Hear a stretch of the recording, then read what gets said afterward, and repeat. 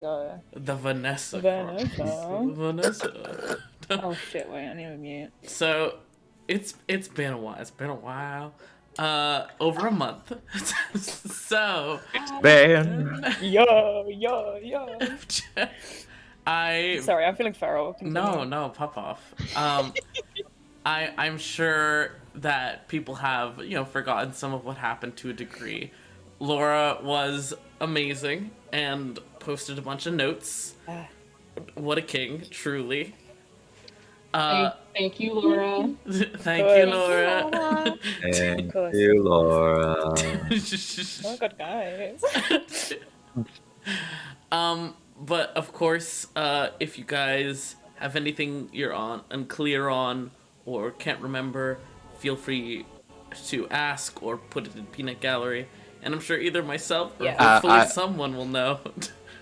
I have a question. Yes. Why is the paladin's wisdom so fucking high? Yeah, no. You know, She's wise. Shoshin's got them eyes ready to go. Specialized. I also have a question. Yes. Can we be reminded of the NPCs that were with us? Because I don't remember. Yes. So And I'll put Lucius. them in Peanut Gallery. Yeah, Lucius is currently Because- with you guys. Erland is currently with you guys. And Quail is currently with you guys. Of course, And Savior. there's also Yeah, I'll get to the non-party Epic. NPCs in a second. Savior, if you want to play as Quail, you can. If you'd rather be Shoshin for the bit, pop off. I'll be Shoshin for the bit. let's go. But of the non-party NPCs, there's Havoc, Spectre, Spectre's companion Moon, and then there's also Emmett. And I guess also the Call, if you want to count the Call. Since it is, Yeah, sentient. Okay, that's listed. Yeah. You love to see it. I love having so many NPCs to keep track. Anyways. Let's go. Alright. To do... Wait, I forgot one. Mhm. Let's go. Vanessa. Vanessa.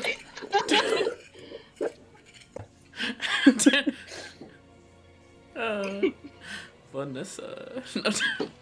So, to do a quick rundown of what had just directly been taking place, you guys had come here to investigate presumable planar faults, and upon, coming upon the decrepit house up above, as well as, Chimchar's going feral right now, so this is gonna be interesting.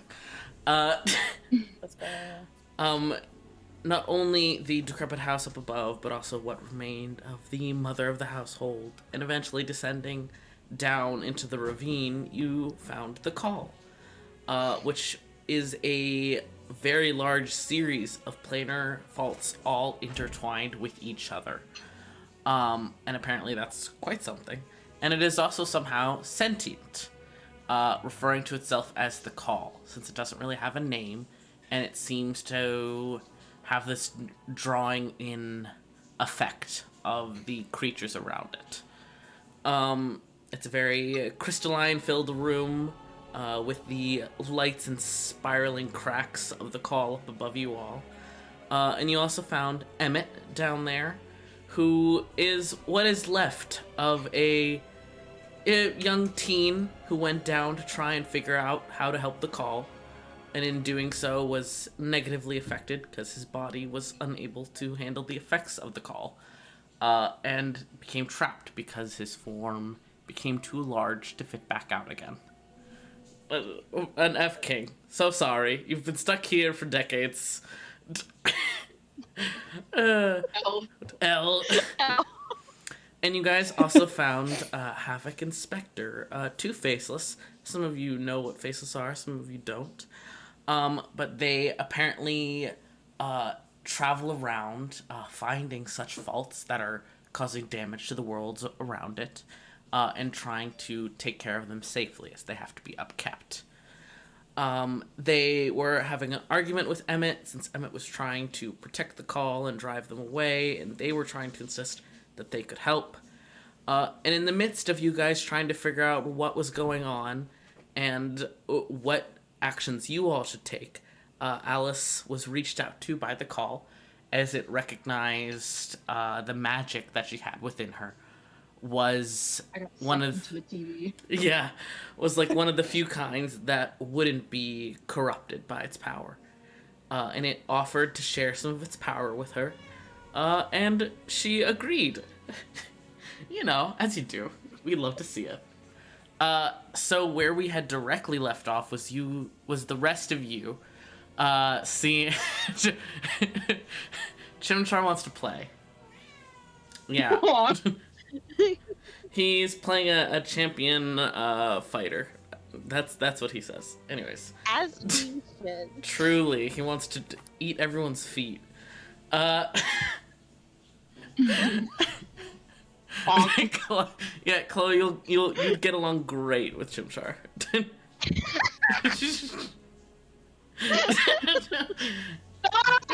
does like feet. He has a fucking turn. The motherfucker was licking my toes all weekend. He is a freak indeed. But you guys saw all the light in the room that was refracting off of the crystals shift and move towards Alice, and the call itself seemed to reach out to her for a moment, and she seems to come back to herself with this new kind of aura about her, less something that you can see and more just this like kind of emanating feeling of, oh, something's different. I'm not sure if it's good, I'm not sure if it's bad, I can just feel like the air is different around Alice. What would you guys like to do? I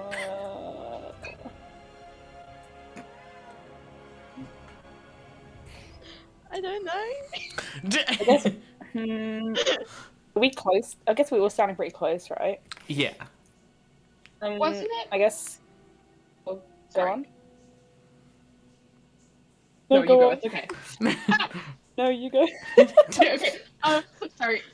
Didn't we have like that big fucking rock guy attacking us?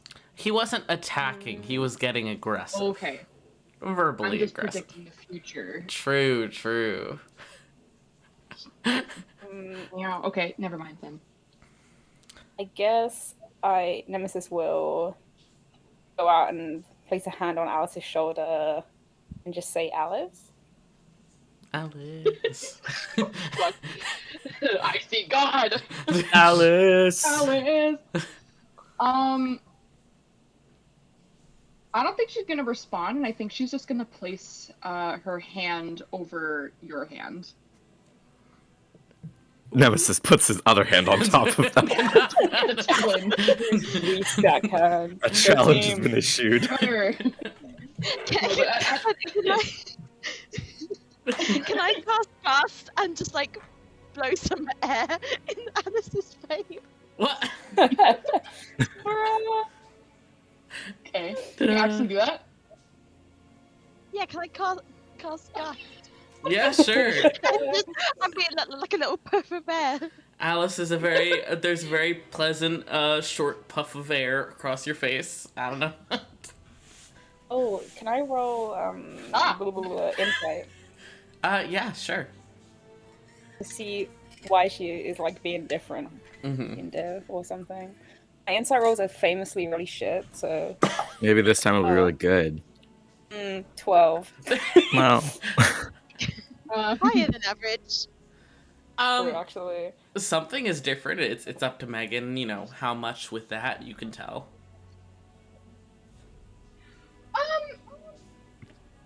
It's from what you can tell. Oh, I can hear Char in the background.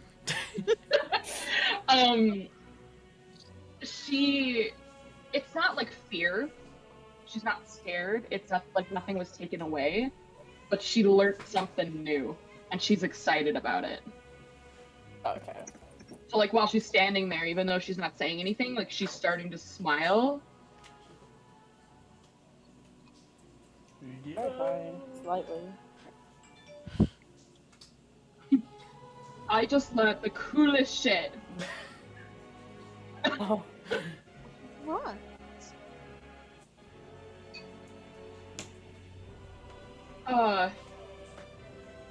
Well, first off, I could see that thing. actually see it. I mean, Yeah, unless I'm see it?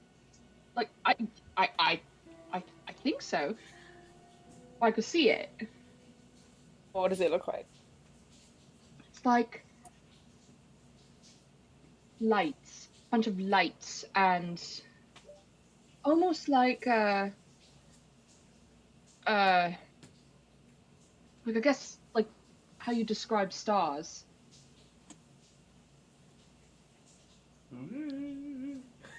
That makes- Oh, There's like Is that what some you guys can Halo see? singing. Oh, yeah, that is what we can see. Guys, you're filling up behind us. uh, The boys in the As- bathroom be like, yeah.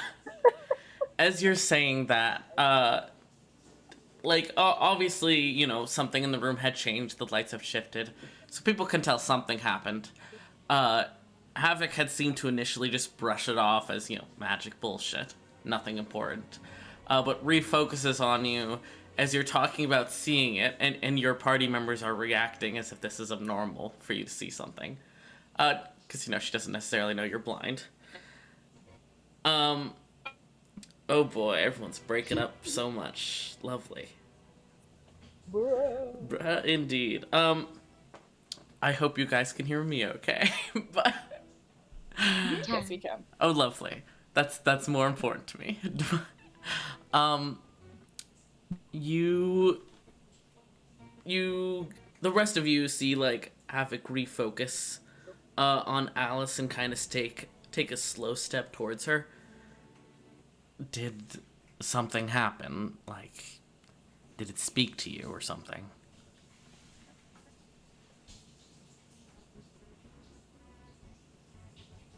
"Yeah."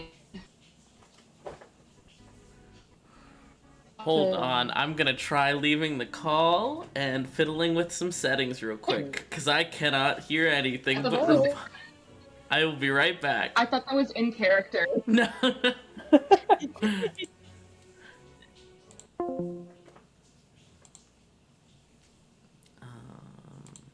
Let's see.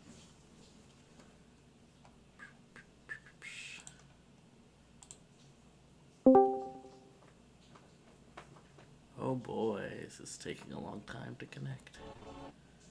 Oh, no, it is not better. Well, kind of. Let me just do a little test on my internet.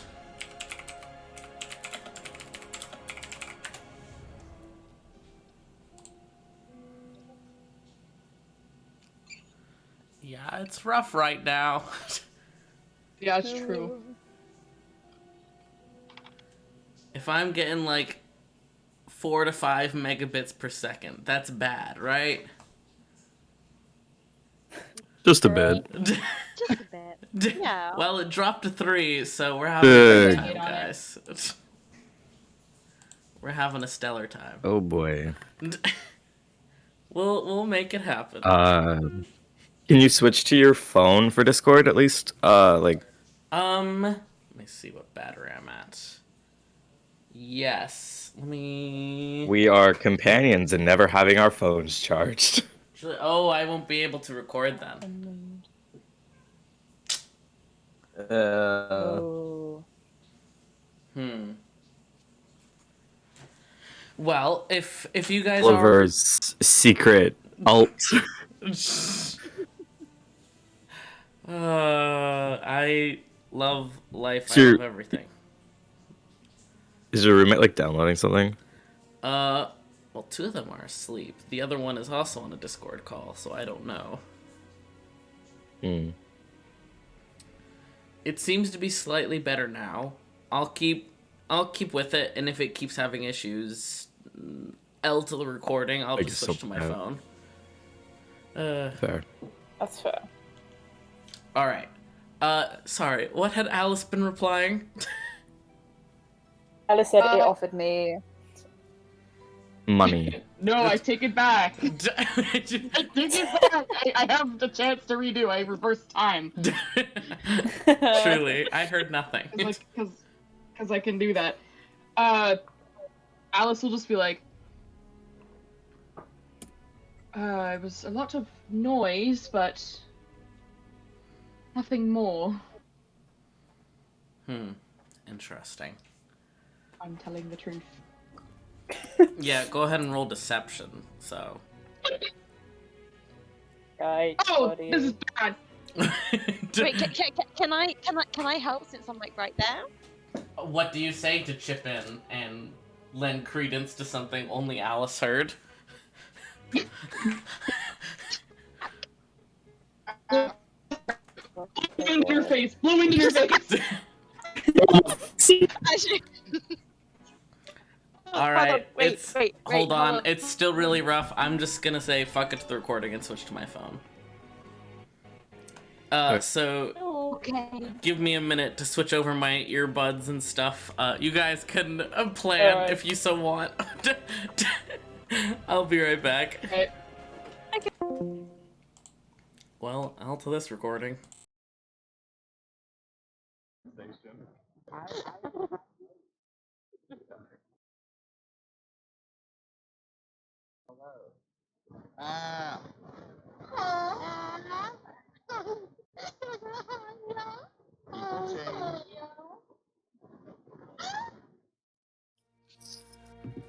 Yeah.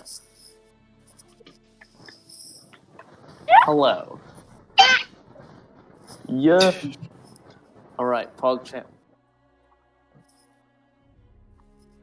Hey, yeah, we'll figure it out. It's not a huge deal. It's not like this is some sort of professional thing or something. What? You don't The want new that Critical to come Role season coming to a town near you. Terrifying. So, Tori, do you still want to do something to try and help Alice? Can I just try and distract them? I'm just going to use Druidcraft. I'm going to snuff out some other lights in there, or make a Well, light flicker. The lights are coming from the call itself right now. I thought there was freaking. I thought there were like torches or something in there. Yeah. No. I'm gonna simply on off that pitch. Yeah, sure, you can have advantage. It's a confusing group. There's a lot going on. Fuck! No. we do be rocking 14. All right. She definitely doesn't look like she believes you just from like her body language. You can't see her face, so it's really like difficult to read, what her emotions might be. But from her stance, kind of a cocked hip, crossed arms, probably doesn't believe you. I wink.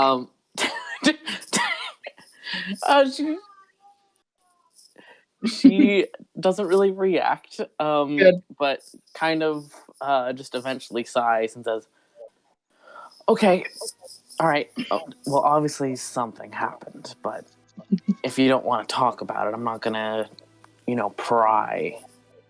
But Thank you for respecting my boundaries. Yeah. If it has something to do with the business I'm trying to conduct here, I'd appreciate it if you told me, but if it's private, I guess you don't have to. But she turns and refocuses on Emmett. Listen, big guy, I get that you're really, attached to this place. Feel like it's your duty. But it's gonna be for the best for both this call, for other people, it's just gonna be good all around if you let me. Thank you, Chimchar, for typing stuff for me. Thank you, Chimchar. There's what he sent. He said poop. Oh,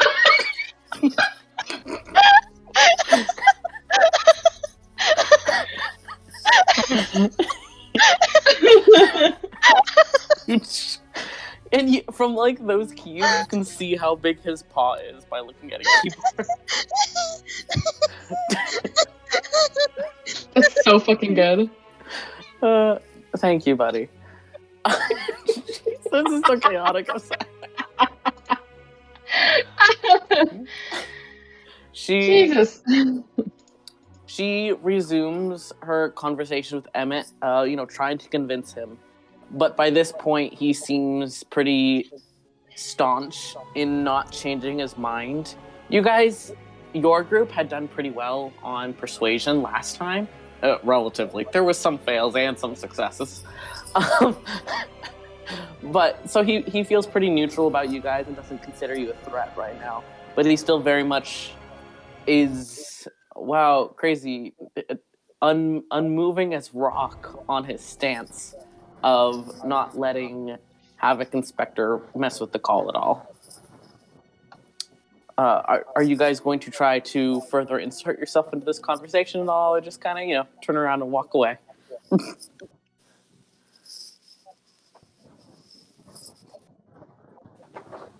Mm.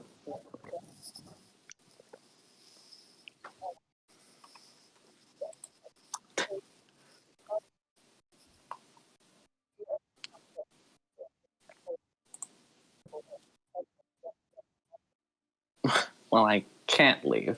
This is what I'm here to do. It's what I need to do. And yeah, so sometimes things don't work out the peaceful way, so just gotta make it work to get the job done, right?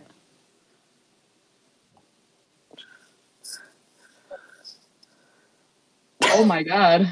Oh my god. Listen, kid, I've got a job to do. Well, you're younger than her. Significantly.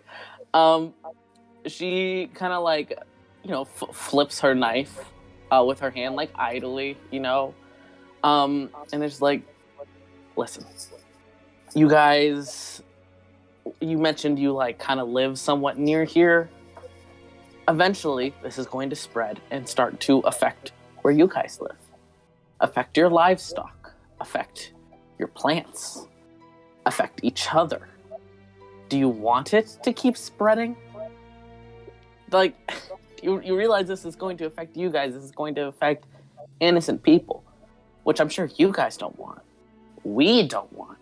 The call apparently doesn't want that. It's better for all of us if Rockhead over here just moves to the side and lets me and my colleague do our shit.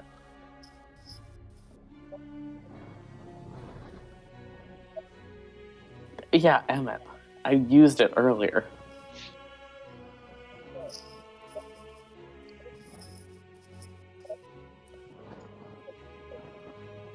I explained last time, but I'm happy to explain it again. No, you're fine. You're fine. I forgot. They've just been standing there idly for a month. Spectre and I are here to look at this situation, figuring out what exactly our experts will need, and we have several ward specialists that can come here and put down wards not only to protect the call from outside influence, but also protect the outside from the call. Nothing we would do that is against the call's will, since it's apparently sentient. We've never seen a sentient one before, but we have experts, we have specialists. They're right over in Hildegrant right now, finishing up with the fault over there. Then they'll come here.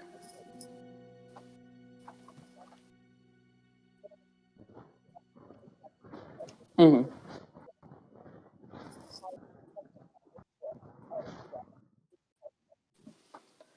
Our methods have worked with faults both small and large before. I will fully admit, it's not even admittance, I'm very clear with saying this, that we have never dealt with a fault of this size before, much less one that is apparently sentient. However, I know for a fact, and other people know for a fact, that if we leave it be, it will get worse, especially since it's such a huge fault. We will not do anything to the call that we think will remotely harm it. I'm going to bring my experts here to study it to see what will be the best ways of helping it and protecting the environment around it.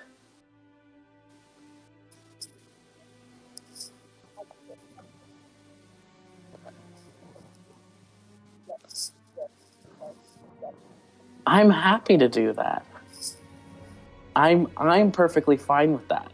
At this point, Emmett cuts in. No, absolutely not. The call has done enough. It needs to be left in peace and quiet. Enough people have been hurt. I know it does not want to hurt people, but at this point, I am not willing to risk it any further. I was corrupted just by being down here for not even an hour trying to figure out the problem, and then I couldn't get back out again. Who's to say that won't happen to one of your experts that come down here? No, I am not willing to take that risk. All of you should leave now before something happens.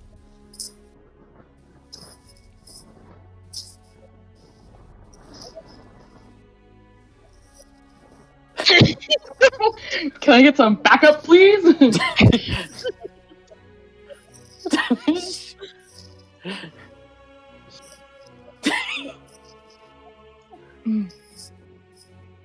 Oh god, the words. You can see that the core is manually repairing itself as it tries to spread out. It's collapsing back in on itself, isn't it? It's taking care of its own problem, and Emmett is here to help it. Why can't you just leave this place alone? Because it is stretching out. We've seen the effects of the monsters and creatures in this area getting more aggressive. Are you saying you haven't seen animals be more aggressive in this area? I look at Moon. No, I'm not talking about Moon. Well, keep in mind, you guys were attacked by a group of very aggressive wolves, including that one that was revealed to actually be a person that had been deformed by the call. Unintentionally, yes, but still. Oh, I'm gonna turn into a wolf. Shit. Werewolf Alice. Ah. Like, do we really want to be down here going back and forth without getting anywhere? I think it would probably be better, as Emmett says, to go back up and make a game plan up there. Because do you really want to get corrupted just from arguing and not being able to come to any sort of agreement? Oh, we too won't be corrupted. And Havoc pulls out this kind of like necklace from under her shirt, and there is a small piece of like kind of grayish white acerite hanging from it that has runes carved into it. Inspector pulls out a matching one. Our experts have prepped these. They don't last a long term, but they last plenty long enough for us to study this and to get the information back to them, and for them to come and study it as well. Our experts made it for us. Get vaccinated. They're enchanting experts, so they take a piece of acerite, they enchant. It's a whole thing. Listen, I've got 2 right nearby that can be here within 3 days. They'll be able to come and help with this, study it, figure out the best problems. It's really just my people can take care of this. Your guys' help is appreciated, but if you'd rather not get involved with, solving this problem, and she kind of jerks her chin towards Emmett, then feel free to leave if you'd rather not see anything.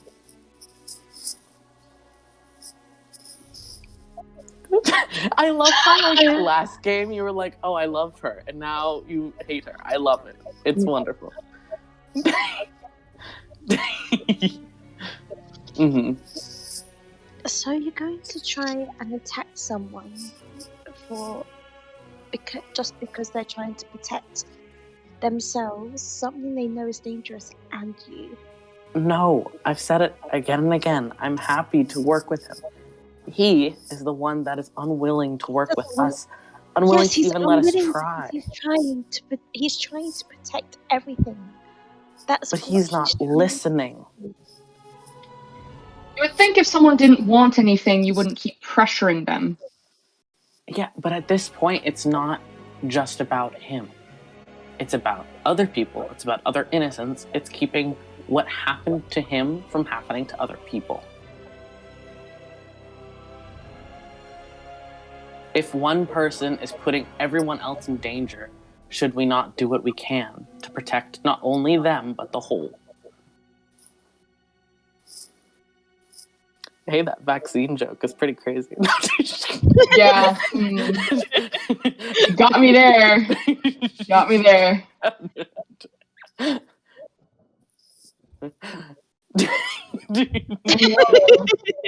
Okay, I'll get vaccinated. Fuck.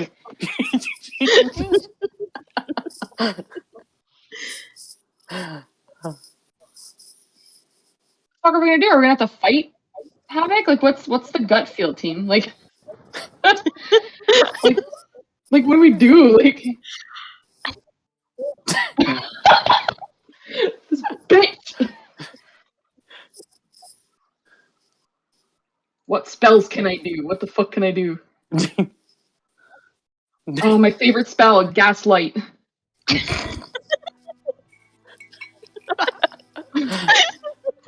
Where'd all my spells go?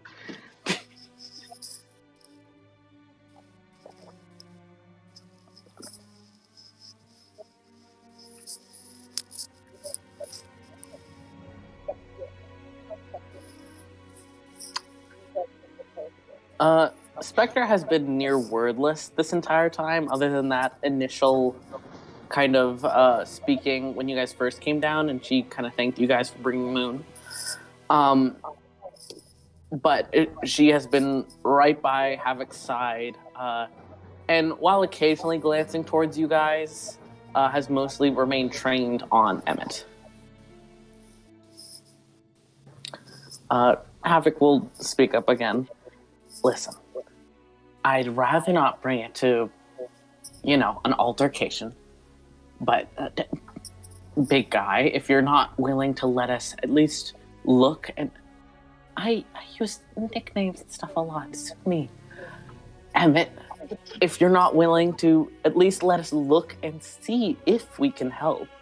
If you're unwilling to do that, I don't want to fight you, because I understand you're doing what you can to help people.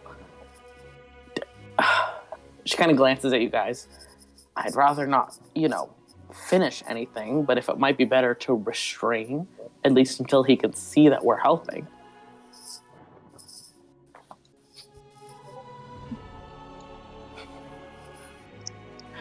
No, they do not. This is a post-apocalyptic world. There is not enough government, unless you want to instate suing as a thing in your settlement. Settlement only. All issues from now on are being solved with civil suits.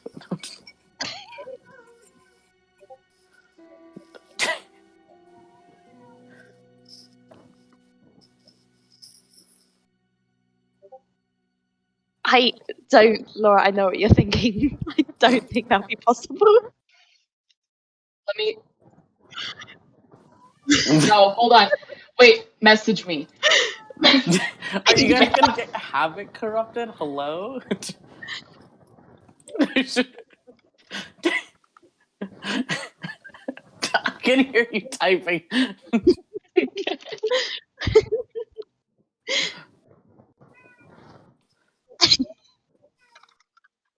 Mm-hmm. Yeah.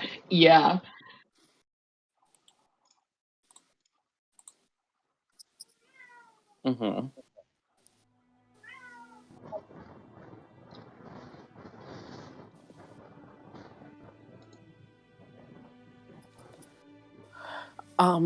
In minor cases, never anything as major as that. She kind of, looks towards Emmett like you did. I'm sorry, but I haven't. Like I was saying, we're happy to have our experts look at the call, look at him, see if they can figure anything out. We've never, had any luck with it. Ow, Jim! Ow! Oh, no. He dug all 4 claw feet into my inner thigh and was hanging off of it.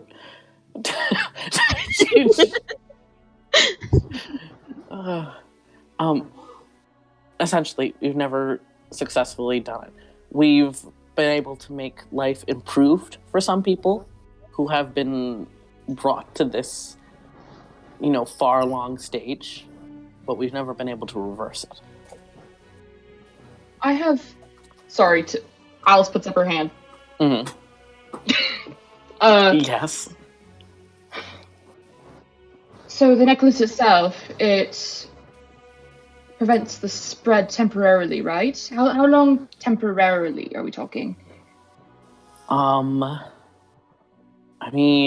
She kind of glances at Spectre. We've had these for a couple faults now, and they break when they are no longer able to block the energy. So when they break, we get the hell out of Dodge. Fair. Now, that being said, could you maybe, just to buy people time, could you maybe get people to make more of them? So that, the people within the area can wear them, so that they're not affected, while still giving you time to do your investigating. Yes, but we'd have to wait until our experts get here to make more. And that wouldn't stop the environment and animals and plants from still being affected. I mean,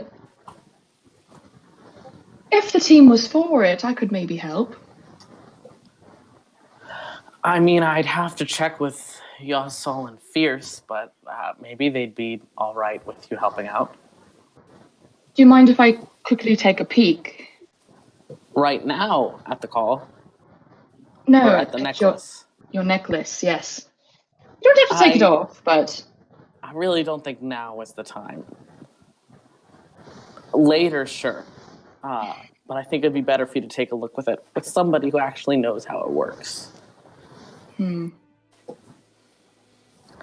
transphobic demon! He keeps pulling down my trans body.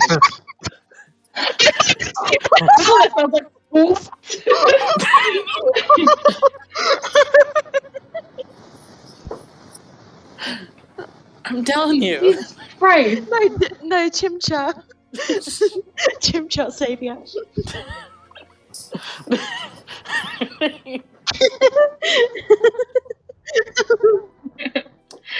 Fuck.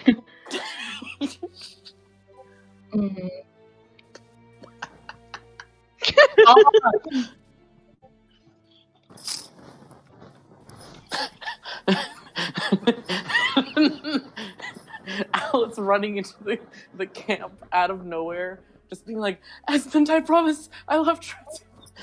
I love trans people. I'm an ally. One of my best friends is trans. Trust me. I would never.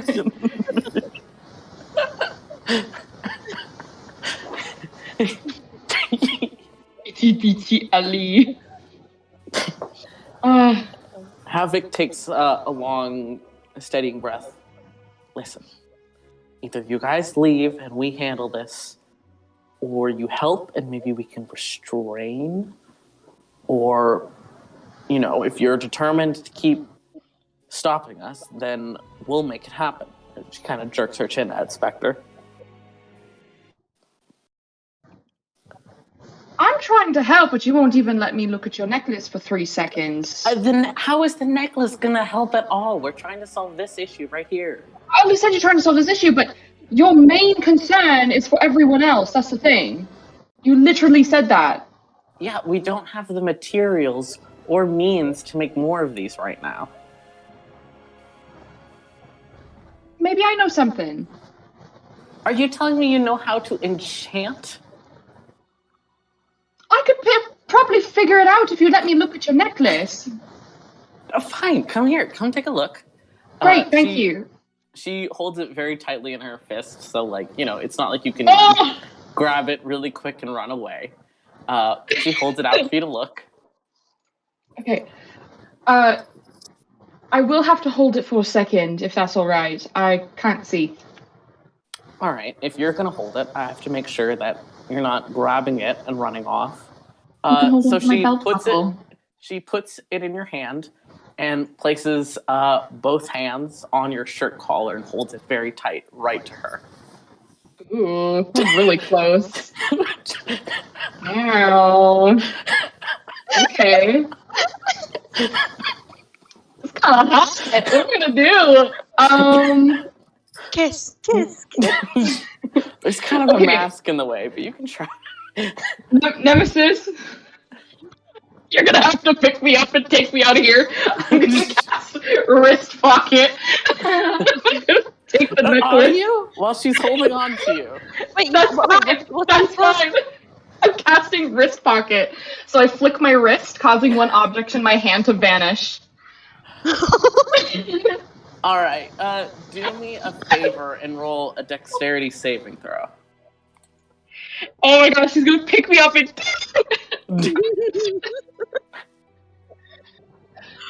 Well, Alice had to walk over and approach Havoc, so there is some space right now. You can try and move. I was thinking- but Wait. Hold on. I cast Hold on, let me invincibility. finish what I'm saying. No. Because you didn't know that Alice was planning this. Alice said nothing to you guys. Oh, that's true. That is true. So, That is true. this entire time, Spectre has had a ready to action to shoot. Oh no! Oh no! And Havoc also had a ready to action. So you cast Wrist Pocket. You take the necklace. And I need you... So first make that dexterity saving throw. What did you get? My dexterity saving throw. Ooh! Unnatural 20. Awesome. So you're only going to take half damage. That's sure. You take 8 piercing damage as a bolt sinks into your side from Spectre. Great. And then I need you to make a strength saving throw. I'm so fucking strong. You guys are taking on 2 level 10 people. 20. She's a wizard. That's 15. Mine is worse as well. You said 15? Yeah. Awesome. That fails. No, I was trying to do something cocky. That's so embarrassing. Okay. No, I know. You guys are going But that's after okay. some people who are very strong. I forgot who how are strong you elite. were. Yeah. Yeah, I really did. So from Oh, well. Havoc's hold on your collar, you can't, see it, but you feel a thorny whip come from her wrist Ooh. and wind up tightly around your neck. Oh, okay. Not piercing yet, but the thorns are pressed right against your neck, wound all the way around. And she says very quietly, I would suggest you not do that. I'd like to handle this as peacefully as possible. And stealing is the quickest way to get all of my people here and rain down hell on your little home. Then let's talk about this away from here. You Hmm. want your little necklace back? I can just kill you and get it back. Sure. Lucius, next to you, Nemesis, you hear Lucius sigh heavily and pull out his sword. Listen, guys, I don't want to fight you, but this is my boss. And Havoc Alice, you can't see the smile, but you can hear it in her voice as she says, Erland. And Erland kind of shifts uncomfortably. No, I know I'm not going to fight for you, Havoc, but the rest of you, I think we should just go. This is a very bad idea. I cannot take on even one of them. We need to get out of here.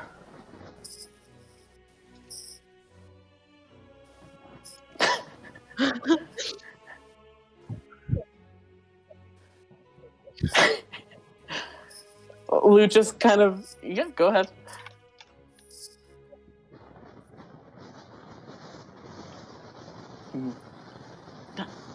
But I'm not gonna attack you, but this is essentially one of my childhood best friends. I'm not gonna hurt any of you, but if you're intending to steal and hurt my best friends, I think, Nemesis, you can respect that, right? That I'm not gonna let you guys do that.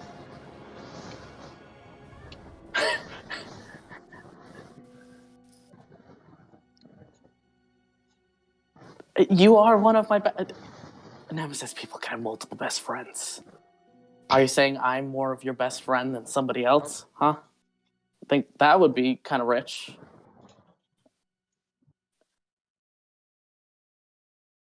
Yes, but I think that you can respect the closeness of childhood friends.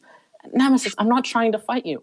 I'm just saying this is a very bad idea and I can't back you guys up in it.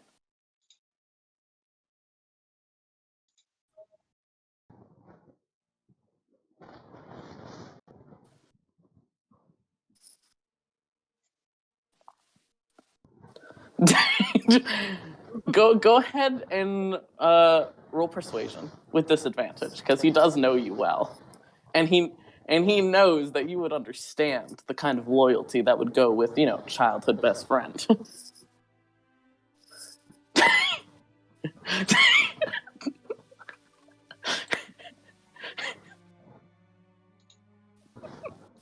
Okay, yeah, he doesn't.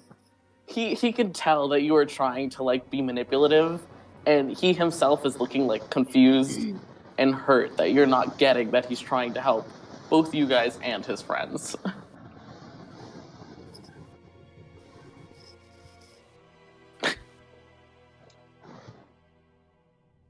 He just said he wouldn't hurt you guys. He's just saying he'd stop you from stealing. Hi, Ned. The party's gonna get killed. Alice tried to steal from Havoc right in front of her and thought that would go well. We're literally kissing right now. She has thorns pressed against your neck. It's and so you're hot. inches from her face. It's really hot. I'm gonna lick the mask and die a legend. Yeah, she'd let you.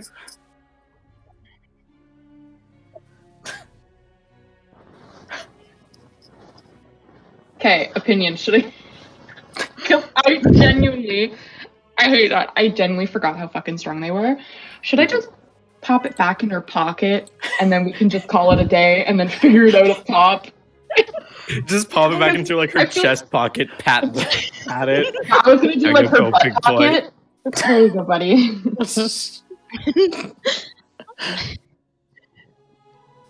Yeah, are you gonna give it back? I feel like in the situation that I'm in right now, that is the best possible thing I could do. You should make it reappear. You should make it reappear in your mouth and just tell her to hold out her hands and I should. Oh, I should.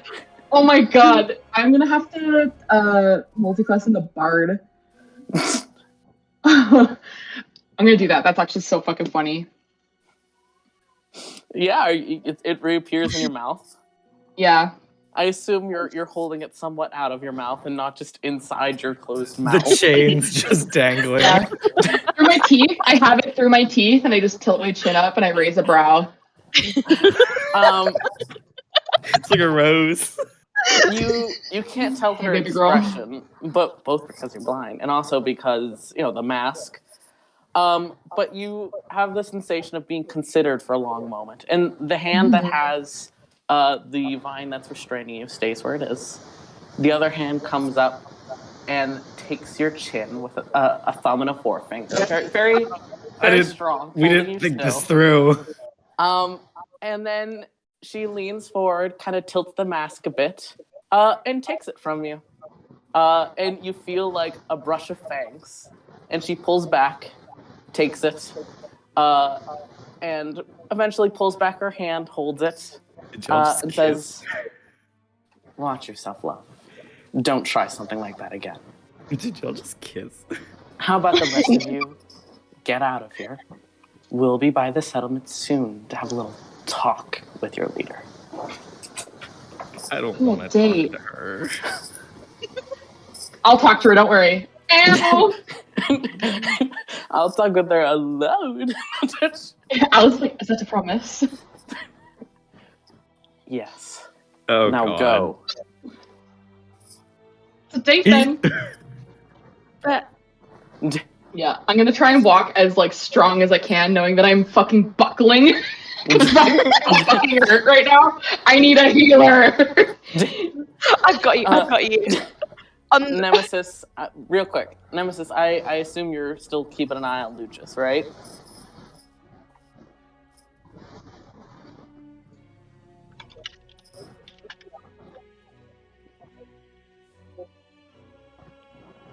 Okay. Lucius, like, kind of looks at Havoc, like, unsure if she's going to try to order him to stay or something. And she just kind of, is blankly facing him and says, yeah, sure.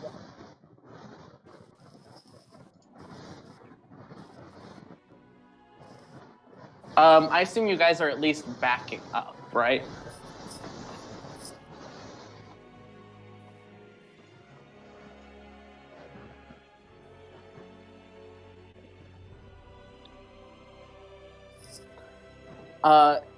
He kind of moves to walk with you, but is still looking at Havoc. And Havoc says, you can keep doing your own business. I don't particularly care. Stay out of my way. And he jerks his head and goes to follow you. Erland, on the other hand, also, still falters, kind of looking at her. And she says quietly, you know what the price will be. Get the fuck out. And he turns and speed walks away as well. Oh my god. Just Ned that message.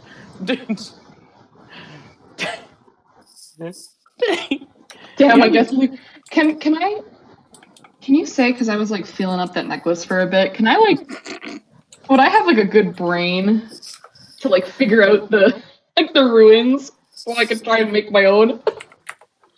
Or am I not that smart? You can roll investigation at disadvantage because you did have it in your hands. That is true. You do have very good sense of touch, but you were in a very tense situation, and then did have thorns around your neck, so it is something. You know what? That's okay. It was a natural one, so I'll take that L.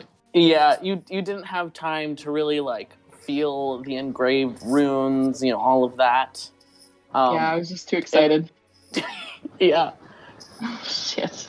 Ned, it's still very funny that you said that, considering Alice is still in the party. Like, you thought the responsibility would increase? Alice is here. What does that mean?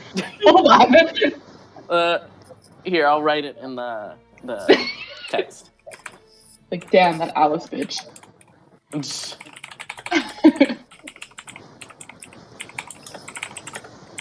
Click clack.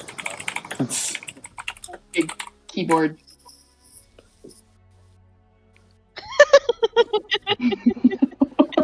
I'm so sorry. I'm so sorry. No, Alice is still here. Alice will take care of it for us. Don't worry.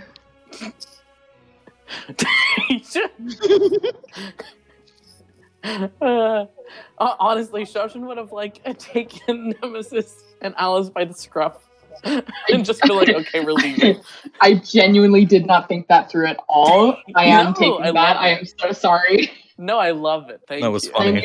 I'm usually very careful, and I don't want it to seem like I was like, "Ooh." Yeah, that was a very actions. Like, no, I promise. Kick the box action. I genuinely was like, "Oh yeah," kicks the box, blows the party up. I loved it. Yeah. I'll kill Starbucks. But now we know, like. Yeah. Now you know. You guys start to leave, and you hear Havoc telling Emmett one last time to move aside, or she'll do whatever it takes. And then you guys leave. Managed to avoid a fight with one of the two groups, or even both. It could have gone that way as well, which would have sucked for you guys. Fuck. But as you guys start to leave, and I assume are going to have some form of conversation about what just happened, we're actually gonna, refocus on somebody else real quick. Let me. Ooh, nothing will load. I love my internet. I love life. Yeah, I think yeah, it's a wonderful go time ahead. to stay near the toilet. Yeah, because we're It's switching fine. to Esmond. So Beep. if anyone else needs to go to the bathroom, pop off. Savior, you're not allowed to go to the bathroom. was so hot. I'm literally still here. Naked. As soon as I can't speak tonight. I'm in shock. Mm-hmm. I'm not even kidding. You mentioned that, and I teared up. I was so scared that Anna was going to turn on us. My eyes. No. I'm literally. Erlen loves you too much. But we're switching to Esmond right now. Esmond, you're at the camp. You're hanging out. Everything's fine. Nothing could ever go wrong. Yeah, sure. You're waiting, for your kind of companions, kind of employees, kind of unclear. Do I pay but them? you're doing, kind of. Yeah. Hello. But Esmond, you're welcome back. You're doing your everyday stuff. When you hear like a little scuffle of feet behind you, and feel like the very clear air of someone is waiting just out of my sight for my attention.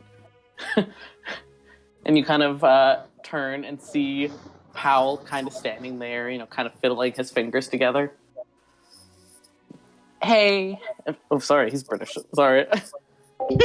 Hey, Dad, I was just wondering if we could talk real quick.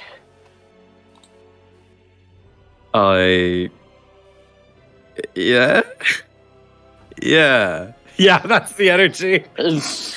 I'll like pat the seat, move over a little bit. He's a small guy. We're both small guys. We could. Yeah. He kind of falters for a second, but then sits down next to you. He's keeping like his fluffy tail wrapped very tight around himself, which he does when he's nervous. Sorry. I just wanted to ask you some questions, if that's all right. If you're not too busy right now. I'm not busy and not used to you being this coy about things. So you're making me nervous. What is it? Well, I've been thinking, meeting Uncle Vilrin was sure something. It was fun. It was cool. But it felt, like maybe something was off. I wasn't really, sure, and I didn't want to push. And I'm just wondering, if Grandfather is ever gonna come visit, or Uncle Hayes. Do you think either of them will ever come?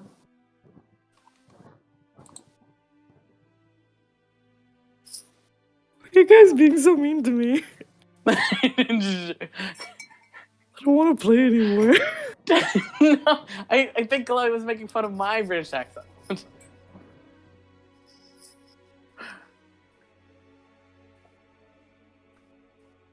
I wasn't making fun of anyone.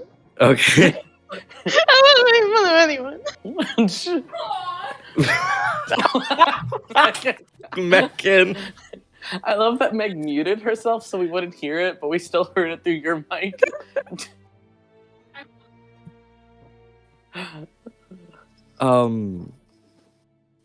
It's sort of up to them what they decide to do. We're fairly far away, but if they decide to ever come visit, then, well, that's their prerogative. And you have met Gabriel before. And yeah, it was just, a really long time ago. I'm just curious,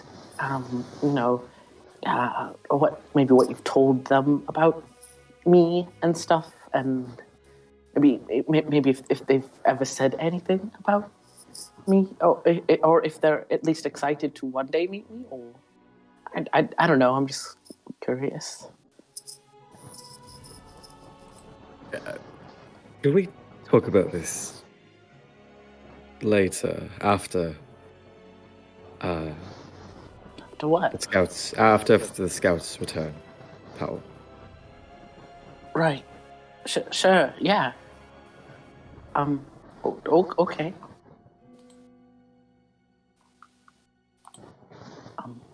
I had some other questions, but we can talk about it later. It's fine. Thank you. Right. He stands up, like, kind of abruptly.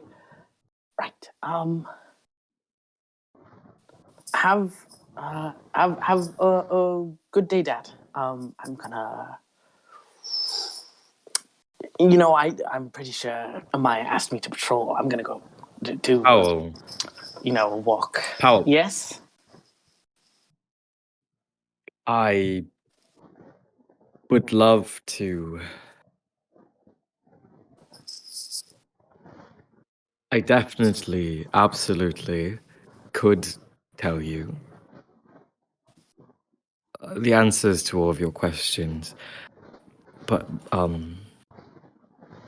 just not right now. Genuinely, anything else, Powell? Okay. My mind is elsewhere, and I don't. Yes, Right. your grandfather wants to see you. He's just preoccupied, as is No, Hayes. I know. I'm just kind of, I want them to like me, if they ever meet me and stuff. So I just was hoping. They maybe do at like least- you. I like you. Vilvin likes you. Alice likes you. Yeah. Your grandfather likes you. I know. It's just, it's been, kind of you and me most of the time, and other people have, like, family and siblings and stuff like that, and I just, like, what were my birth parents like? Oh God. Oh God. Yeah, Powell, I hate to tell you, I got those. I deleted that possibility for siblings. Well, While no, back. he's to be clear, if you want to make an insight check real quick to kind of get, like, Yeah, like, well, maybe why what is he's he anxious about. Why is he worried?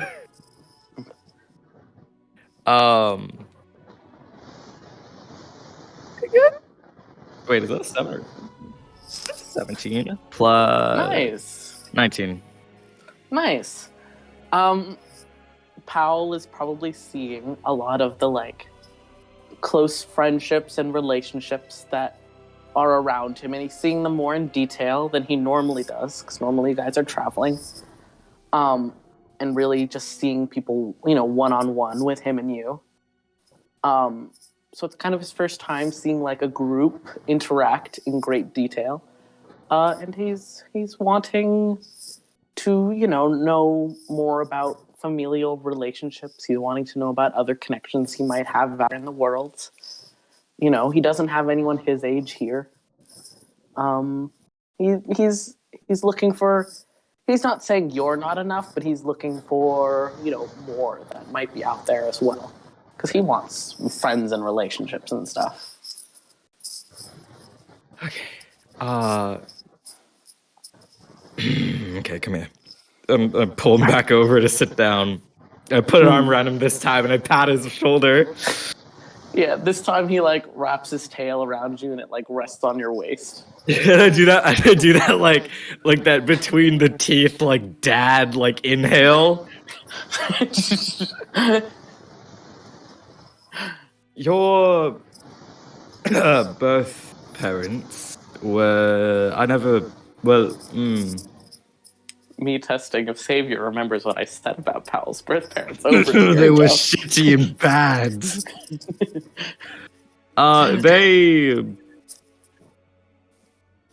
I honestly don't know what they were like, Powell. I only knew a little bit about them insofar as they were probably shitty people. And I don't mean that to discourage you from any sort of positive thought over the people who brought you into this world, but they at the very least weren't people that I could stand to see, having a child. One that they didn't cherish as he should be cherished. Yeah, I remember you saying that that they weren't tabaxi like me. No, they weren't.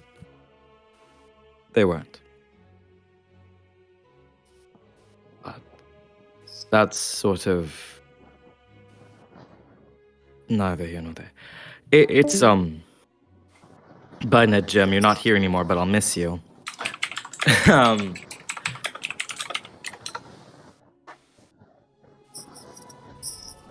I know that for a long time, it has been just you and I, and Maya, more recently.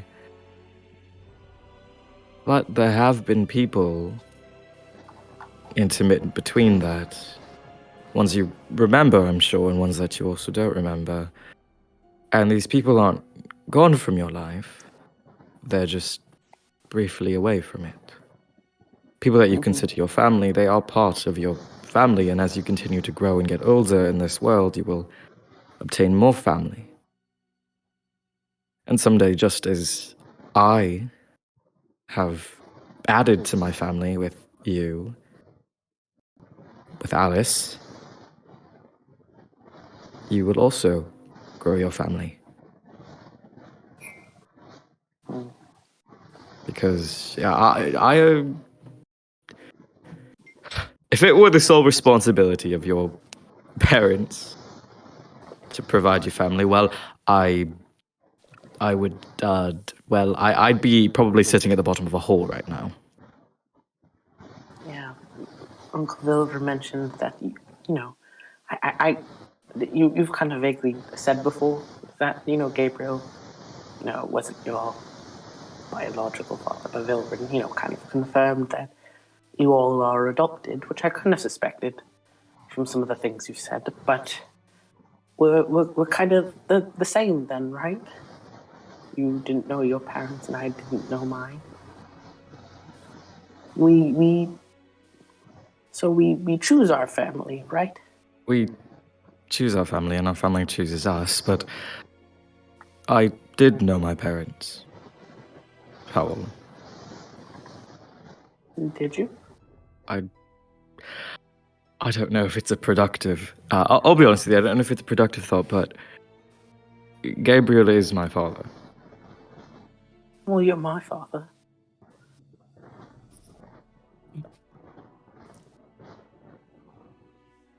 Cool.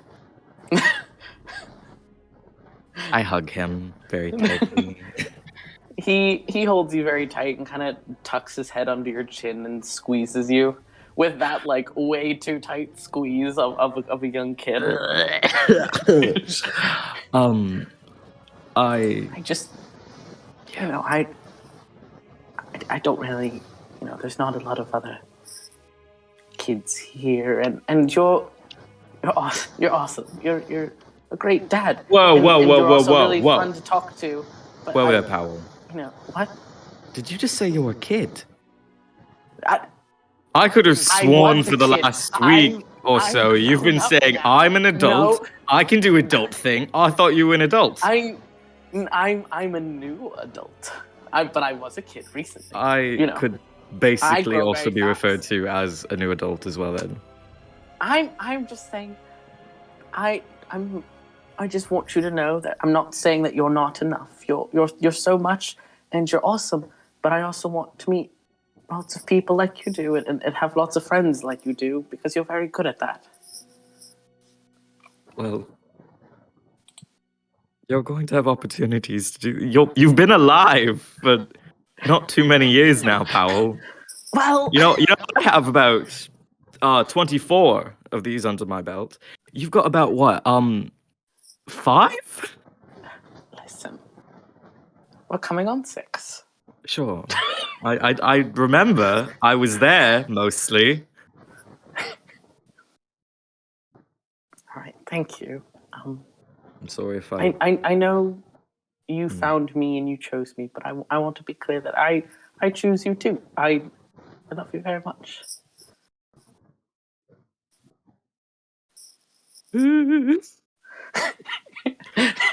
Esmond's gonna go to his tent and like start crying. Yeah, he's just gonna fucking cry on the floor. Right. I'm sorry if I don't always find the right thing to say at the right time. No,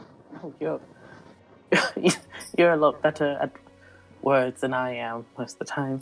I just wanted to be, I wanted to ask questions, and I also didn't want you to feel like I didn't think you were enough or something. Thank you. I choose you, and I choose Aunt Alice, and Uncle Vilrin, and a grandfather and Uncle Hayes when I meet them. And I'm going to keep choosing my family, and they will choose me too. I don't like that phrasing. Well, because we don't want people who don't choose us, right? Like my parents, my birth parents. They didn't choose me, so I don't choose them. They're strangers. They're not important anymore. They're not important. They are strangers, but keep in mind that things aren't always so black and white. I know. But yes, I do agree. If people don't choose you, fuck them. Yes. Given permission by my father to say fuck. Okay, well, Fuck you them. are an adult, right? Alright. Did Maya actually ask you to patrol? She said I could. She gave me permission. She didn't say when I had to. But I'm probably going to go do that now. Okay, Because I want to be back in time for the others to get back, and I want to hear what they say. sure. Because they didn't let me go with them to the ravine. Probably for the best. I would be so useful. How dare you imply otherwise? Okay. Alright. I'm sure Bye. they'll be back soon. Go on. Bye. He gives you a little, I was going to say, kiss on the cheek, but he do got a cat face, so it's like a little cat nose tap Little to bap. your cheek. Well, no, it's like a little cold nose against your cheek, and then he goes running off. That's cute. I'll cry. Okay. Good talk. Yeah. You kind of sit there for a moment longer, I'm sure, kind of. Yeah, exactly. The little forehead bonk. I'm sure you kind of, sit there for a few minutes thinking about what just took place before you hear another shuffle of feet behind you and a throat clearing. But it's a more, older voice now. You turn to see Maya standing there with kind of like a raised eyebrow looking at you. Why does everybody keep coming up behind me? Maya? Hello. Sorry. Hi. What can I help you with? There's nothing you can help me with. I just saw a conversation taking place and you looked tense for parts of it. I couldn't hear what was going on and I didn't want to pry. But I can tell your body language. Your shoulders were pretty tense there. Everything all right? Everything's fine. Just child raising Parenting, that's what it's called.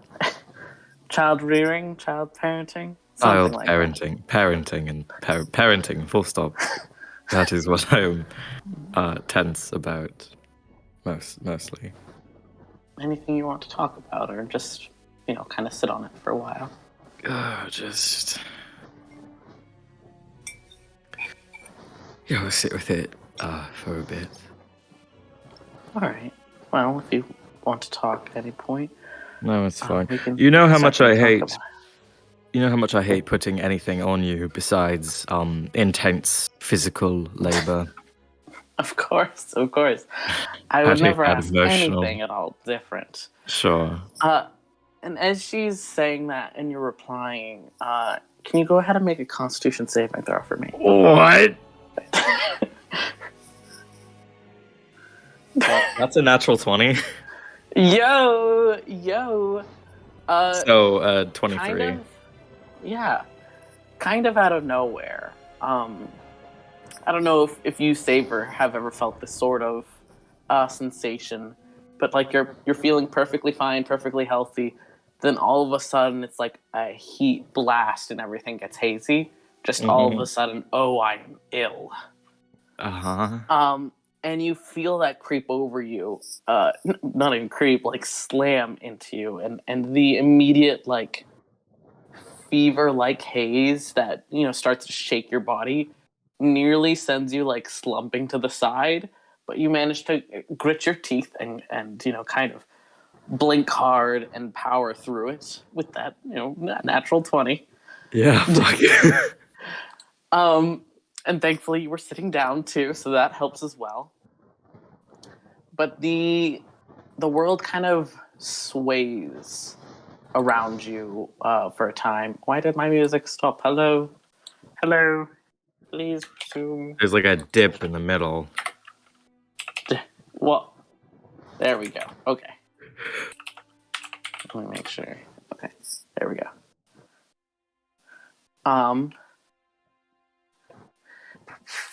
There we go. The world kind of like sways around you, and in this feeling of like a rapid onset of a fever or an illness, your vision gets momentarily hazy, and your skin kind of prickles like sensation is brand new to you. And while your senses are kind of distorted, your hearing stays at first what you think is correct. But then the voice that comes to you is one you've never heard before. What the fuck? And it's very soft. And from, your air, how your brain tells you where the proximity of a voice is and where it's located, it feels like it would be right against your ear, but there's nothing there. But you hear the voice say to you, making your own nest, are you, little bird? I'll literally on the way. I'll literally shit. No. Finally on the way to making it properly yours. Do not fall lax, little bird. The tests are still to come. You've found a good home, but others will always make a move on what is yours. This music's like too calm. Yeah. Will you lose this one like you lost the last? Have strength. Become the regal eagle, watching over his home and let not intruders undermine you. Or else your hope will be over before it's even begun. And you feel this tightness in your chest kind of build up for a moment and then release as the fever seems to dissolve. You still feel shaky and like you are recovering from being sick. But you definitely... regal eagle, not Sam. I know. Hello? But you kind of come back to yourself. And Maya is like hover-handing over you. And her voice kind of comes back into clarity for you, like you've emerged from the water. Esmond, are you all right? Where'd you go?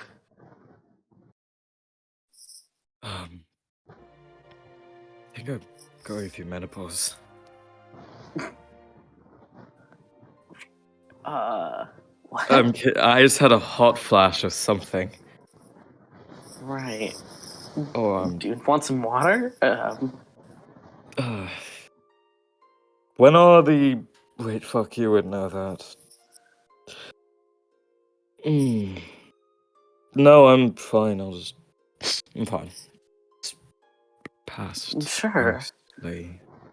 She kind of rubs like a big paw against your back. It like moves his whole body. Yeah, literally. Her like paw is like as big as your head, bro. Yeah. Kinda. Okay. Are you sure you don't want just like some water? Just, kind of put your head down and rest your eyes for a little bit?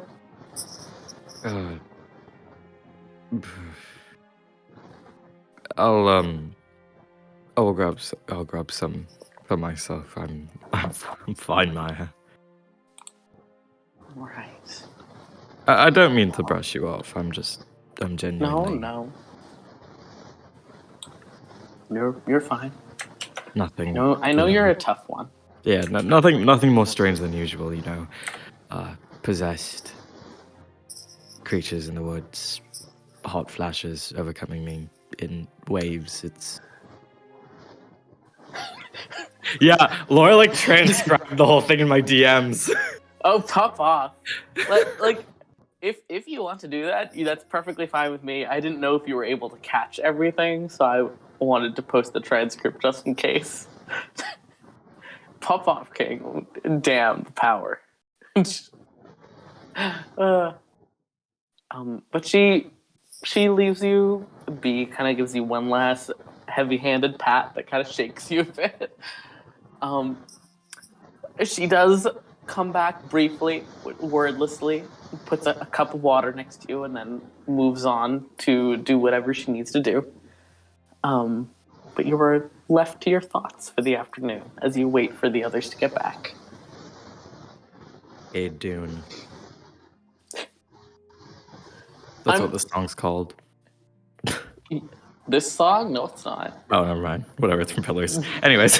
It's called Andra's Gift. And it is from Pillars. Yeah. Cool. Yeah, I sip water carefully. Oh, Yeah. Fuck. Hell yeah. All right. As you sit there and think and try to, figure out what that might have been. Yeah. Do you want to make any sort of, insight checks on yourself or any check of the like that you would like to make? You can, but if you'd rather not, that's fine. I've had some strange occurrences in the last few weeks to my god. Always while you're asleep, though. Yeah, so that was weird. Actually, before Maya goes, can I get her to do, some kind of, cleric shit on me? What kind of cleric? Give me, a quick, magical examination. Yes, absolutely. Check. Fuck, she's cracks my spine. With one hand, she grabs the side of the bench you're sitting on and wheels it, turns it out sideways from the table you're sitting at. Fuck. And then she kneels in front of you, and she's still your height now when she kneels down. And she kind of holds out her paws for your hands. Just put them right here, and I'll see if I can figure anything out. Okay. I don't think they're in his room since a savior was mentioning a bench and stuff. No, he's in an outdoor space. It's covered. Yeah, a little meeting tent. But yeah, you place your hands on top of hers, and she's going to do a little medicine check on you, little bit of diagnostics. Queen, don't have to flex. You're an NPC. Hello.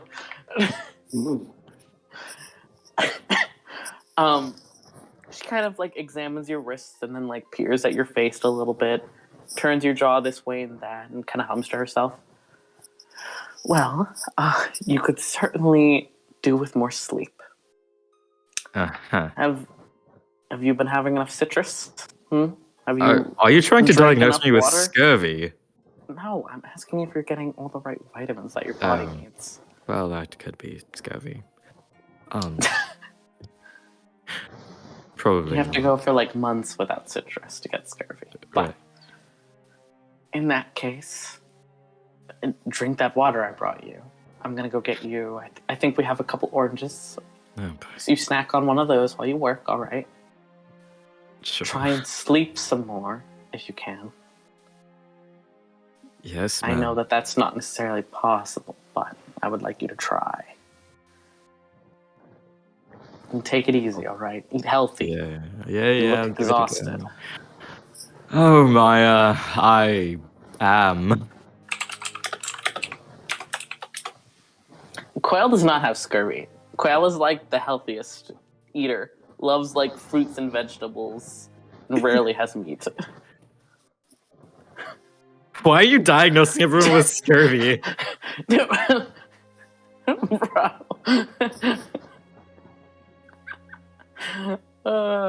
It's one of my characters. You think that they're not all obsessed with oranges? Like, literally look at Oka. That's Tangerine, me, yeah. just like getting out the fact that I'm obsessed with citrus. Kills Megan. I love citrus. I'm so sorry, Megan. I'll take care of it for you. It's okay, I have scurvy. Dirty Queen. Have some orange juice, please. But she. I can't, I'll blister. Queen.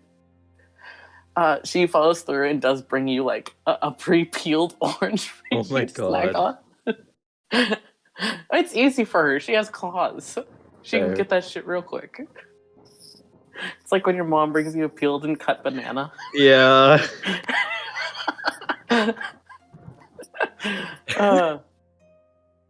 They'll snack for baby.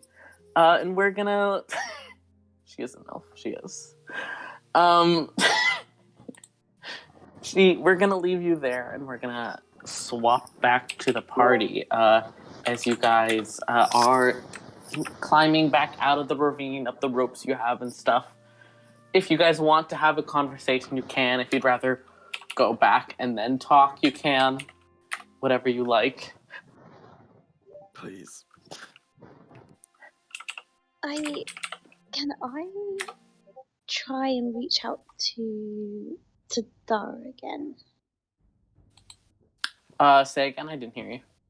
Can I go and reach out to the tree, to Dara? Yeah. You certainly can. Do you go inside or do you just stay outside?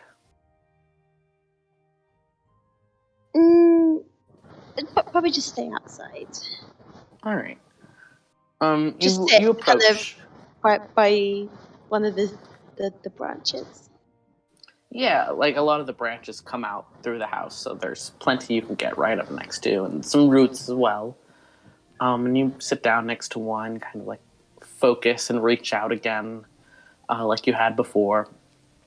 And you eventually, you hear the creaking of the branches, and through the creaking and rustling of the leaves, you hear a voice come to you. And like before, all of you can hear this voice if you're in the area. And she says, "Child, you are back so soon. Welcome."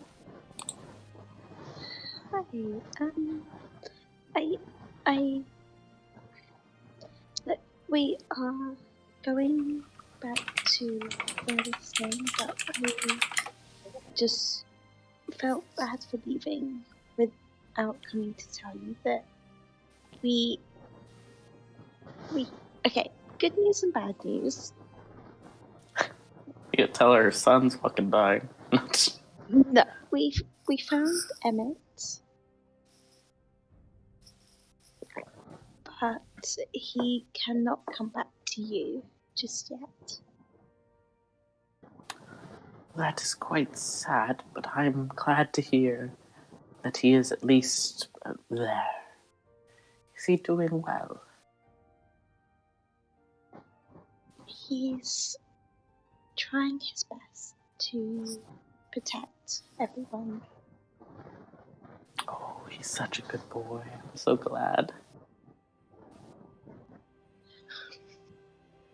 I'm gonna cry.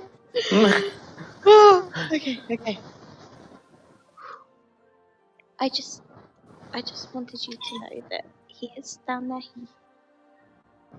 He wants to stay down there and protect because he feels like he's helping and that he's okay. And I hope that one day he will make his way back to you. Yes.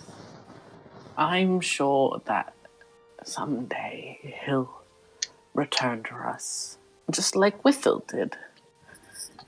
One day Emmett will be here and I can speak with him again.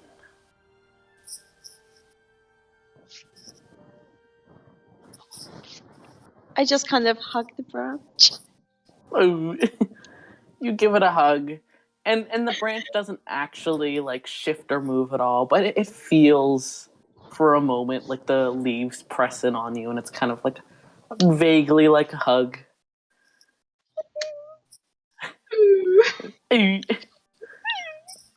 When you That's so pull sweet. back from the holds, Dara reaches out once more. Travel well, child, and be safe. You stay safe too, and keep watching out for Emmett. I think he might need you. I shall.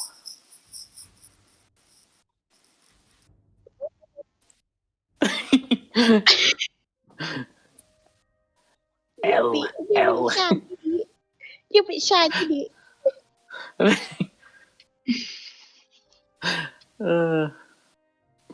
Yeah, I then walk back to where everyone else is. Alrighty. The rest of you, are you going to have a conversation amongst yourselves or wait until you're... It's only, I think I said, like a 3-hour walk back to the settlement. So you guys can... Yeah.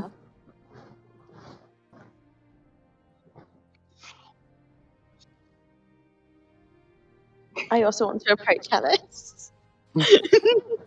Group talk. Alice is gonna kind of sense that you're walking towards her and immediately be like, I know it was stupid. I didn't think.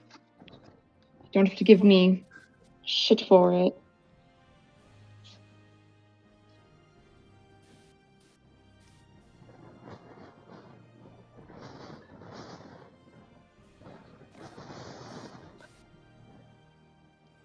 I start fucking levitating.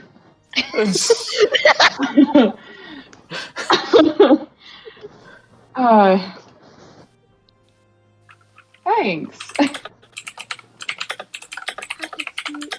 could have died. Yeah, but I'm so sorry, Chloe. I can barely hear you. Can you try that? Can you try that again, please? Oh, I heard keyboard. I'm so sorry, that's me. No, it's okay. Oh my god, it's totally okay. Alice, you could words. Hold on. That's okay.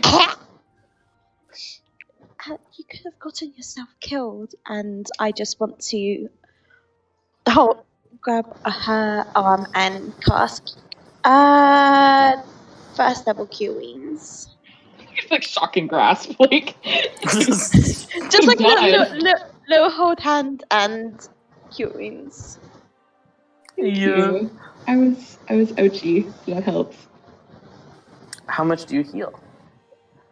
It is rolling. Nice. 9? Epic! Yo. I love that for me. Let me add that before I start talking, because I'll forget. Great, I'm back to 20. Love that. Yeah. I could have, but I didn't. And that's a good thing, I guess. It was definitely a risk. But I kind of think said she was going to kill me. She again. was going to kill you. I mean, but she didn't. So I think we want. I think. Yeah, a little bit. Lucius kind of speaks up for a moment, still looking a bit sheepish, not making eye contact with Nemesis. Yeah, hold the fuck on here. Havoc isn't really the type to, murder for a slight. But she won't bat an eye at doing what it takes to get her point across really fast. So you're saying she will? Not necessarily murder. Let's just say I've had a knife buried in my side for an insult many a time. Lucius, do you really think she's a good boss to you? She's not a bad boss. She makes her boundaries very clear, and if you don't respect them, that's when she'll attack. And I don't mean like disobeying her orders. I mean like if it's a personal insult to her, like trying to steal when she's doing you a favor. Well, she made it clear a bunch of times she wasn't comfortable with letting somebody look at the crystal up close without an expert there, and then eventually agreed. I'm not like judging you for that call. Whatever you want to do is your prerogative. But she did make it very clear that she was trusting you in that moment, and then you made your choice. So she made it clear what the repercussions of that would be. I'm not making a judgment call on your side or on her side. I'm just saying that knowing Havoc, that's pretty par for the course for her. Well, we'll see how the next meeting goes, since she's going to be having a conversation with Esmond. Well, she's not usually the type to hold grudges, if you've learned your lesson. So, as long as you don't do it again, she probably won't hold it against you. We'll see. I'm not trying to be righteous. Anyways. I kind of like annoying her. She does like people who push her buttons. To be clear. Oh, good. She just professional. She just makes it clear that while she's fine with you pushing her buttons, you gotta know the risks you're taking at the same time. Oh, she sure did. And Alice is fucking grabbing at her throat, and the fucking scars from the fucking thorns. She's like, oh yeah. Yeah, it's like a winding necklace of scars. If you want the scars to stay, yeah. Hell yeah, that's fucking dope. Dude, free jewelry. Thanks for the necklace. Yeah.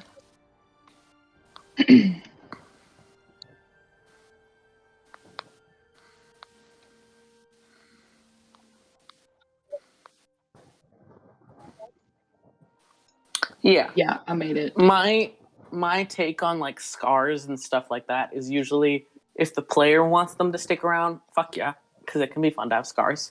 Or if it's a horribly grievous injury, like one that took out all of your HP or killed you or something, then a scar sticks around. But other than that, it's up to you guys if you want a mark to stick around. Alice is a human, so I think scar-wise, I'm she's just gonna have them. She's got bruises,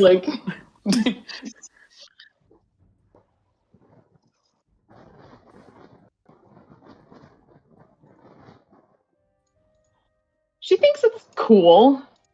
I mean, it is what it is, and I think for her, scars are stories.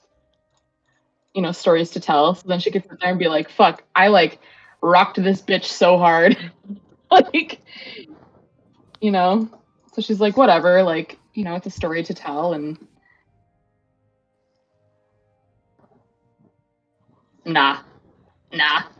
She's okay. White noise. White noise.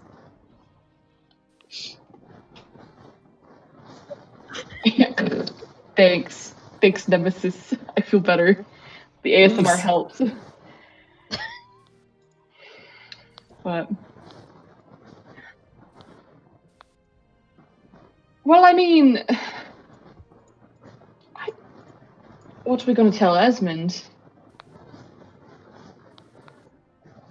That some scary people are going to be passing through soon. I don't like.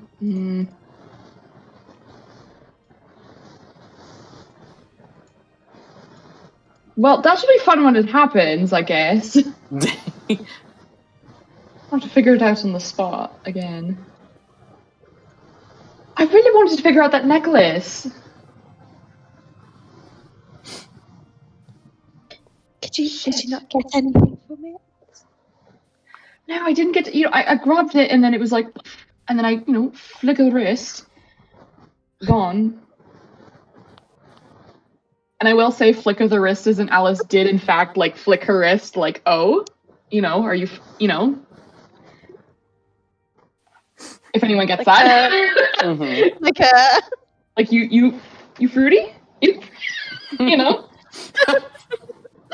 That's the kind of, she had it in her hand and went, Rock with the potion. like when you throw a basketball. Exactly. Yeah, I didn't really get to fuck around with it much. Maybe we can figure that out when we get back. You might be able to. Or give me a sec, I'm finishing eating my cinnamon bun. Ooh, go off. Ooh, cinnamon bun.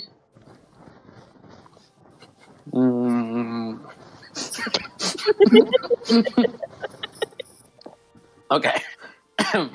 And Tori, you're all right? That was good. You okay? Yeah. Hey. Hey, were you talking to a tree?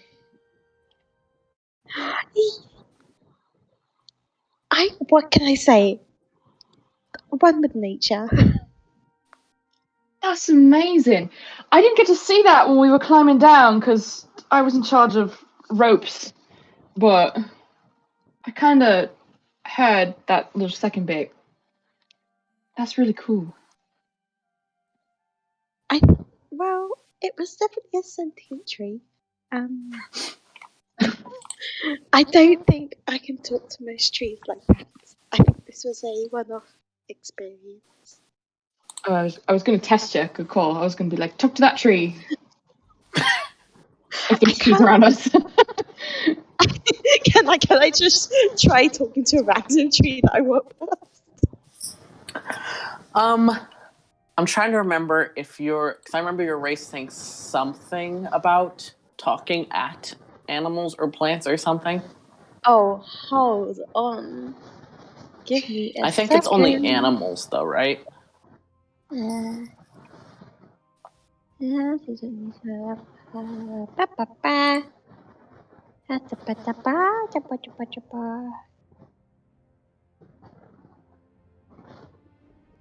It's speech of the words, which is Sylvan, but I think Sylvan is just animals, isn't it? Yeah, and they can understand you, but you cannot understand them. You've been around other druids before, so you know that eventually, druids are able to learn a spell that directly lets them communicate back and forth with plants. You don't currently have that, as far as I know. But if you want to try, you can, approach another tree and try to talk to it. Even though I know that I probably can't, I'm going to try anyway. You pop Alice is fucking clapping like, yeah! Alex, you do know that this won't work, but you've intrigued me. See, I think, but you're pushing that back on me. I think you're just as curious. It's not just me now. See, we're in this together. Nemesis, are you curious about the trees talking?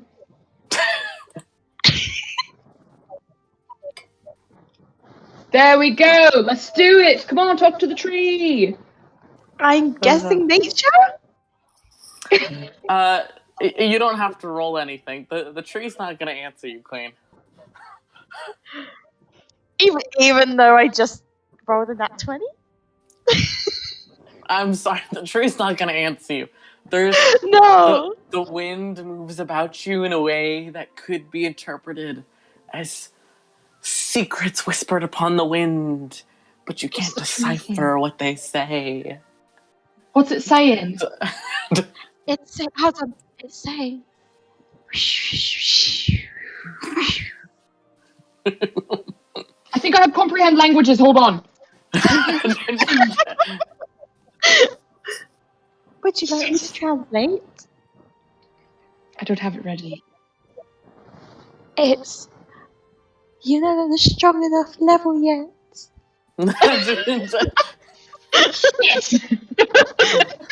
You don't have this spell prepared.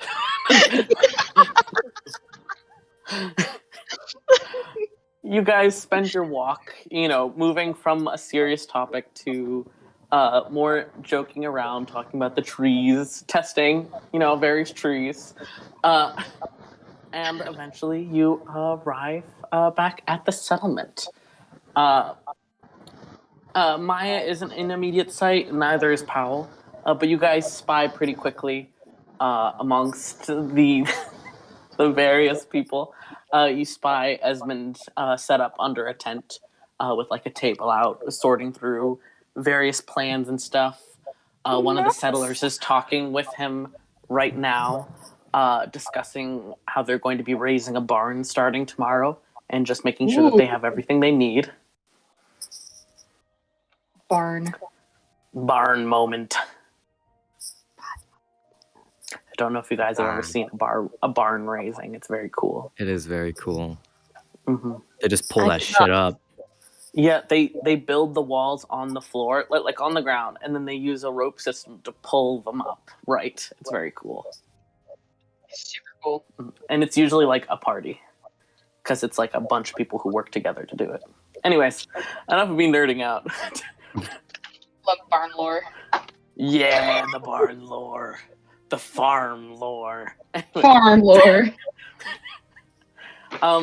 Do you guys approach Esmond or just kind of slink away?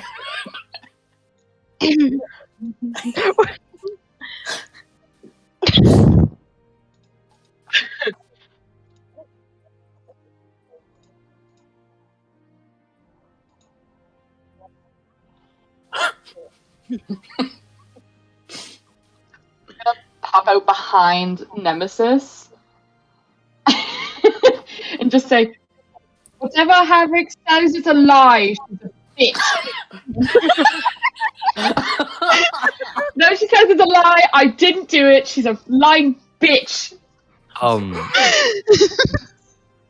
Do you also want to chime in with something, Tori? No. Okay. No, Sure, I says wasn't. anything. Oh, I wasn't aware that trees could talk. I assumed through some magic they might. Who the fuck is Havik?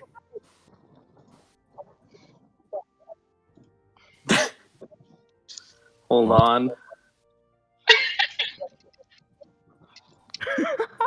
Yeah, I just point. I point like I'm blaming him.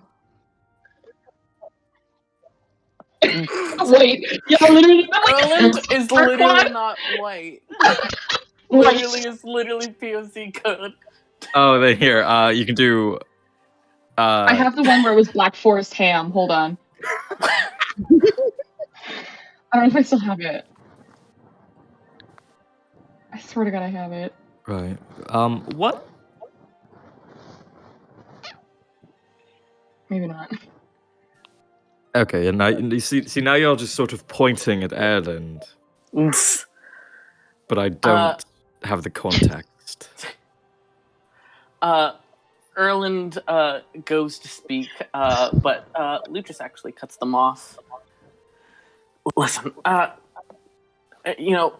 Erland certainly knows stuff. I'm the one who's known Havoc my entire life. So, how about I talk about it instead? Yeah, No okay. offense to you, Erland.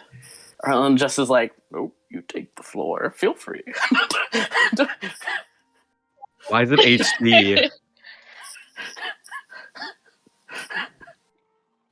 Don't call Erland white. They are not. Black Forest ham. Black Forest. No. Yes. No. But Lucius kind of sighs heavy. We ran into an old friend / boss of mine.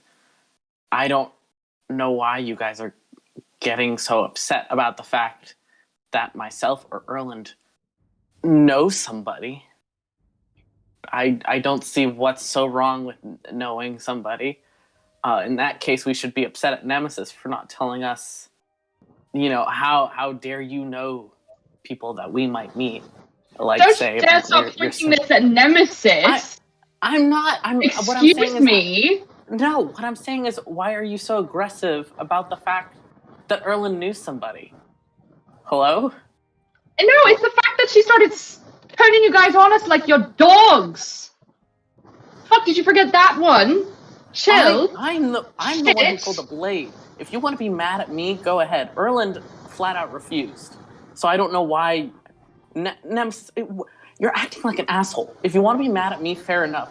Erland literally refused to. So why are you trying to throw Erland under the bus? Listen, I don't know Erland well, but Erland is my friend too.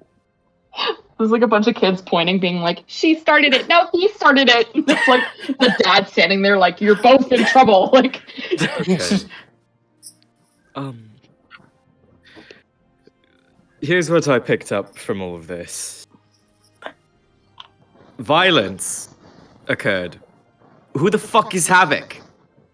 I understand she's an old friend of yours, a bot. Your bot? You have a boss? To be clear, Laura, I said mad at Erland because you walked up and were like, "Oh, you should ask Erland about who Havoc is." No, I know. Lucius is being like, "You can be a bitch to me, yeah, sure. Why? Well, like, genuinely confused. Why are you being a bitch to Erland?" Lucius is confused. To be clear. Okay.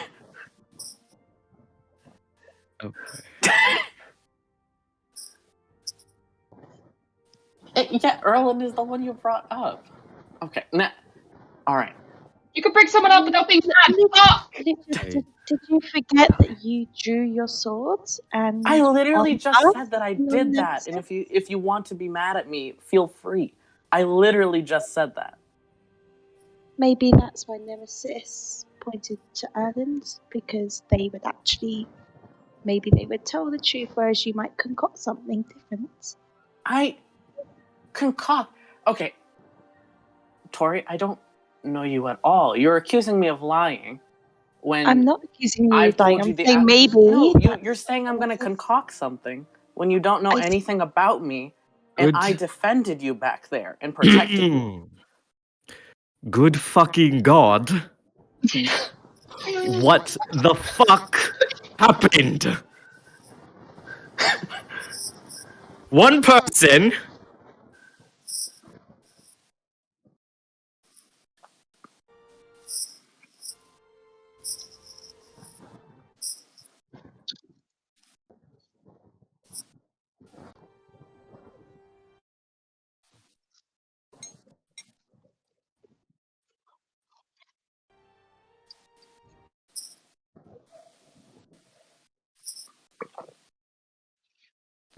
Oh, that is literally not what she wanted to do. To be clear, that's Lucius talking. He cuts back in. Listen, okay? Havoc is somebody who works with a team. that goes around to these various planar faults. Because, like we were telling you about what was happening in Hildegrand, they can start to cause damage to the environment around them, to the people around them.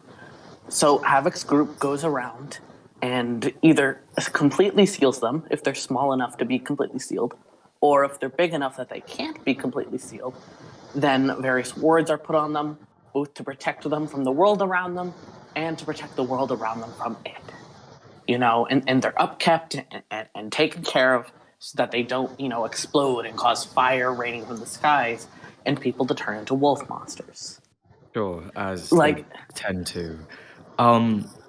The people that were in Hildegrand are part of Havoc's group. So, like, for example, Nemesis, Yazsal is currently working for Havoc.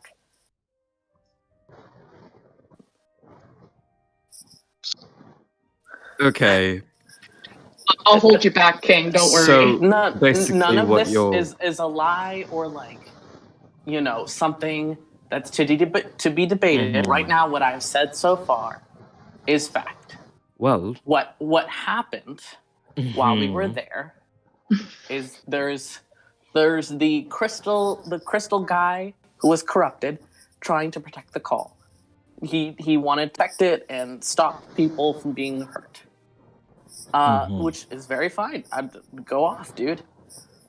Havoc and another one of her group members had showed up and were like, hey, we're gonna, if you're all right with it, we want to check out this planar fault because obviously it's hurt people in the past and it's starting to hurt people again. So we want to make sure that we can Lucius. stop it.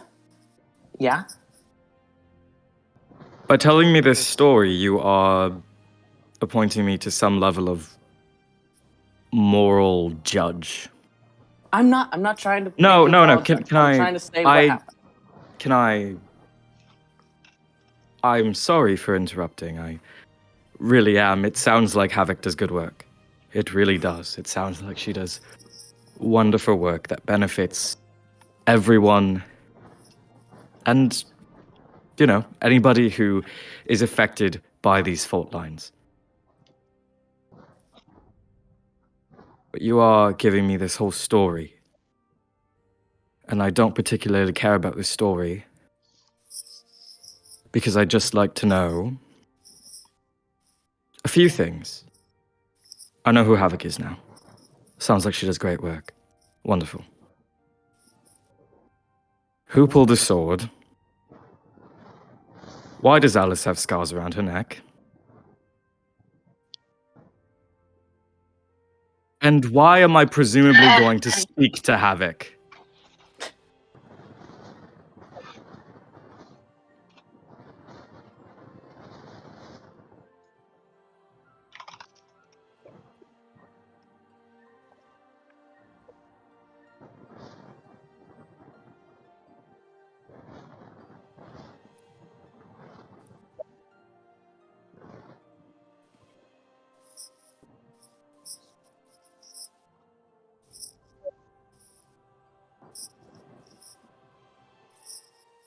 Fuck.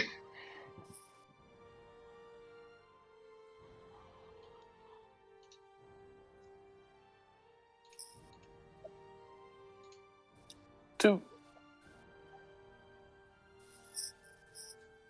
Nemesis,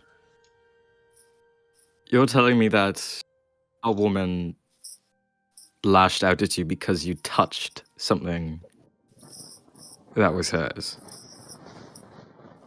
To be clear, are you purposely lying, or is Nemesis just forgetting to make it clear? Yeah.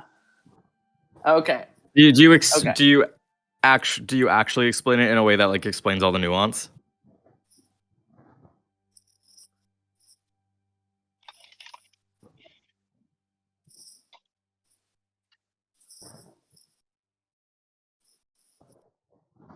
Right. Why'd you pull a blade, Lucius? Because when we've been in situations in the past where things are starting to go bad and Havoc doesn't want a fight to happen, she will have a display of an implied threat. make it clear, hey, if you continue on this path, it's gonna get bad. And what if So, it does go bad, Lucius? Hold on. In the Mm, past, when she says our names, we're just expected to, maybe pull out our weapon. Not even like aim it at anyone or anything. Just, make it clear how many people the person would be against if something happened. I said, even in the moment, that I wouldn't hurt any of them, but that it was a bad idea to try and fight Havoc. Because it is. She could beat me to hell and back, slaughter me in a second. I've seen her beat Erlen to crap. right. So It's a bad idea. we'll come back to that. Are you doing what she tells you to do because you want to, or because you're afraid of her beating the shit out of you? A little bit of both. Her and I went through a lot of tough things together. Right. She Well- protected me for a lot Mhm. of my life. And she's kind of in charge with me. She's the whole reason that I was with you, Nemesis, that I was with the clan. So whatever. If I you're pissed at me, understand. fine, fair enough. I wasn't gonna hurt any of you. Lucius, I understand that based on your prior experiences, you might think that is a normal or perhaps a reasonable thing to do, to pull weapons on people who perceive you to be your friends. But ruling through fear and dictating through fear are not things that I can easily just, let slide. Because what would have happened if things had escalated to violence? Would you have taken up arms against Nemesis, against the people you were with, who you went with, presumably, to in part protect? Is that what you If you want- typically is that what you typically assume is the correct decision, to dictate what people do through fear and violence?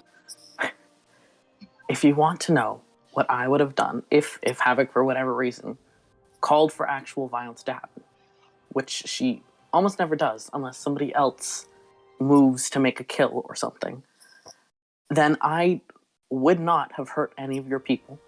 I would not have hurt Nemesis, especially Nemesis, but because, no offense to you, Nemesis, I know you're a good fighter, I would have done everything I could to pin Nemesis down, to make sure both that he didn't get hurt and that he didn't hurt people, and thus there was no excuse to kill him. Because I don't want my friends fighting each other. So I would have pinned him down and kept him there. You can stop saying you're going to pin him down. I get it. This is sort of like halfway to a lover's quarrel. Wait till you hear what Alice did. God. I don't really have much to say on this matter. Besides, I would really prefer to not converse with Havoc in any respect. Erlen speaks up real quick. To be clear, before things went downhill, even then, Havoc was talking about possibly coming to speak with you, because she wants to, take care of the call and stuff. And it's so big that it's not something that can just, dust off hands and be resolved. It will need constant looking after. She'll probably want to set up some people there, probably wants to talk to you to see if, I don't know, to see how you feel about people passing through, maybe about buying supplies from you, that sort of thing. So even before things went bad, she was saying she wanted to come here to negotiate with you some things. I So, just I'm stare. sure she'll show up here anyways to want to talk with you. I literally just stare at Erland Why? and then look away from them. Right. No. Well, why exactly did Havoc think she could turn to you for assistance in assailing your cousin, Nemesis, and Alice? I don't know if she necessarily realized that Tori was my cousin that I had mentioned to her before. I've worked for Havoc before in exchange for information I needed, some magical knowledge. I have been sometimes part of her group helping with the planar faults, but right away in the moment I made it clear to her that I would not partake in any violence. Erland. Yes. Never mind. Right. Let's, I suppose, prepare for the arrival of some woman who is beyond our ability to deny entry into our fine beginnings here. I'm sure you can all find something productive to do. I will think about this and talk to Maya about it. I'm sorry that you three had to contend with that. And Erland, I would suggest finding somewhere else to sleep. Are you mad at Erland for being friends with someone? To be clear, you weren't told that Havoc was a faceless. No. Esmond right now is contending with his anger of somebody he trusts being associated with somebody who would so quickly jump to violence, because Esmond has very strong feelings about that kind of thing. Mm-hmm.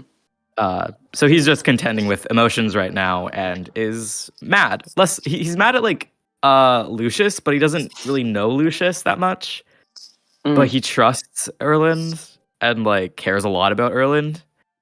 Mm. So he's just processing that, and it's sort of manifesting as anger and indignance.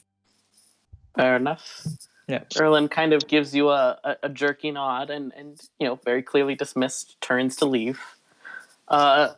Lucius kind of glares at Nemesis and kind of falters for a moment as if not sure where to go, and then spins on his heel to go and follow Erland. I would also like to follow them, Erland and Lucius. All right. Before we, have you joining in on their conversation, the rest of you, what are you doing?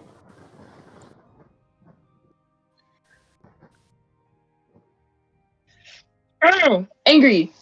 Alice, what did you do? I didn't do shit. I did a little magic trick, and she got fucking mad. I'm not faulting you for doing a little magic trick, but she shot you. She did lots of things to me. You just sat there and I did a little magic trick. Watch, I'll do it again, and I take something out of the shelf and I just make it disappear and then reappear in my hand. Brilliant mind. How are you? Say it. You're so silly. Goofy. In a silly, goofy mood. I'm just in a silly, goofy mood. Why would you?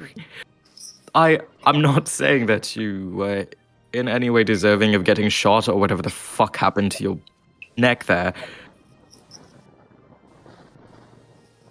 Oh, don't, it's... Okay. I didn't understand how powerful they actually were. Okay. I thought we could do it. Right. Just,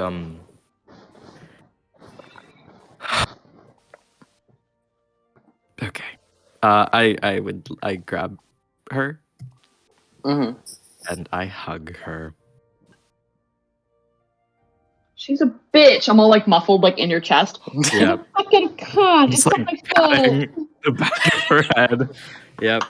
She's gonna come here and she's gonna be up in arms and she's gonna give me shit and yeah, she's not going to give you shit. she's gonna give you shit because I did something stupid. But she doesn't know.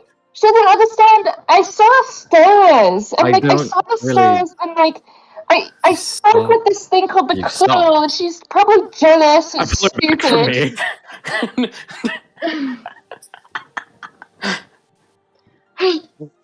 You talk to the coal. Your tits are getting bigger. Thanks. Yeah, it's great. Okay. Like in a muscle way. Yeah, Sorry, no, is do you it- want to go back in for a second take or something? What's the fucking call, Please. Alice?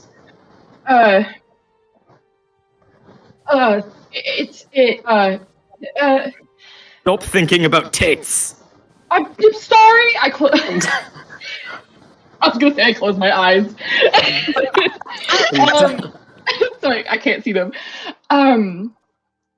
It's there was this thing down there that's what she wanted, and that's what that thing was protecting. It's like I don't know how else to explain it, but it spoke to me. I saw it. I could see it. Esmond, I could see.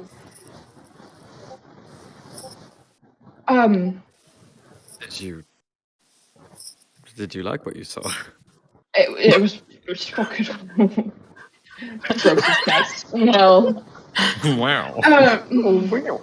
no, tall glass of water right in front of me. It was. I mean, it's nothing I've ever seen before. Since it's the first thing I've ever seen. Yeah. It's the first thing I've ever seen, and it felt like I was floating. It's kind of how people describe stars. And I guess the feeling of weightlessness, all kind of in one, and it spoke to me in such a gentle tone. It was weird, and I hope it's not bad, because I did make a deal with it. I don't think it's bad. It was nice. It felt good. It didn't give me weird vibes, you know. I gave it a good vibe check. Right, yeah. Well, maybe you should have vibe checked Havoc a little. Maybe you used up your vibe checking on the call when you should have used a bit on Havoc. What? No, it's fine. I'm frustrated, but it's fine. What did it say to you? It called me. Is it Starlight? Is it Starlight, guys? Yeah. Check Starlight. Yeah. Thank you. It called me Starlight, and said, like it was a lot. It was definitely a lot, but it gave me power of sorts. Oh, fucking Larry, yes! Exactly this. I repeat that. Oliver Dwight. Can I make any connection there? Rephrase for me real quick, just because I had ADHD moment and didn't cast the It light. called her Starlight. Yeah. Okay. Oh, so to be clear, you're asking about like what you heard as well. Yeah. Okay. I said I was made of magic, like pop rocks. Oh. Yeah. Go ahead. Yeah. Put me on your tongue. Okay. Go ahead and roll Arcana real quick. Oh, that's gonna be a good roll.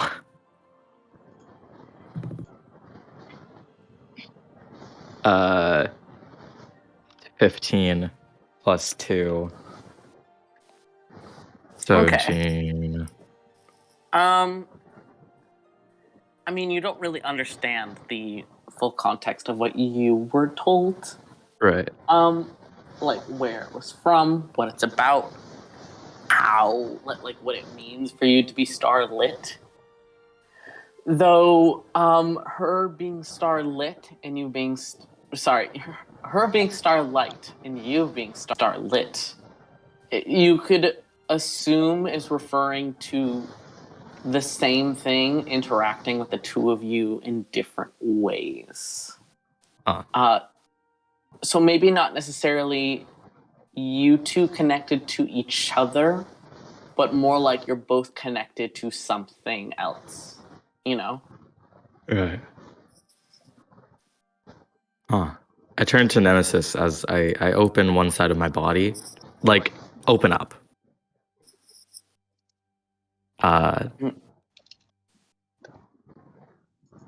Yeah.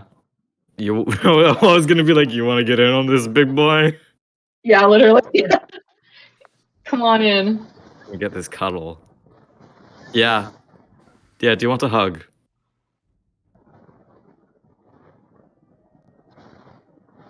Alice will keep her head like towards him, but like reach her hand out like from behind and just like a little grabby hand. Nearing each other. Literally. Peer pressure.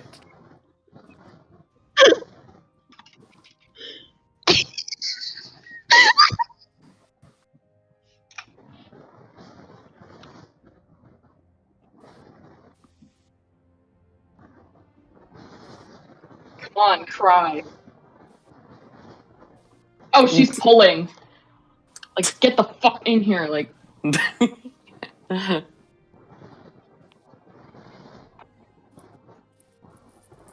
Nice.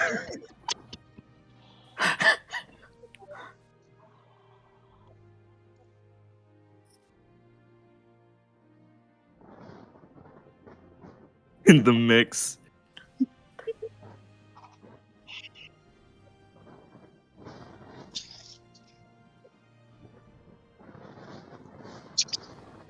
Right. You know, Alice wanted you in this embrace as a means of character growth. I, however, wanted you in this embrace so that we could all be facing towards each other without deliberately looking like we were conspiring. So tell me which your side.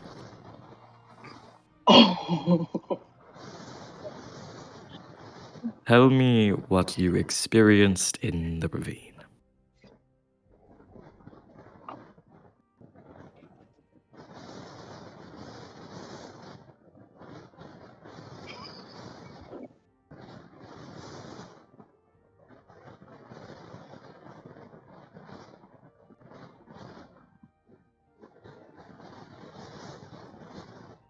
He got swallowed by the void. Everyone's like, oh no, I'm falling. Hits the ground, turns to dust.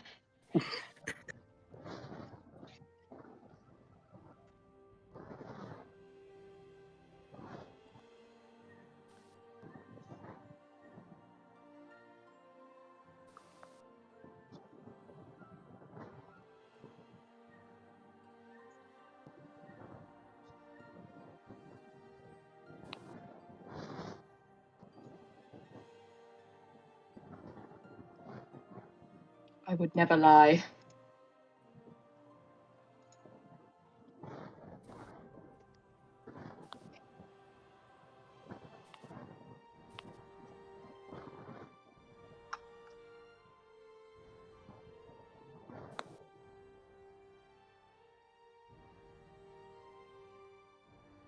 Oh, I'm gonna kiss this boy.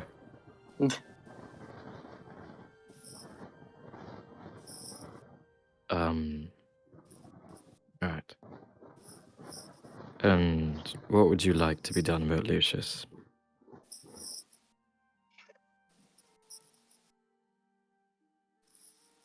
Do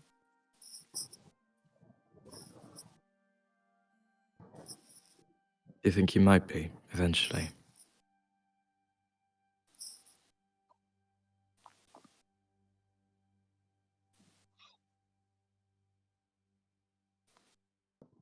Do you think that eventually you might be in a position to decide what you'd like to be done with Lucius? Not in any sort of violent sense. But he doesn't have to be here, but I also understand that you do have some connection to him.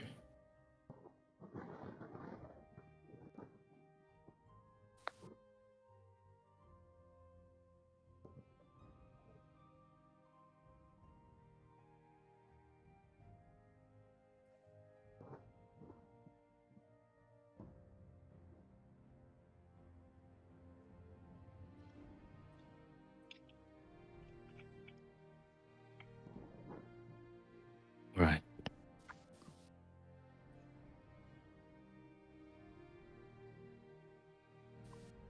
He's going to need to figure out his priorities then.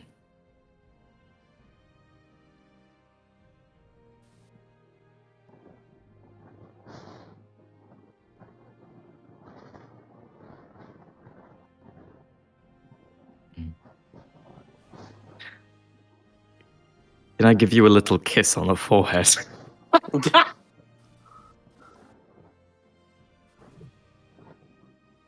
I'm gonna try to snap forward really quick and give him a little kiss on the forehead. Yeah, both of you make an acrobatics check. Oh fuck! Getting muffled. She's like in Esmond's chest, like. Wait, shit. Wait, my character sheet went open.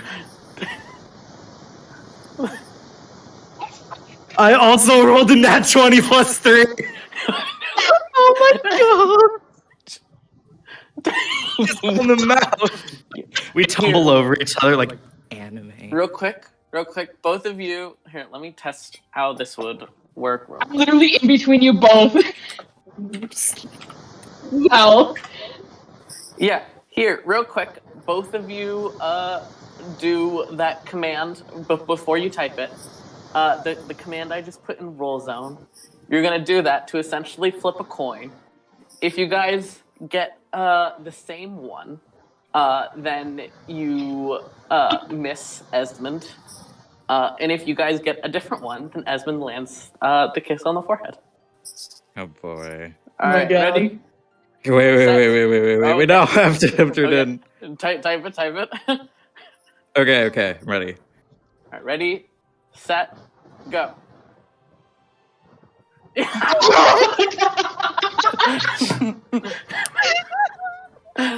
Yeah, Desmond gets a little kiss on the forehead.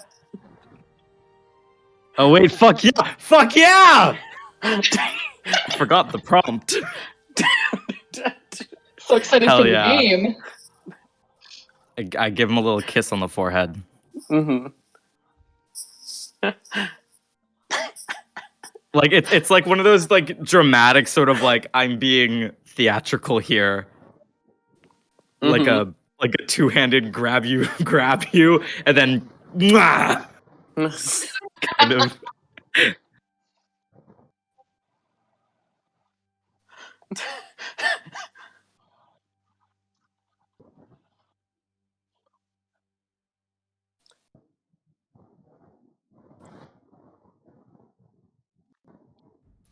Kiss some square on the lips. No. Yeah, no. I So cute. Yeah. We're all yes. Nature is healing.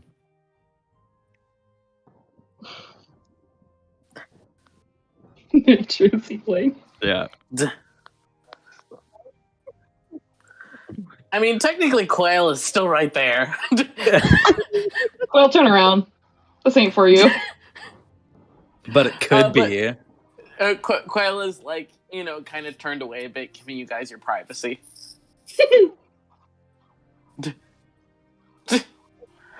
But we're gonna switch over real quick. Tori, you're following after Erland and Lucius. I assume you're not like trying to sneak or anything. You're just going with them. Correct. Okay. You follow after them, and you pick up as you like speed walk to catch up to them. You pick up Lucius saying to Erland, I know you say he's like a good dude and stuff, and he does seem like he's a good person, but you're telling me he's pissed at you because of someone you worked for? And Erland replies, listen, it's not really... It's more complicated than that. Esmond has very layered morals that I greatly respect. And this is probably a bit of a shock to him that I associate with someone who partakes in violence. Lucius cuts in again. But you don't even take part in any of the fights. You just show up to do the magic shit, the wards. I'll probably talk to Esmond about it later, explain more in detail. But I don't want to push him. This is his home. It is his place to make decisions. It's all right. just doesn't make sense to me. Okay? Like, if he wants to be pissed at me, I still think it's stupid because I was trying to keep the fight from happening. But like you said, he's the boss here. It's his place. Whatever. But it's not like... I mean, it's not like Havoc attacked out of nowhere. And one, it's not like Havoc ordered Spectre to attack Alice. That was Spectre's choice. I mean, yes, Havoc can be an asshole, but she's trying to do what she thinks is best. It's not really our place to judge. This is Esmond's settlement. We're here to help. If you want to be with Havoc, you can go back to Havoc. I won't judge you. I know that that's what you're more familiar with, and I know you have, people to look out for. I know... How's he doing, by the way? And Luke just kind of glances at you, Tori, but unless you're cutting in, he'll keep talking. I stay quiet. Okay. He's alright. He's upset with being left behind, of course. I was going to leave him with, the other Faithless, but I thought he'd do better, maybe, with the clan. Maybe that was a bad choice. If Nemesis is, pissed at me, maybe sends a letter home, and, maybe the patriarch will decide that can't have the kids sticking around anymore. I don't know. Maybe I'll send a letter and tell Mitchell to go back home. Erlen kind of puts a slow hand on Lucius's back. Well, I've never had any personal dealings with, the clan, so I can't really comment on that. But I doubt they're the type to attack an innocent child or throw them out on the streets just because they're mad at you. Lucius just kind of stays quiet, and Erlen glances at you, Tori. I'm sorry about all of that. I didn't really think it would come up. They said the name. Here, I'll type it. You aren't there, so I won't really comment on that, but you don't know. Yeah. Yes. I'm sorry you had to see that, Tori. I tried to keep you out of my work.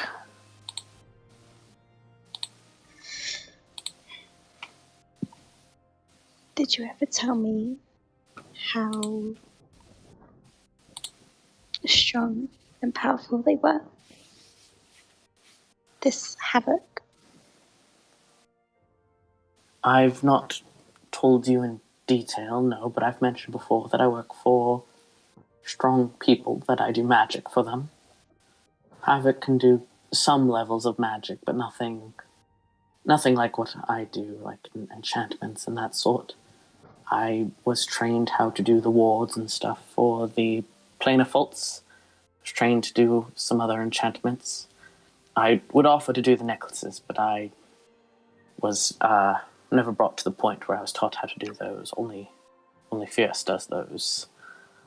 But I don't take part in the...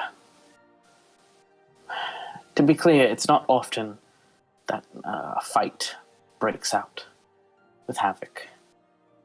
She either usually works out a deal with people, a negotiation where both sides are happy, or she convinces them to back off and let them do her thing. I have very, very rarely seen it actually get to a fight. But it doesn't seem like that she would be able to get to an agreement with Emmett. Do you? I mean, she before Alice, Havoc had started to offer that we could work with her and possibly instead subdue Emmett and just restrain him until he could see with his own eyes that they were helping and that they were going to try and help him. It's And it's not fair to restrain someone out of their own free will just because you want to work on some really difficult magic and some crazy stuff. It wasn't fair. Tori, I know it's not the most fair thing, but look at what happened to that family. That wouldn't have happened if the plane of fault was under control. That's why they step in. Thank goodness that the call was so far from other civilizations until now. Otherwise, that would have been devastating. Tori, you haven't been there when I've seen some of the plane of faults. You've even seen some, I don't know if you realize, but you know where we come through from the Feywild to Nexus. That was once a plane of fault. It was out of control. It was destroying that place. I didn't know how to calm it. I was trying to, because I was trying to see you still, years ago. And then Havoc came along with Fierce, and they had just started what they were doing, and they managed to not only calm it down, but with my help, we even made it a permanent doorway so that we could pass through. They did that for me as a favor because I wanted to be able to see you. And I asked for them to not only teach me how to do that, but also to help with, mosaic and stuff. Havoc agreed as long as she somewhat agreed. She agreed to help some, but she didn't trust me with all of the info because a lot of that magic can be used in very bad ways. So she wanted me to prove myself, so I did. It was hard. She wasn't cruel, she wasn't unfair, but she made sure that I was capable of it, that I proved myself truly able to handle it. And she allowed Fierce to teach me what I wanted to know. And she's devoted time and resources, a significant amount, to trying to help with my situation.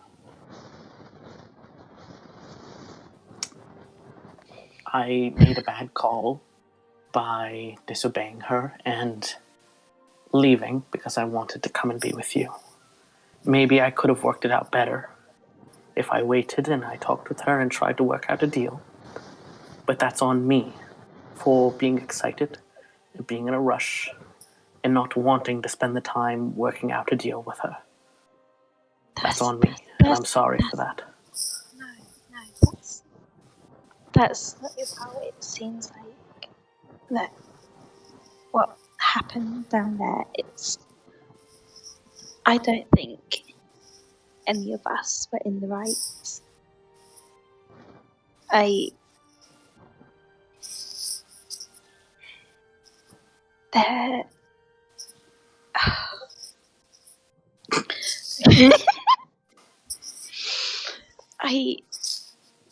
What Alice did was stupid, and she kind of turns a bit tentatively towards Lucius, and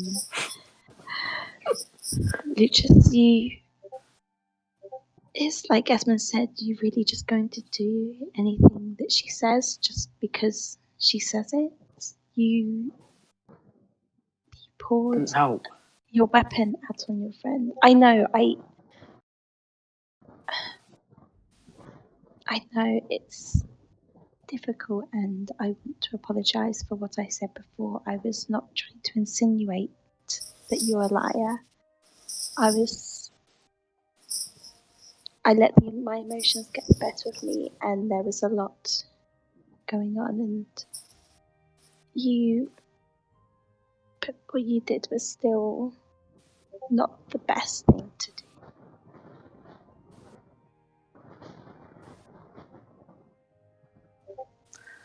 I am sorry for calling you a liar. Thank you. I'm sorry if you felt threatened by me pulling out my weapon. I mean, that was Tori, how much do you know about what I am? What the group I'm from? How much do you know about us? I just kind of look at Erlen. Erlen sighs heavy. I haven't told her anything, really, about the Faceless. Just the bare minimum. I haven't even properly told her that the group I work for is the Faceless. And Lucius sighs heavy. Well, now you know. We're Faceless. Havoc is sort of the informal leader of the Faceless. And Erland, went through our tests, proved themselves, became a group member, but isn't Faceless in the same way the rest of us are. Myself and Havoc and Spectre and others, we were brought up having to fight every single day to survive. Fighting is second nature to us. For most Faceless, and to be clear, I say most, only the ones Havoc keeps close to her are not these kinds of Faceless. She makes sure that the Faceless she keeps in her, quote-unquote, inner circle can control themselves and know when to listen and have logic. But most Faceless, especially when they're fresh out of the pits, would pull a weapon in an instant at the slightest slight. They don't think anything of violence or death or killing, because that's how they were taught. That's how they were brought up. That's all they know. So it takes a lot of, and I'm not saying if that's good or bad or what, but it's taken a lot of us, myself and Havoc included, a lot of work to relearn some of those habits. But even now, we still think of violence as maybe we think of it as more of a tool than other people might. And again, I'm not commenting on the morality of that, but I know that Havoc tries very hard to, while, still using violence as a tool, making sure it's never unfair, making sure she's being logical about her actions and not being driven by emotion, and trying to make sure that innocents are protected. So, I'm sorry if me pulling my weapon, scared you. I wouldn't hurt you. I wouldn't hurt the others. I don't really think much of that sort of thing. I pull a weapon and I keep a conversation going, not really feeling like anything has changed. But other people, see that as direct confirmation that I'm about to start a fight. When for me, it mentally, it kind of feels no different than just, shifting to the other leg. It's as natural as breathing. So I'm sorry. I wouldn't have hurt you. I wouldn't have hurt my friends. If anything, I probably would have, if Havoc, for whatever reason, not that I think that this would actually happen, did, attack, go for a kill, I would have gotten in between her and you guys. I would have held her down, or I would have held Nemesis down if Nemesis tried to lunge and start a fight. Not only because, I think positively of both groups, but also because I don't want there to be needless violence. I'm trying to get out of that sort of habit.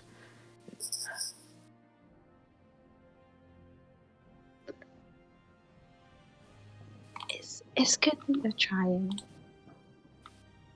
but I think it's not me that you owe an apology to. I know you tried to apologize to him already.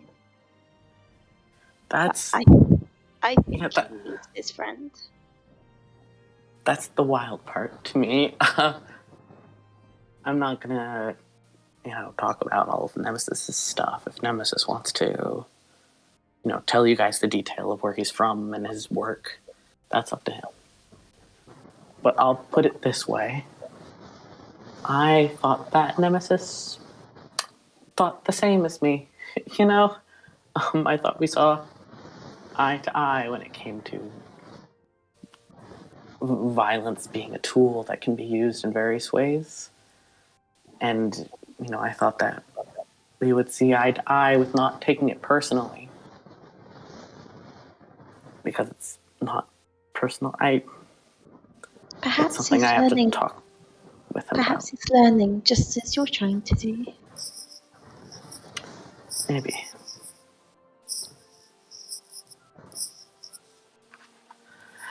Thank you. Sorry for all of that. I'm sure you guys have to talk about your own stuff, so I'll let you be. I'm gonna go on a little walk. Lucius, Yeah. could so you can fly. Yeah. What's that like?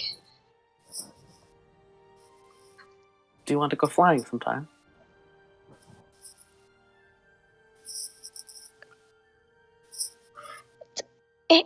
Yes.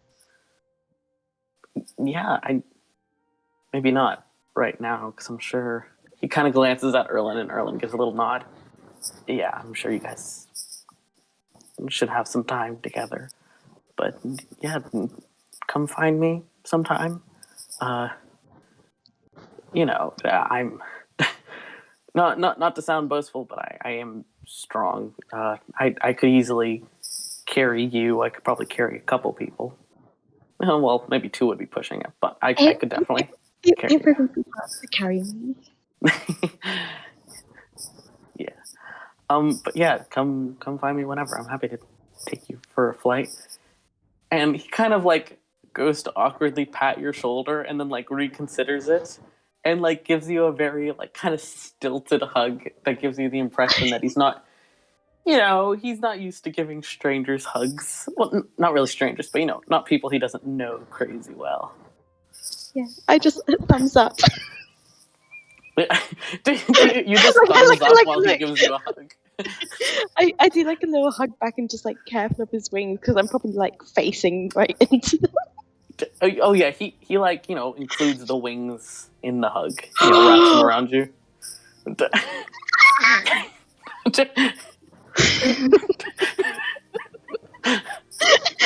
Is he gonna try and kiss my foot? No, he's not. Okay.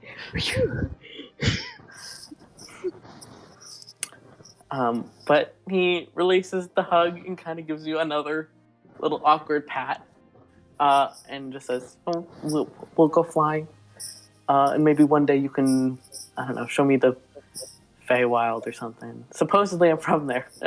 never been there, Really? but Oh, yeah, I think I can. Well, we'll see. Yeah. Bye. And he turns and strolls off.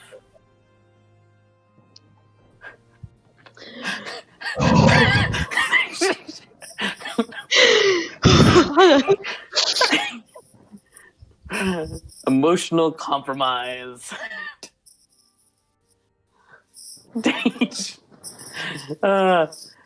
If you want, we can have you talking with Erlen now, or we can do it later, or we can even do it out of session. We could do it later. Oogie. Yes. Savior, the thing you and I talked about, do you want to do that now, or do you want to do that later? Well, yeah, I don't, it's not up to me. What? The thing I messaged you about. Oh, yeah, we can do that now. I'll make it quick. I'm like, what do you mean? To be clear, to answer your question, Laura, if there's like a prolonged like player character and NPC only conversation that might happen, that's gonna be like a long time. Sometimes I might say like, oh, do you want to do this out of session? Because it's a group game, and I don't necessarily want to take up all of the group game with one person. If it's like a group conversation with multiple players, then of course it'll happen in session. But if it's just one person and an NPC, it might happen out of session. Sometimes I'll record it, sometimes I won't. If it's like a secret conversation. But yes, that is what I meant by out of session. Savior, pop off Hey. if you so wish. I don't think there's really anything to say. Like I had something like a month ago, but I don't remember what it is anymore. Here, I'll message you something. What I was Okay. gonna do.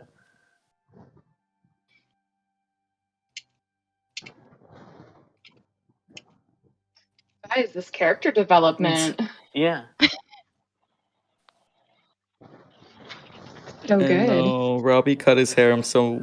It's It's so sad. pretty. It's Yeah. so hot when men have good hair. I know.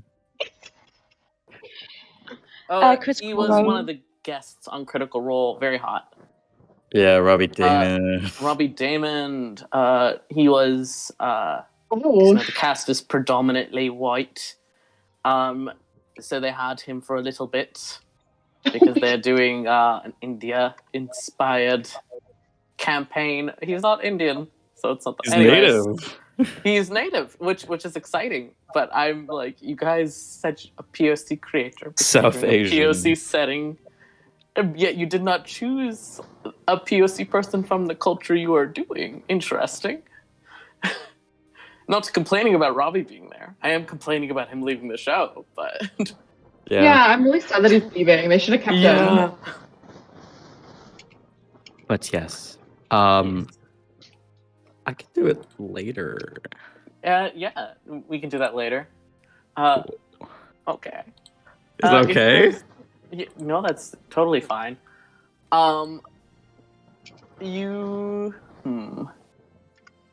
So, question for the group. We could either keep going to another topic that is going to come up, or if it's, late for certain people, or people are, getting antsy and don't want to sit any longer, we can end game here.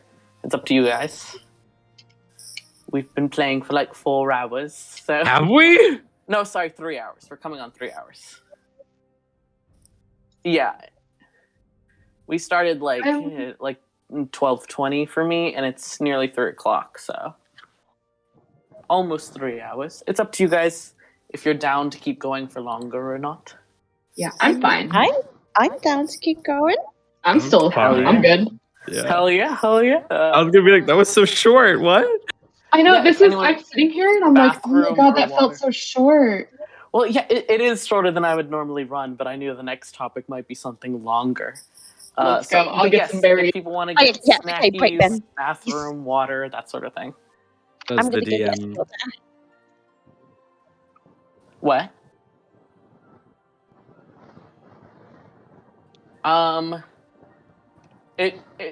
It depends. It depends on how much you guys linger on this topic. In all honesty, it really depends. And if we're in like the middle of it and it's starting to get too late to you, you can be like, oh, can we stop here? And we absolutely will. I just don't want to launch into this and you guys to be like, actually, we would like to leave now. I don't want anyone to feel pressured. I mean, I don't know about Laura, but I do not have work tomorrow, so I'm good to go. Fair.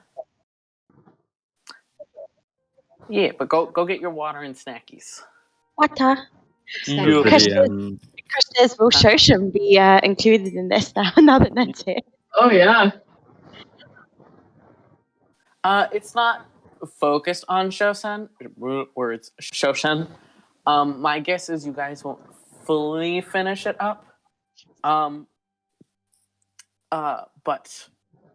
I'm fairly sure on what Shoshan would have to say about this upcoming topic, so we shall see. Me too. Yeah, Is the DM going to get water? I have water. Okay. Why? Because I was just wondering. Okay. I mean, I have a sink in my room. It's like 3 steps to get water. I know. Eventually. Mm-hmm.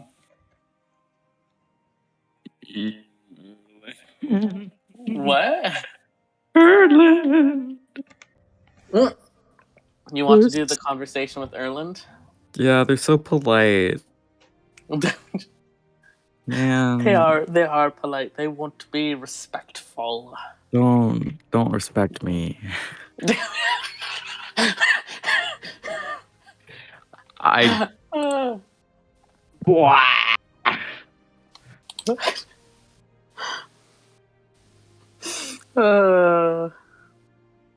what?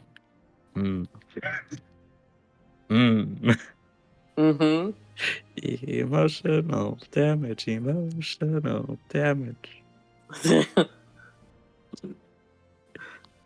Yeah.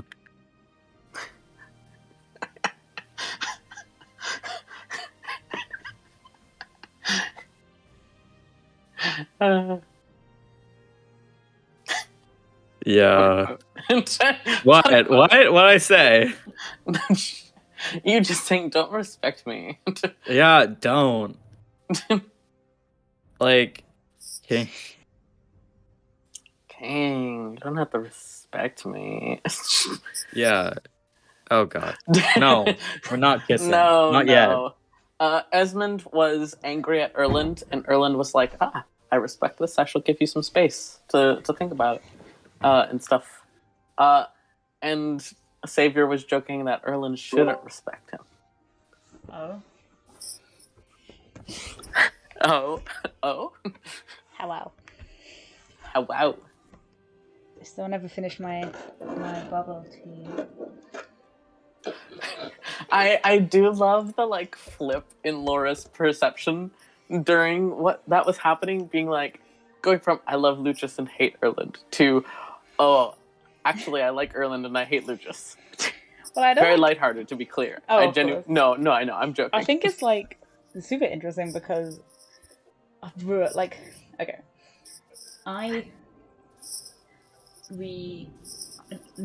Nemesis like respects that Erland had his name called, yet decided not to involve himself. And it's not that he like necessarily even thinks that Lucius was gonna hurt him or Alice specifically. It's just the fact that he feels betrayed, that his closest friend is like would even consider appearing as a threat to his group. Mm-hmm. The group being our party. Yeah. It's just kind of, I don't know. I think he's so conflicted about it because it's like, okay, Lucius, my close friend, does this. Oh no, he died. Yeah. Apparently issues with the router. Oh no, tell him not to stress too much. We can always stop. Yeah. What was I gonna say?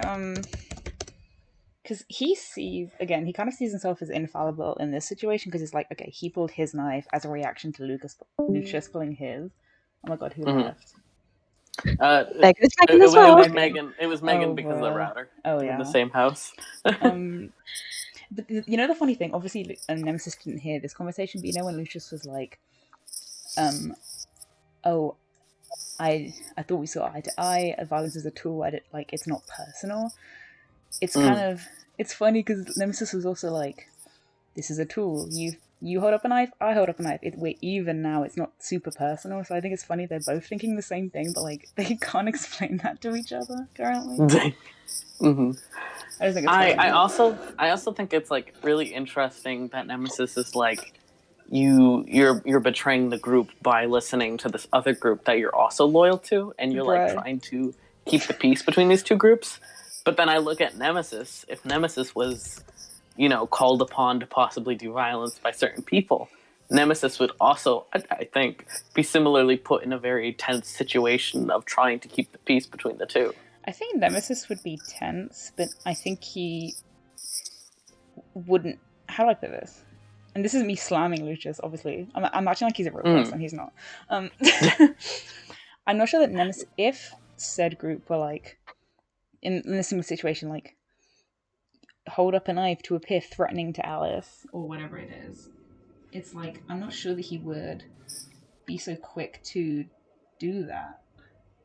I mean, it's not like Lucius raised a sword or was like in a battle stance. No. He just pulled it out of his sheath and literally had it hanging next to his side. Yeah, but Nemesis is like, oh, that feels like a threat to the group, so I just need to balance this kind of thing. That was his stance. But in character, I just like how they don't understand that they were doing a very similar thing to each other. Yeah. To not, say things that infer things to other people about your character's backstory, because I don't want to tell details about your backstory. Yeah. But let's just say if you were put in such a situation, you trying to be in the middle, like Lucius was trying to be, would not be acceptable at all. And Nemesis probably knows that. No. In terms of Lucius, is complete loyalty. Yeah, no. The group that you're connected with. Yeah. You would be in hot water if you tried to be in the middle, like Lucius was trying to be. Let's go. I just think it's interesting. It's like a funny thing because Nemesis is like, okay, I'm just gonna make this even, and now it's like, oh my god, we're fighting. Why did you roll? Did I? No. You mean the roll that happened a half hour ago? Which roll? King? Hi. Died. Hello. Which roll? Hi. Which roll? I think my internet's just loading again. I nudged the power cord that my router is plugged into, and I turned it off accidentally with my toe. Oh no. So that's what I'm contending with. Foot moment. Yeah.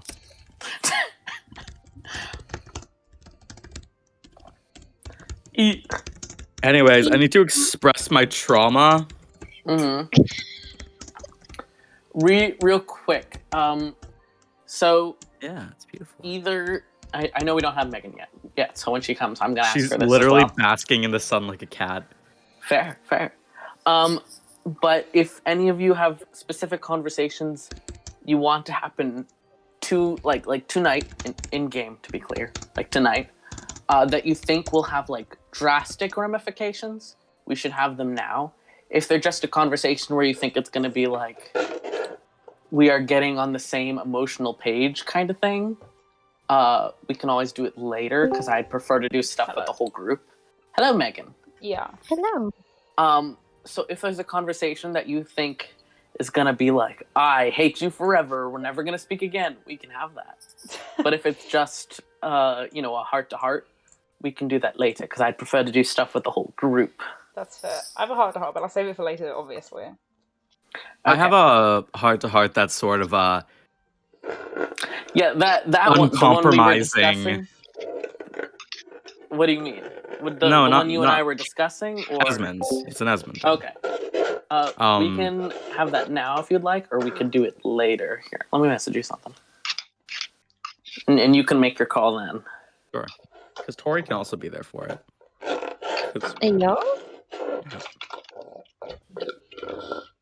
As a defense attorney.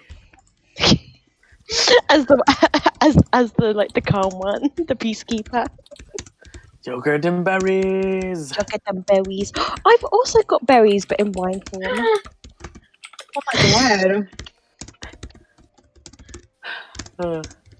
So, Savior, if you think that conversation, presumably with Erland and Tori, will be super pertinent to what's going to happen in the morning, we can have that. Or we can, retcon it in later. Yeah, we can keep going. Retcon it in later? Yeah, that's fine. Hell yeah. Right. Then in that case, unless there's anything you guys need to do with another player, you guys go to sleep. With a few of you, I will be approaching you later to be like, hey, this one-on-one conversation is going to take place with you and an NPC. Such as Lucius is probably going to try to speak to Nemesis. Of course, it's up to Nemesis if he's down to talk this evening or not, or if he wants time. Sure. But yeah. For now, you guys, it's already evening. You guys eat, you go to sleep. The beg for no nightmares. It's cute. It's cute. I'll keep begging. Okay. In that's fine, Laura. My recordings sometimes have me doing things because I forget to pause the recording. No, you're good. Slapping so hard. It was like this. It's good at that. It's grass jelly. It's jelly. Anyway. But you guys go to sleep. Here, I'll ask this real quick. Esmond, we don't have to RP this out, but do you fill Maya in with what happened? Yeah. To your knowledge? Uh-huh. Okay. Just so she's on the similar page to you. Yeah, she in knowing what happened. Okay. You guys wake up, start getting ready for the day, having breakfast. Maya does approach you at some point, Esmond, and says that she's gonna send a couple people on, kind of a quote-unquote scouting mission today, mainly because she thinks heads need to be cleared. To be clear, she is sending Erland and Lucius out, telling them to clear their heads. Not because she's like punishing them, but because she's like, hey, things are tense. Go think. get a clear head. And also because she thinks that there's some tensions here, and she's trying to problem solve.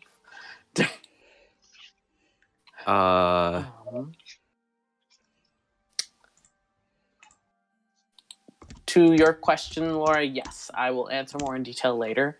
Sure. But yes, it would be difficult, and I would not suggest doing it now. Oh, not now, bro. Yeah. Esmond would want Erland to be there. Esmond would want Erland? Yeah. No, clean your head, bud. Okay. To be clear, I was making that excuse so we wouldn't have to, reference conversations that haven't happened yet. I was gonna send them away. I would want him to be here. To be here. Okay. Based on that conversation. Then, as they're getting ready to leave, and you tell actually, I want Erland to stick around, please. She agrees, and it's like, well, I guess you're going alone, bud. Take a long walk, buddy.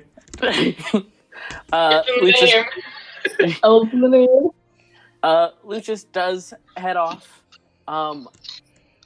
After a little bit, Maya approaches you kind of wincing a bit. And he's like, just to let you know really quick, to be clear, didn't approve this. It happened while I wasn't looking. And outside of the settlement, but another settler told me that they saw Powell approach Lucius and ask to go with him. So they're out, wandering the wilderness right now. Not that I think anything remotely bad would happen. Lucius so far has been pretty good with the kid. And Powell is incredibly fast if anything were to happen. Maya, I completely understand that you're trying to reassure me, but hearing you suggest that my son would have to move very fast to escape from danger... I don't know. It's okay. Good morning. Fuck. Okay, so let's get on with it. Right. You guys start, it's up to you guys whether you're helping out around the settlement or just, relaxing. There's things to do. The barn raising is happening in, 30 minutes. People are gathering up to, pull the ropes and stuff. It's up to you guys if you're helping. It's a bit of a celebration. The supplies you guys brought in yesterday are being, passed around to each nemesis. Fanfiction? Yeah. Dear diary, Dear diary. you'll never guess what happened. Alice is talking about, Alice in her diary is writing about, kissing Havoc. Happy. So true. It's kind of hot, but what a bitch! Mine's like a burn book. Havoc is a whore.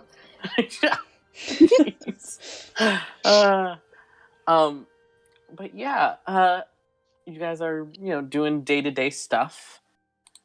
When Maya it shows up again, kind of looking anxious. Esmond. Hey, Esmond. Wait, who's this? Maya. Okay, I was just talking to. I was confused because I was just talking to Maya. Yeah, this is like, the day is going on. Okay, yes. Things are happening, and she approaches you again. Yes. If you keep coming to me with sort of this anxious air about you, it's going to start leaving an imprint in my mind of whenever you talk to me. You should give somebody else the job of delivering bad news to me so I can sort of fear their approach rather than yours, because I very much like you. Honestly, you're right. But we have visitors. Oh god. Who would like to speak with you. Right, let's roll out the red carpet. Well, to be fair, they're being very polite and just asking if they could have an audience with you. And apparently they brought gifts, so...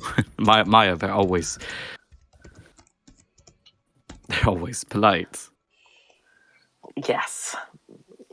Anyways, they brought gifts. I had them wait at the edge of camp because I wasn't sure how you felt about them coming inside and stuff. Right. There's How four many of are them. there? 4. And a cat. What? Like a cougar. Oh. Cougar. Yes, Moon.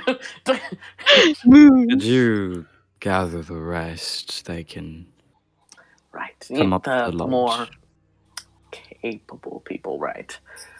The rest of you are slowly pulled from various things you were doing, whether that be writing in your diary about your first kiss, or, helping with the barn raising, or whatever you guys are doing.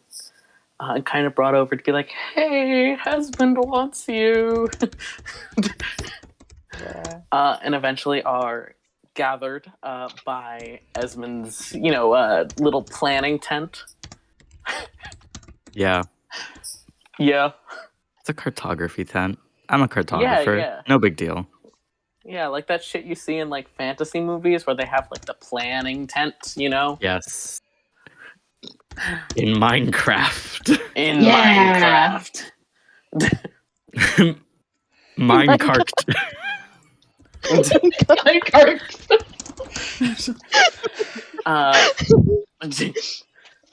Maya speaks up again to you, Esmond. Do you want me to bring them here, or do you want to go to them, or what? Well, if they're here, then we have that secret pit I dug, so we can pull the lever at any moment and drop them in. Right. Right, so best bring them up here. Pull the lever, Kronk. So Wrong. Never. She heads off. And after a little bit, let me grab screenshot. Is this? No, that one wouldn't be there.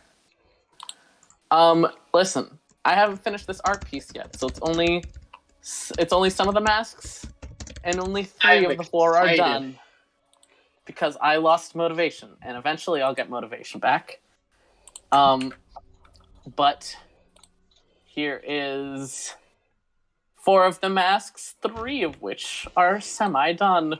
Wow. Crazy. Crazy. Kawaii. Oh, it's taking a Hawaii. moment to load. I was like, moment. where did they go? There's 4 masked folks, Ooh. Oh, one of which Wait, is where are Havoc, they? Oh. in info. Oh. Leading the 4 is Havoc with the feline skull mask. oh my god. To her left is Spectre with the pale blue mask and the and also large goggles, but I didn't want to draw goggles because they fucking suck. Yeah. To her right is a person in the black mask, who, let me just grab the description, is a flame-haired fire genasi woman. Oh. And it kind of looks familiar to Burst that you guys saw earlier, especially since this is the mask you saw strapped to her thigh. Oh. Except right now, her flamed hair is wreathing around the edges of the mask, making it a lot harder to distinguish her features and making the mask look even more shadowed and black.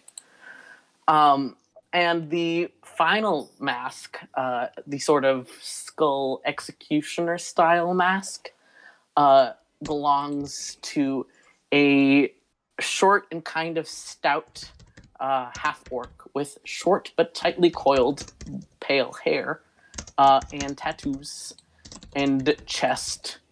And wow, it's kind of familiar to one of you. Kind of seen this person before. Let me grab the pic crew. Where is it? Bro, if I see the picture that I think I'm gonna see, I'm hanging up. It's no, it's the one you know isn't a half orc. Oh, true. Bro, they know. I can see it so vividly Here we in my go. mind's eye. Bro, that. Wait, this is mine. This is my half orc. Yeah, it's the half orc you met before, Parrot. Oh my Just wearing a god, mask we had now. Oliver, you told. Wait, when is. it was my session 0. Yeah, back in your session 0, talking about Was trying how they to- were traveling with their group. Oh shit, yeah, because we were trying not to. Trying not to get Powell killed. Okay, I'm I was just like, if putting Powell this dies, in. everyone's gonna kill me.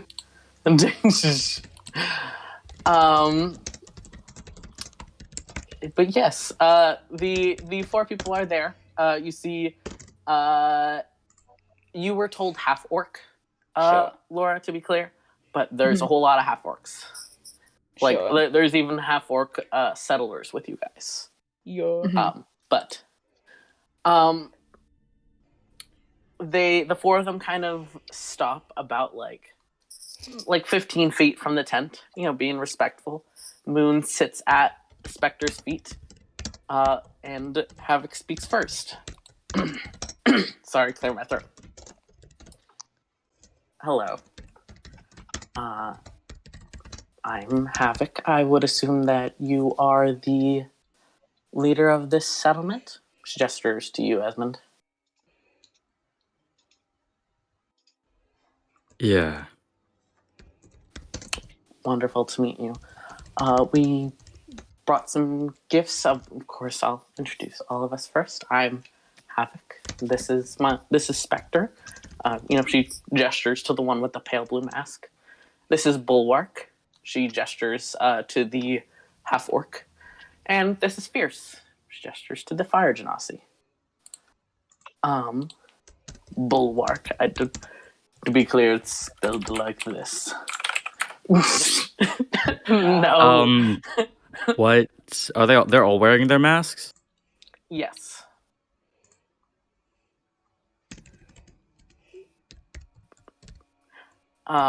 But Havoc gestures in Bulwark, who was carrying a small, rather plain wooden box.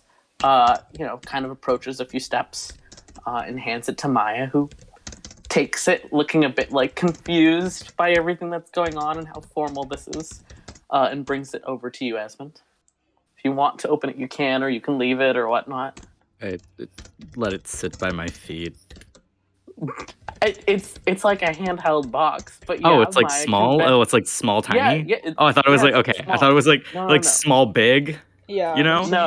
No, it's Yeah. it's smaller than a shoebox. I'll take it. into my hands and look at Havoc. Mm. What's in it? Well, my enchanter, Fierce here, creates these and had a backlog of a few ready, just in case it took us a while to deal with this planar fault. But I figured that it would be better to pass it along to people who would be less accustomed to dealing with this sort of thing. So there's quite a few in there for you. You might want to give them to people who you probably don't need them directly in your settlement, but any closer than this, and I would suggest starting to use these. How convenient. She literally told you guys she didn't have any extra with her and that they were with Fierce. We're all here, right? I We're all know. here. Yeah, you were all summoned. Oh, cool. I don't Just open the wanna give box, but I hold it out to the side to Alice Mhm. so that she can take the box. I take it. Sort of. Do you open it or... Oh, God, sorry. I check for traps. Is that the piece of jewelry that you shot my wizard over? I'll turn around and Wow. open it really fast. Yeah, there's like 14 of the necklaces in there. Okay, I close it back up and then I I- turn back around. And I look I really don't know how much your colleagues told you, but I had stated to your wizard multiple times that I was not comfortable with her taking a close look at the crystals, as that was the only one I had, and I wanted an expert there as well to explain it to her. And then your wizard tried to steal it when I ended up letting her get a closer look. I had explained many times that once my expert, Fierce, was here, that I'd be happy to let her take a closer look.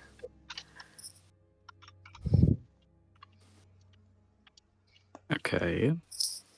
And these necklaces specifically do what? Well, it was a goodwill gift, since your group is currently in some mild danger until we can get the woods set up, which sadly do take some time. And even then, it's going to take a little bit for what's already in the land to, kind of fade away and pull back in on itself. So it's a safety precaution to protect all of you. What did they protect It's- from? Apologies. I've- I thought that your group had explained what they were. I've been left mildly misinformed. Right. Well, these crystals are something called acerite. They're a byproduct of planar faults. They are the condensed form of the astral sea. They can be used in a variety of magical and enchantment ways that are still being discovered, as it is a rather new resource. But we have found that they can be temporarily used to keep from corrupting. Esmond's fucking grinning. Mm-hmm. You talk a lot. I'm trying to be as informative as possible so that we're I on the same appreciate page. that, but I'm trying to clarify something. These protect from corruption, and my wizard here took it off of you. Did that then leave you open to that corruption? Yes. And because I have been exposed to it quite a few times, I ended up quite ill last night. Alice?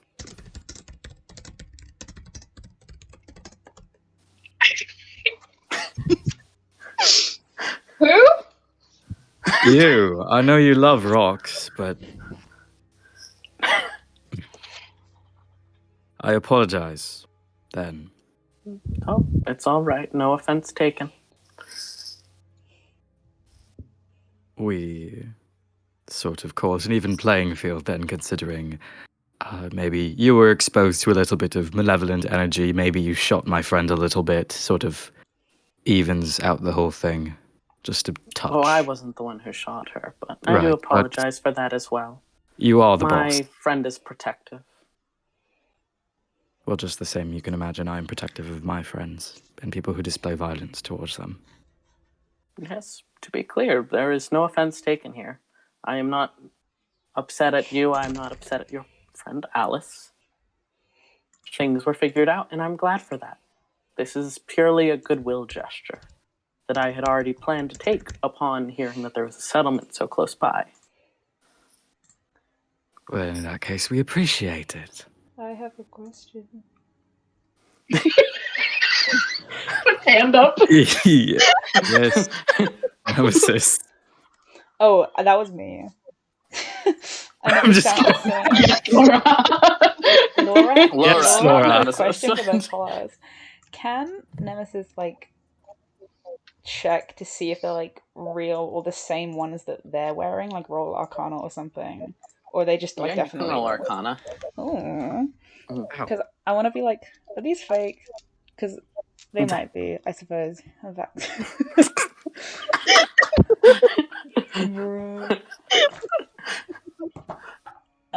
13 plus 4, so 17.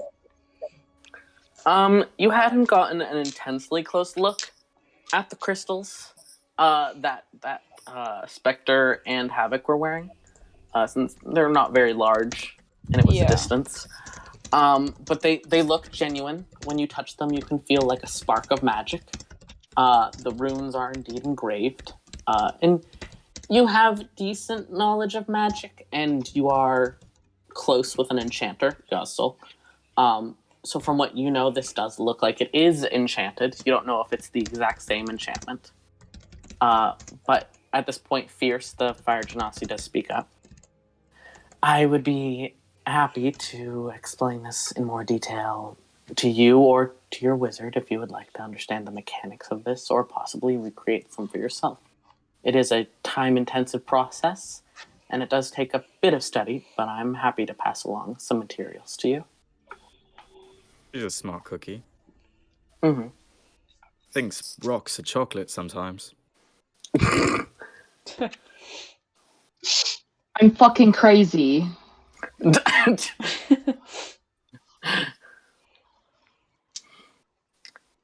Havoc speaks this time. To be clear, I was planning on having a conversation with you even before what happened yesterday happened. This is purely about the proximity of your settlement to the call. This is not any hidden hostility, anything of that sort. This is simply trying to keep you and your people safe and trying to keep the call safe. Is she lying? Can I make Roll an insight. Yeah, I was gonna say, can I make an Yeah, insight check? anyone Can we who all wants roll? can Yes, can yes. request at any time to make an insight check. Yeah, I don't trust this bitch. Saving throw. No, Put- I got that 20. Put Yeah. results in peanut gallery.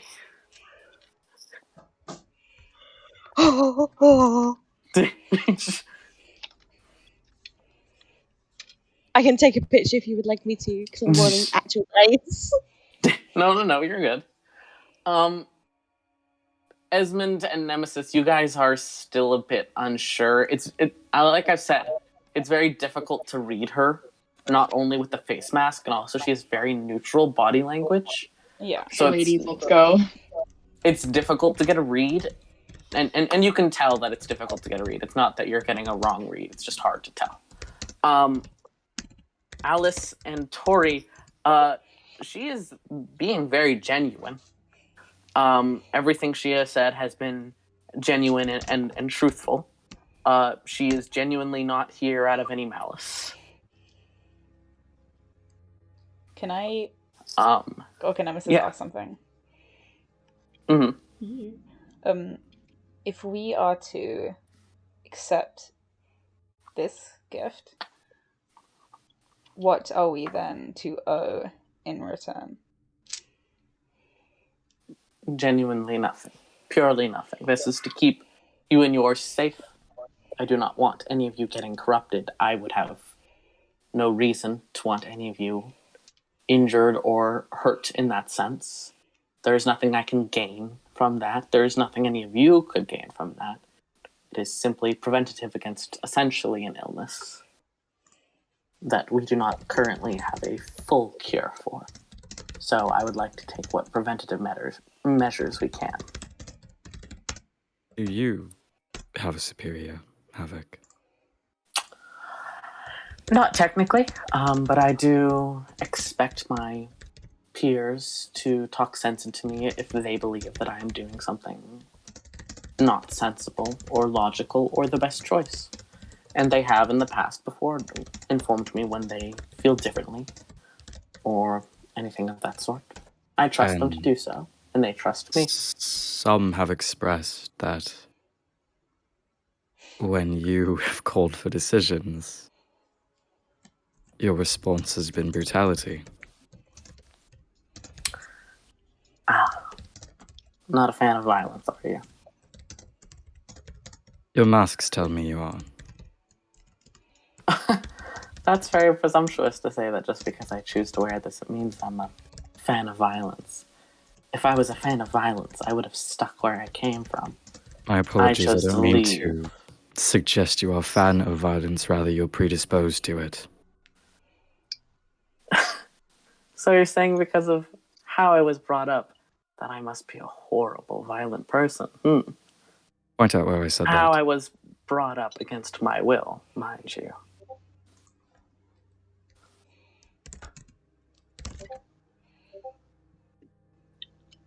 Interesting. I implied nothing of the sort.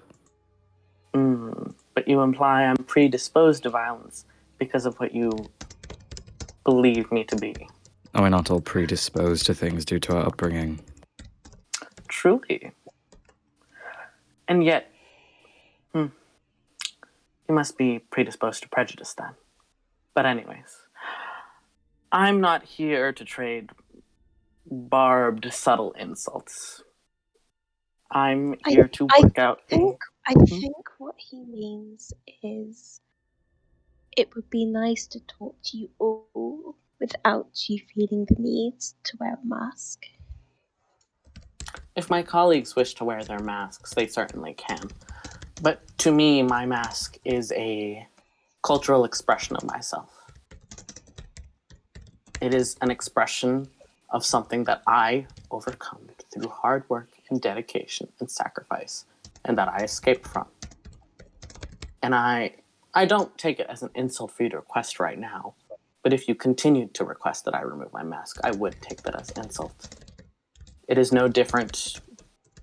For me choosing to wear my mask is no different than maybe, say, you liking a particular style of shirt. And if I were to express distaste that I hate you wearing that type of shirt in my presence, that would be an insult, yes?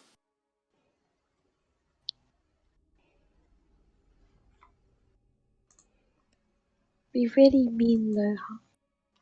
And No, I'm sorry I know if that. you got that across yesterday. No, genuinely, I don't take offense to anything that happened yesterday. I don't take offense to you initially asking me about my mask. If you continue to express that you wanted me to remove my mask, that's when I would take offense.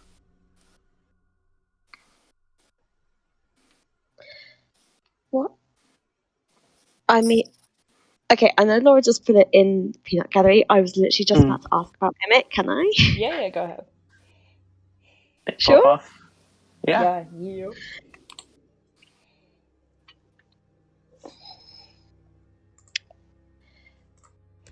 You say that all this predisposing. Just wondering, what has become of Emmett? You're asking if we killed him. Yes. For that matter, no, we did not. We managed to restrain him. Hold on. I'm answering your question. We managed to restrain him. It would have been far, far easier with assistance, like I had initially requested of your group. But you chose to instead take a different route, which is your own choice. You're free to make that choice. It would have been far easier with assistance to restrain him in a peaceful way. As it had to be in a slightly more violent way.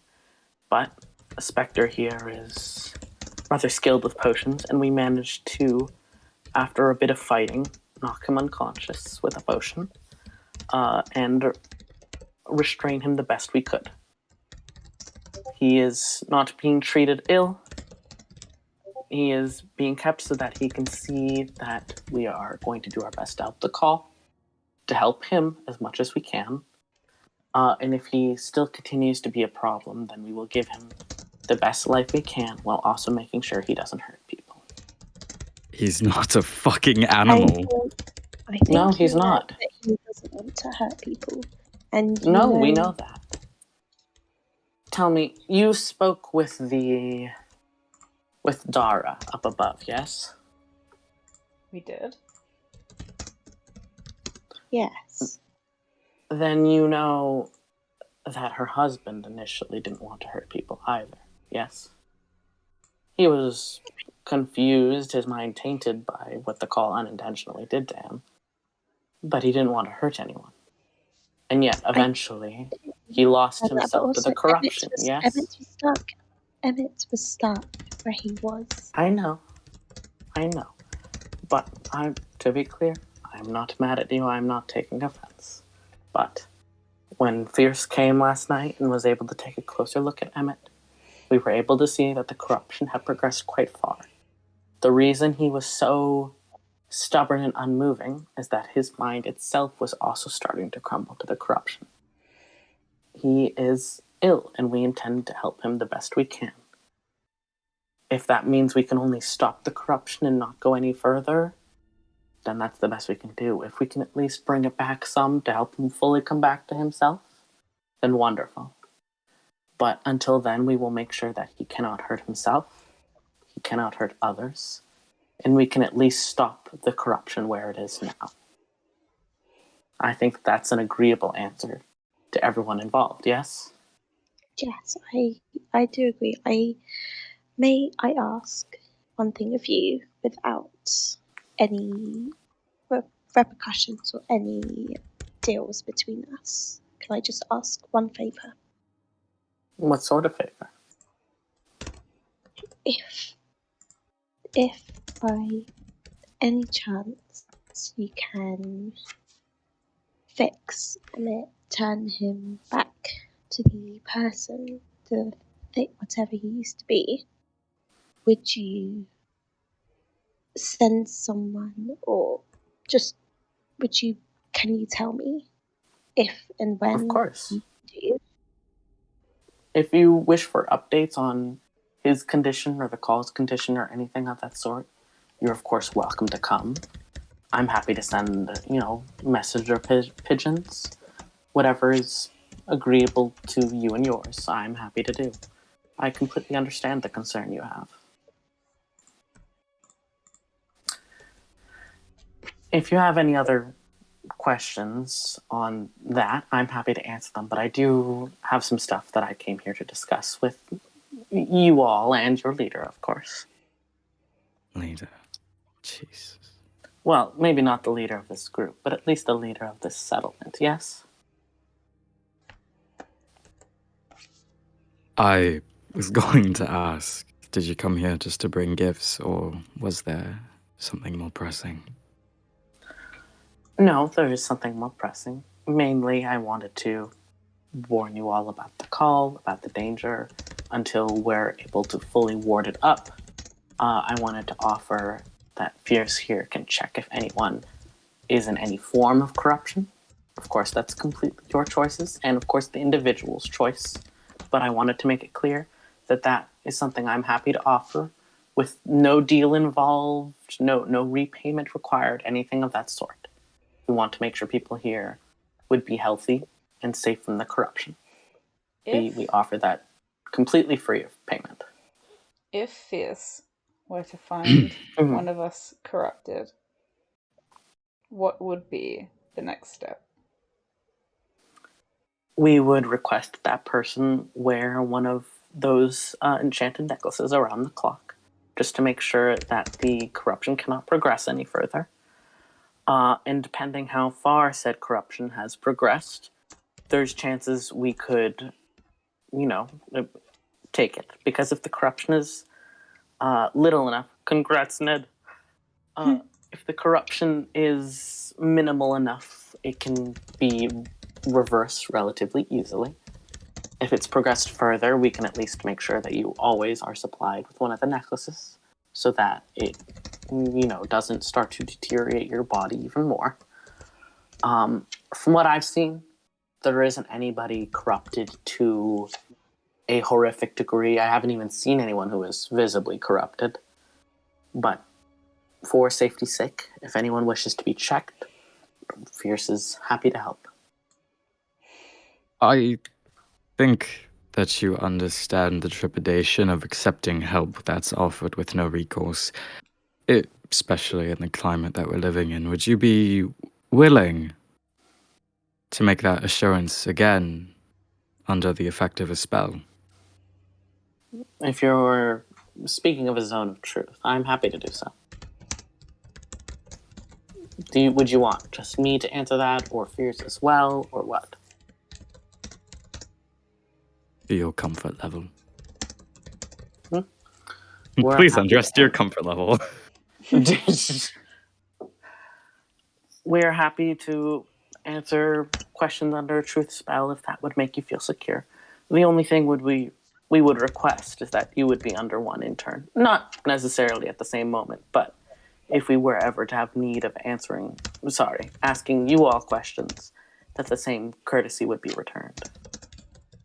If you're against it, we would still be all right with answering the questions under a truth spell. But I would see it as, a polite measure to offer such in return. You seem quite polite, yes. Well, I've dealt with a variety of different, quote-unquote, leaders of settlements and homesteads and all sorts of things. So far, you've certainly been one of the most professional I've dealt with. I've had people who've pulled weapons on me as soon as we showed up before they even knew who we were or what we were doing. I've had people who were saying yes before we even started talking. I'm happy to handle this however you like it to be handled. I look at her and I stare at her for a moment and I'm quiet for a moment. I don't particularly like the Iron Conscription. Well, I'm not the Iron Conscription. But I do I'm love not my part brother. of them. So, Is your brother part of the conscription? not anymore.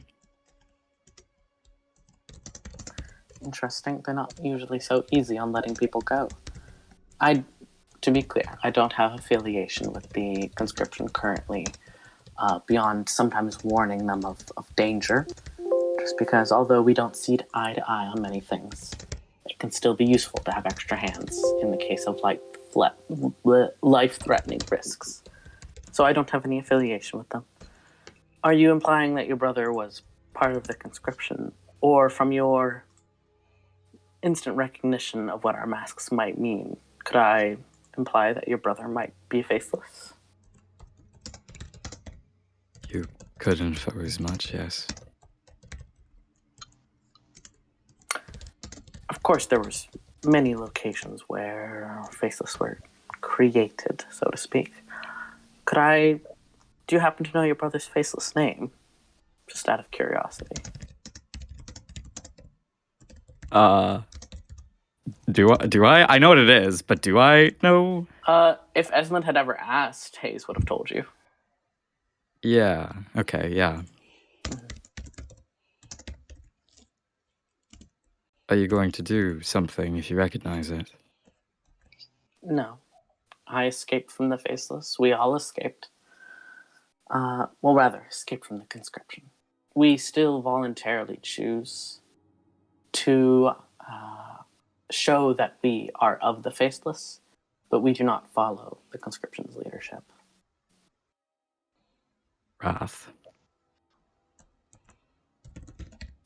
There is a very long silence. Oh. And like Havoc doesn't like move or react, but you see like Spectre and Fierce immediately like turn their heads to Havoc like in surprise, and like kind of shift uncomfortably, and then Havoc clears her throat. I was under the impression that Wrath was killed. That's surprising to hear. Is he well? He is. Goes by Hayes. As I'm sure you're aware. Maybe. I don't know. No, last I heard, he was stolen from the pits and murdered in the streets Well, by He's been his living- kidnapper. well, he's been living just fine at home for the past however many years. He dropped me off a roof Right. once. Sounds like him. Well, I'm sure if you wrote your brother a letter and asked him about Havoc, last we met up, he thought positively of me as far as I know. So You want me hope- to write him a letter? I mean, you can if you want for your own reassurance. Sure. Well, the necklace is the warning and reacquaintance. One more thing. Yes, I was going Yes. to ask. Yes. From our initial diagnostics on the call, it is going to take quite a bit of work to even put down preliminary wards, thus the necklaces. If it was something that could be solved within a day, I wouldn't think it need for you all to have the necklaces, since you would be fine. But because this will take prolonged time because of how large and detailed and complicated the call is, it's going to take time and study because we want to make sure that we do the wards in the correct order that would need to be done for this specific fault. Make sure we have as many as we would need. We would want to make sure that this specific fault won't react badly to this ward and this fault won't react badly to this ward. All a very complicated process. I don't know the details. That's a question for Fierce. It But- won't hurt the coal, will it? That's part of why it will take a prolonged period of time. We want to make sure that every single step will not hurt the call in any way, because each fault is a little bit different. So, because this is not only a different fault, but also has many intertwined within it, we want to be very sure to be careful with every single step. Both for the sake of the environment around and also the call itself, especially since it is apparently sentient. That brings us to want to be even more careful than normal. What do So you it's- do? Yes, it's going to take time. I see that you're a rather new settlement, so originally I was going to possibly ask to purchase food supplies from you all, but it seems that you are still early on, so I won't take needed supplies from all of you. I would hate to put any of you at a disadvantage. But in that case, I would like to request permission to have some of my people travel back and forth. It'll start you along making a road, which will help for better speeds of travel. But also, it's your settlement. I would hate to have people passing through and you not be open to that. Do you think you would be agreeable with people passing through? Of course, staying the night and that sort of thing is a different story. But would you at least be all right with people traveling in your area? This is going to be a town someday. I would hope people pass through and stay the night occasionally. Well, I wanted to check, just to be polite. If you Right. were, one of those more settlements that wanted to be more secluded, I would want to respect that. But hearing you want it to be a full-fledged town, that is good news to me. As I'm sure your companions have somewhat told you, faults need constant upkeep. One like the Call especially will need an even higher degree of constant upkeep. And especially because of the amount of acerite it produces, even within an hour, what we saw, it is quite a lot. And that sort of thing does need to be cleared out, or else the building energy will get worse and worse. Oh, question. So, we can... Yes. What do you do with the acerite that you clear out? That is what I'm getting to. Ooh. So, sometimes if it's a small degree, we will do what we can to destroy it, as it is a powerful resource that can be good and can be bad. Do you need to go pee, King? Go pee. Queen, go pee when you need to go pee. I did.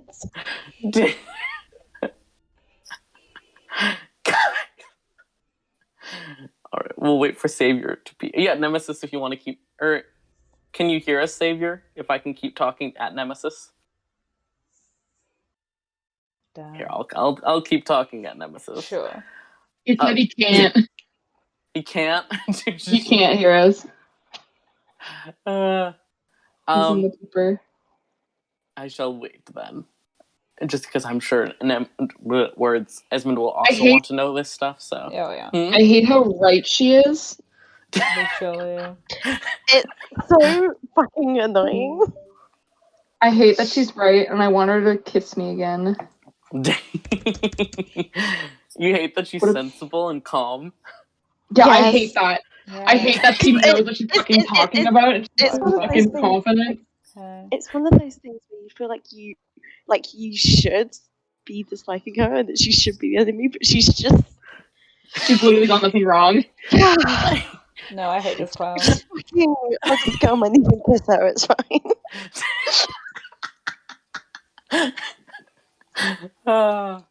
It's my favorite kind of character. One that you kind of hate, but they're also right, so you're like, ooh, I'm waiting for it. Piss me off. One wrong move and you're done. I'll put you on blast. Literally. Constant hold reaction around her. She wants what's best for everyone. I'm sure that's true. Yeah, It is genuinely. From what she's talking about right now, at least. Other topics, is maybe a different story, but at least right now, she wants what's best for everyone. How ambiguous. What? People are layered.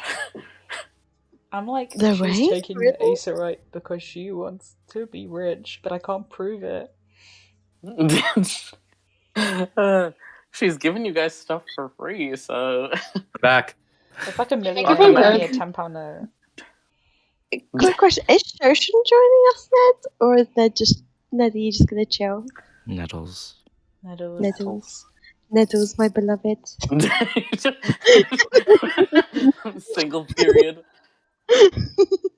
If you want to chip in at any point, Ned, of course you're welcome to, but if you'd rather just listen, that is absolutely fine. Like, I haven't been here, so I don't know exactly what's going on. So, like, Mm-hmm. That's I feel like fair. I can make educated statements. So, I'm just You've been here for enough that I think you have a strong idea of what's going on.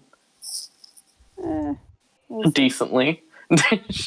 Basically, Fair I'm gonna enough. try to pull a trick and get this necklace off. Oh my god, we're not Have recounting it. the whole thing. God. We can't recount the whole thing. It'll take a long time. Anyway, what do you do with the acerite? Asks Nemesis. Yes. So for smaller quantities, we'll do our best to simply destroy it, as that is the easiest way to handle it, and it's a powerful resource that can be used for both good and bad, but we want to be careful with it. For larger faults, such as the one in Hildegrant, it's difficult to dispose of such larger amounts in enough time, and also safely, as it is a delicate process. In which case we are using that place. I I hear that you were there, Fierce tells me. So your acquaintance, I'm not sure of your level of knowledge of each other, but Yosul is apparently going to be staying there for at least a bit and teaching one of the people who've chosen to stay how to convert those Acerite pieces into the crystalline enchanted necklaces. I believe his name is Undertake or something, but being trained how to make those. For something as large as the call, Fierce brought up that it would be extremely difficult to both dispose of or turn this much Acerite into the time-intensive enchanted necklaces.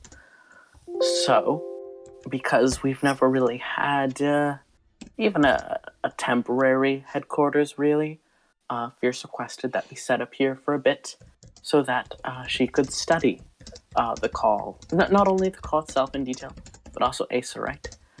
We know that with time it can be used to enchant weapons. It can be used to power things. It can be used to cast stronger spells than most people would be able to.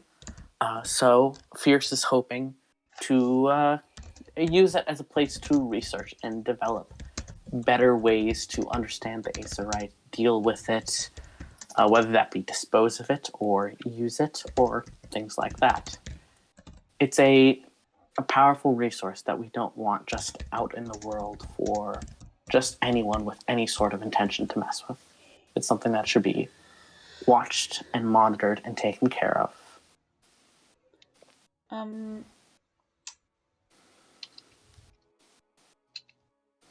Yeah, I don't have anything to say. Mm-hmm. And of course, especially with your proximity, if certain people, she glances in the directions of Alice, wish to come and also take part in studying and development, they're more than welcome to. Of course, we'd want a sort of agreement to make sure that the Acerite isn't being used in ways that are harmful both to people and to the environment, but I think that would be agreeable to all parties. When you destroy the Acerite or dispose of it or lock it into little necklaces, where do you imagine its energy resides? What do you mean? Isn't it true that energy cannot simply be destroyed? Yes, it must be used in some fashion, most of the time.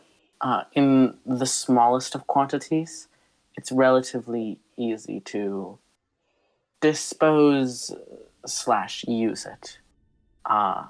With just the small little crumples of crystal, you can, non-casters can use them to cast a simple cantrip, and it uses up the crystal, fades away, and you've cast a harmless cantrip, such as thaumaturgy or, lighting a fire or something. In the hands of Nemesis, I would never call thaumaturgy harmless. I have another. Bigger chunks might be used to cast other spells, simply to use them up, such as I've used them before to create small amounts of food, and then the crystal is used up in a way that is useful and also non-destructive. Okay, she's wearing one, right? Yes, she is wearing one. I'm gonna just... So it's made of Acerite, right? But then it's has all the other crap on it. Okay. So I'm gonna look down at her necklace. Yeah, it's engraved with runes. Sure. I'm gonna look down at her necklace and say, sounds pretty powerful. How much do you think a piece of Acerite that size would sell for? I've never tried to sell them. I've bought pieces that other people have stumbled across and are trying to use in other forms, whether they understand what it is or not. I want to make sure that the Aesorite is in protected hands. So I've certainly bought pieces before for all sorts of prices, but I've never sold any Aesorite. I'm sure that you can understand that when one group has decided that they want to control a commodity such as Aesorite, that suspicion may arouse surrounding their intentions with the resource. Of course. I completely respect and understand that, and I do agree with you.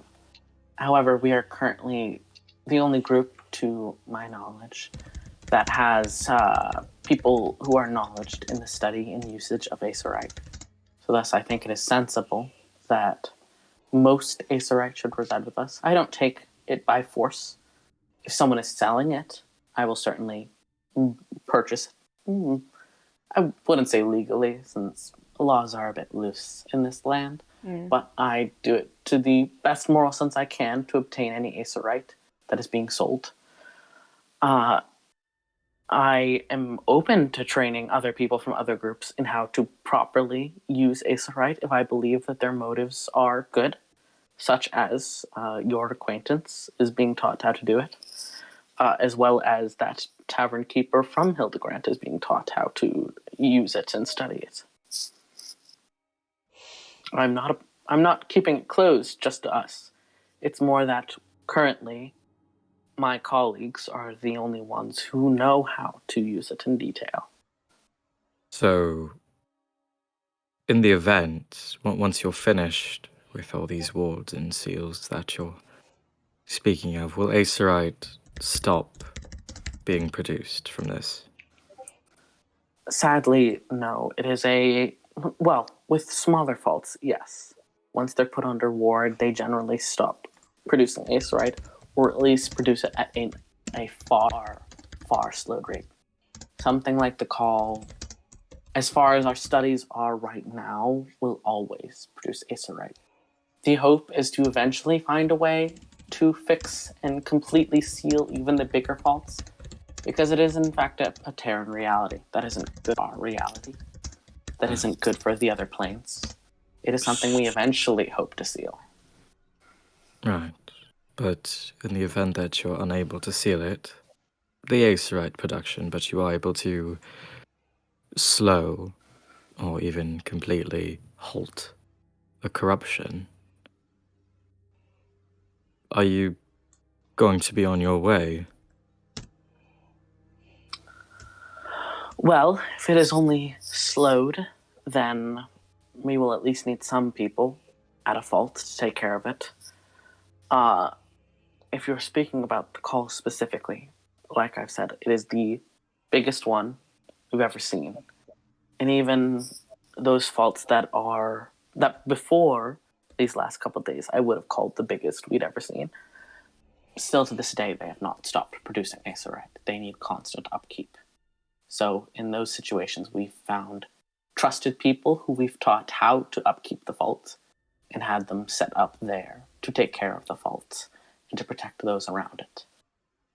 With something like the Call that is not only this incredibly large and powerful, but also sentient, it is difficult to say how long it would take for it to be quelled completely. It is difficult to say if that is even possible. So our current plan is for me and my colleagues to set up there, to take care of it, to guard it. There are people who've started to realize what Aesorite can be used to do, some of the negative effects it can be used for as a weapon. So we intend to protect especially this largest outcropping we've found. So for the foreseeable future, we will be setting up there as our sort of base of operations. Why do you care so I much? see. Why do you care so much? A fault. When I escaped from the pits, I came across a fault that had nearly corrupted an entire town beyond recognition in any form. It had sprouted very suddenly in the town and struck very quick. The illness, that is. It was a horrifying sight to see, and I was nearly lost to it as well. Until Fierce, who was with me, managed by chance to figure out a way to slow it. And we eventually, taking short trips into the town, trying to see what we could do, Fierce was able to figure out a way to close the vault. It was thankfully one of the ones that was able to be closed. We realized that this wasn't something that was just this one place, and Fierce felt very passionately about it, as it was a route that she could possibly get back to where she was born, on a different plane. So, I didn't have a place to return to, because all I had ever known was the Faceless, but I didn't want to keep in the pits. And Fierce wanted to figure out the Aetheryte, and we found out that stopping the faults would help people. So it became our passion, and over the years, we've continued it. We've brought more people in. We've done what we can.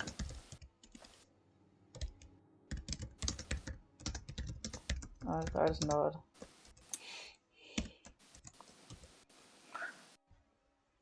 Now, in the manner of of the ravine where the call is eventually becoming our home, that's obviously going to take supplies. It's going to need people.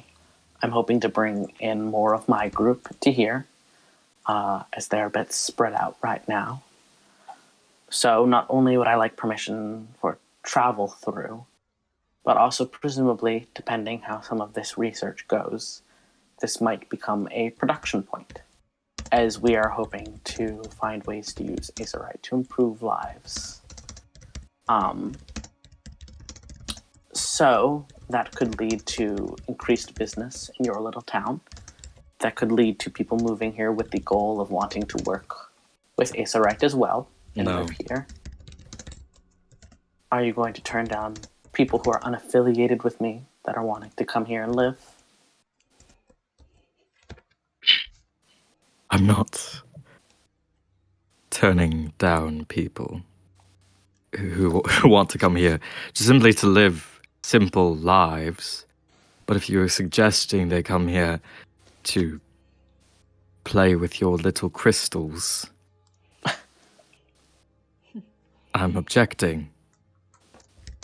If you say they can do what they can do, that makes people greedy.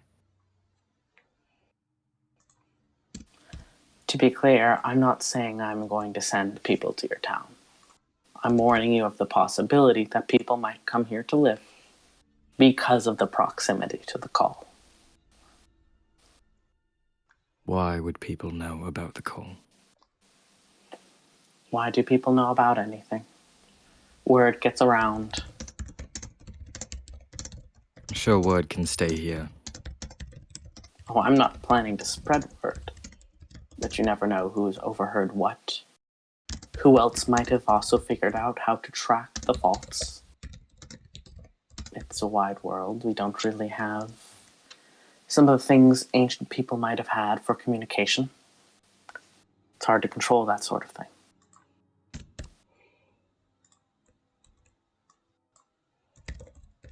Do you know for sure that some of your settlers haven't overheard a conversation, and even in unthinking passing mentioned it in a letter to a relative? I'm not saying that I'm spreading news of the call. I want to keep it safe as well. But I'm saying it's hard to keep this sort of thing under wrap. What question were you going to ask, Nemesis? Oh, this is not entirely related to this, so I'll get back to it. It's. I was going to ask about Dara, but I'll do it after this. Okay. Sorry, continue. If you're planning on setting up a sort of, what you said, base of operations, how would people come here drawn to the Aetheryte? if you are commandeering the entire space for yourself. How did your people stumble across the call? Like I said, other people might figure out how to track it. We not figured out saying how to that. track it. I'm saying if they want access to the Acerite, but you have full access to it yourselves, just you and your group who are investigating it, in what way would coming here benefit those people? You've already expressed, both you and your companions have expressed distrust at the idea of only one people controlling such a resource. And I've made it clear that I'm open to teaching various people about it as well, because I agree that it is not a good idea to have only one group in control of such a resource. So, it stands to reason that other people might think that maybe they could prove themselves in some form and come and study the Acerite as well. Come and buy it or sell it. And whether they actually could manage to do so is besides the point. My point is that it is likely people will come with that hope. And I intend to do what I can to protect the call, to protect the Acerite. So, I cannot predict how much we will have to expand to do that sort of thing, but I wanted to make sure we were on good terms with each other if we're going to be nearby. I would hate for anything to go badly. Then we prepare for whatever comes out of this. And I think you can understand, both ways, that we are strangers to each other. You may not necessarily fully trust me, but I don't fully trust you either. I don't know for sure that you don't have ill intentions now, or even ill intentions in the future, for the Acerite, for the call. So I have to be careful as well. So we need to be on an understanding with each other about this sort of thing. What a wonderful opportunity to get to know somebody.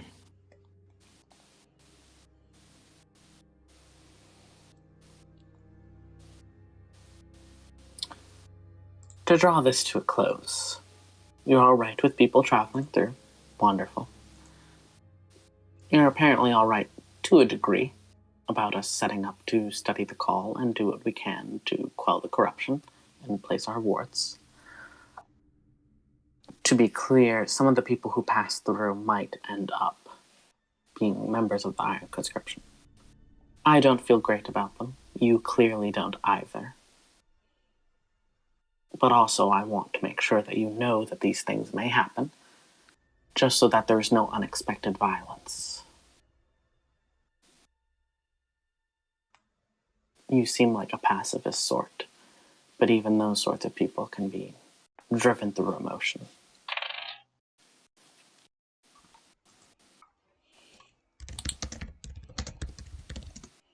Are we done here then? Are we done here then? You still seem rather tense. And also, there is one last topic. Like I was saying, we need to be on the same page about these things, about the Acerite. She turns to you, Alice. So, are you going to be coming to study? And if you are coming to study, of course it would be agreeable for you to have some Acerite on you. But if you're not wanting to study and learn properly, then I would suggest you not carry around untempered Acerite with you.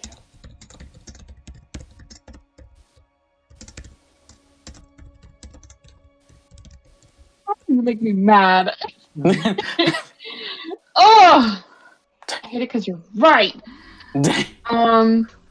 Alice still has her hands crossed, like across her chest, like she's a fucking child. I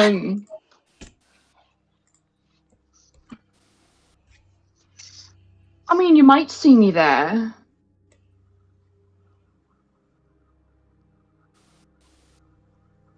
I can't guarantee it. Well, to be clear, Miss Brightstone, either you learn how to properly handle Acerite so it is both not a damage to yourself and others, or we're going to ask that you not have the Acerite you have with you right now, since it is untempered and possibly dangerous. How the fuck do you know my last name? Yeah, I was moving. How the fuck do do they you know say your last that out name? loud? No? What?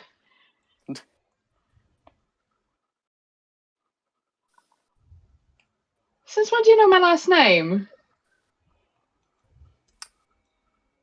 Miss Brightstone, we track down faults for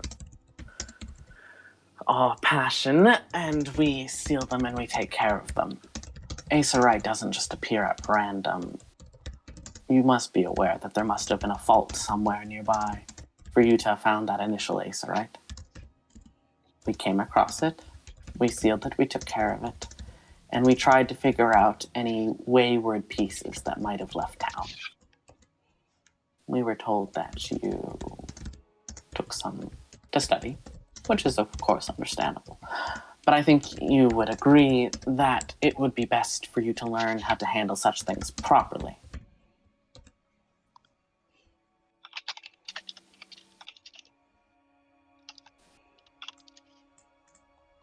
Makes you think I don't know. I don't know already. You're making lots of assumptions for someone who just walked in. Let me guess, they get very hot occasionally. What of it? You realize that's a buildup of energy, right? Eventually, they'll stop simply working as just a location sort of device, and eventually build up and start its own source of mini corruption. And you keep it right on you, right by your body. You could very well be corrupted already. And I'm not saying this out of ill intent, I'm saying this out of concern for you and others. We're certainly fine with you keeping it. We just want to make sure you handle it correctly and that you are not being damaged by it. Can I roll insight? Yeah? Yeah. No more. Can I damage. have I can help. I can help. Yeah, with you that. guys can roll. Everyone's like, insight check. I'm sitting here like, my rocks don't get 19 hot. plus Fuck 2. you. Yeah, never mind. I can't. You help know, that. no more damaged Fuck. than the damage that you yourself has already caused. 21. That only happened. Don't worry, I'm not Because- corrupted. I'm only corrupted by your bullshit. Woo! But just to be clear, the And insight that was only happened to see if because- Havoc was telling the truth. Yeah, I'll get to that in just a second. Okay, I'm cool. just responding to what was said to her. That damage only happened because I gave a gesture of goodwill and you responded with it by taking away something that was keeping me from becoming violently ill. I've been True, but- exposed to corruption far more often than you. True, but excessive force, shooting and strangling. I did not strangle. She was able to breathe. The It was threats of restraint. strangling. No, it was a threat of restraint. The fact that we were practically 2 Anyways. inches away from one another made you feel threatened when I pulled a little magic trick. You're not very fun. Oh, Yes. You felt threatened when I used a little magic trick on you, didn't you? Were you embarrassed? No. Oh, did you I get figured it would clowns? happen. Oh, did you get a bit? Boo. Is that why you don't take the mask off? Is because you're a bit red? I don't know if she told you this, but she looked a little bit into it when I had her by the neck. Oh, Anyways, about that insight check. About that insight check. God, Alex is on the floor. Alex is on the ground. I pick, Absolutely her Exactly up, bodied. I pick her up with one hand. Anyways. The insight checks. So from what you can tell, Tori, she's telling the truth, she's being genuine, still continuing a very shockingly genuine, calm, at ease, not really thrown by anything you guys are saying. Nemesis specifically, you've been around people who use violence as a language. You've been around, and I'm not even talking about Lucius. I'm talking about a lot of people you grew up around. You can see from the way, like Spectre's fingers like flex next to her crossbow holster. You can see the way Bulwark is kind of shifting a bit to stand slightly closer to Havoc. You can tell that Havoc's saying, "Oh, you know, if you get properly trained, you can keep the Aesorite." The implication is that if Alice doesn't get trained and wants to keep the Aesorite, it's gonna get dangerous quick. It's gonna get real fucking tense.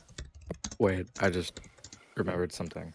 I'm gonna sober myself for a second, as Esmond, because I just remembered something that he recalls. Mm-hmm.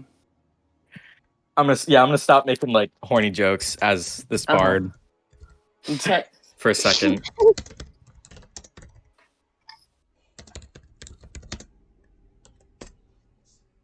I recall Erland mentioning something. Oh.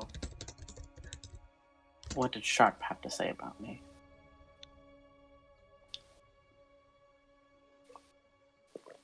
Alice won't be having to go through any of your trials, correct? To become a faceless? No. That's all I was wondering. No, she might have to prove her magical proficiency, that she's capable of enchanting Aesorite and that sort of thing. But that wouldn't be any sort of violence, like what Sharp had to go to. Why exactly are people?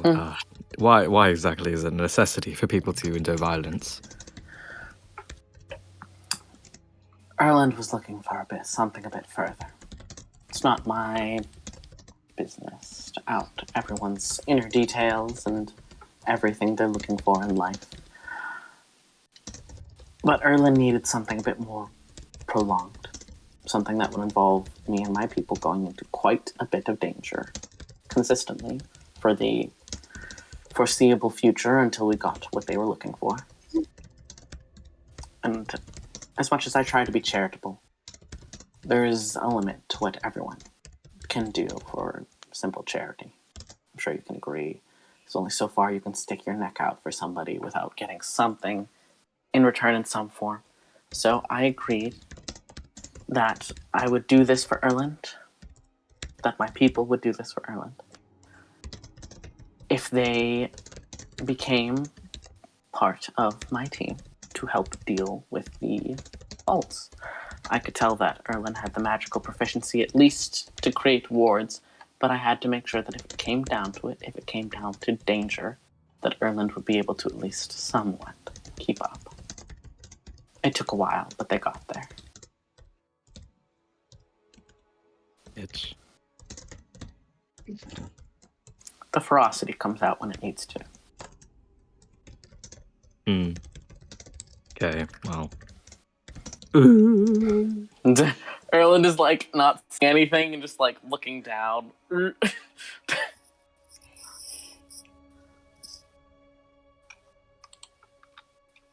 Well, the wizard will check his schedule, as she told you. Then, till then, we'll be happy to watch your Aesorite. We'll keep it safe and set aside for you. And once you're trained, you can have that and more if you wish. Megan. Yeah, I know Megan's peeing, and I know. Hey, Meg. Russ. Would Alice give her Aesorite to Havoc? Ned. What? Oh yeah, okay. I'll let you think about it. She drinks a lot of water. I support it. She's Bodies hydrated. need water. It's true. That's true. Not everyone goes to pee on every single pee break. Hush you. Yeah, some people have small bladders. Mm-hmm. Ned Gem. knitted gem. Not everyone can be as stacked as you. Yeah, sometimes when you feel the urge to pee, just pee. Sometimes it's not that corporate grind holding you back, so you just take what you can. Sure. Oh, hello, Chimcha. A good boy. I'm so sorry. When you turn 25, your bladder just fucking like I can't help it. Like car rides, I'm the worst. I apologize. What was the question? Sorry. Havoc was implying that you could either come get trained or not, but right now, either whether you're getting trained or not, you're expected to hand over your Aesorite. They'll keep it safe for you and keep it separate, and maybe you'll even get more after you've been trained. But until you're properly trained, they want the Aesorite.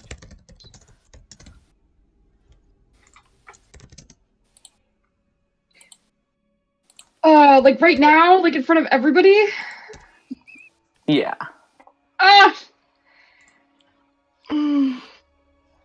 It's okay. I still have a. It's okay. I still have a rock in my what's it called? Tent from before. Mm-hmm. Unless you still have you have decided in your everyone. from before? Yeah, because before I had some, like that little bit, but my pockets are full of more from this, this travel right now. To think that you slept with it in your pockets. Literally, yeah, exactly. Straight up. Yeah. I probably have, it's like radiation. Like I'm fucking... Rabies. Alice's gonna sit there and she's kind of mad. She doesn't want her to win. She's, So...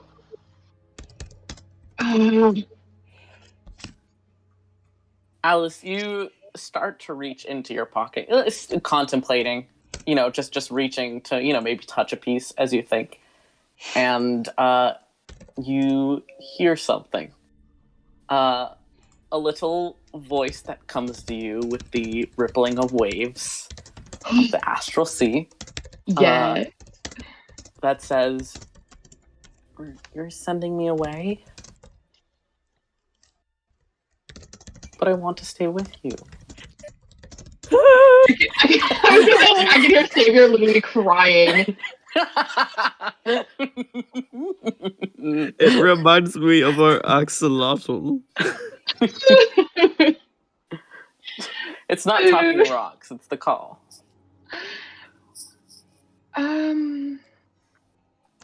I'll sit there and like hold the rock, firmly grasp it. No thank you. That's towards Havoc, not the rocks. Yeah.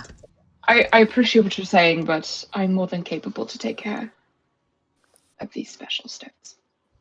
I'm more than capable of making sure those in proximity to you aren't being hurt. You seem to be holding up well against it if you've been around it for this long and you've been fine, which I congratulate you on. It's good to see. But can you say that those around you haven't been hurt? Would you like us to check?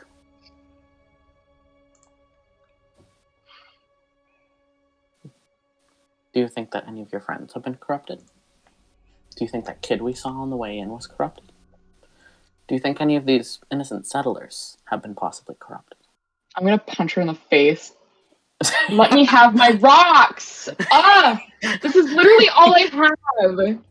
This is all I have. Let me have this.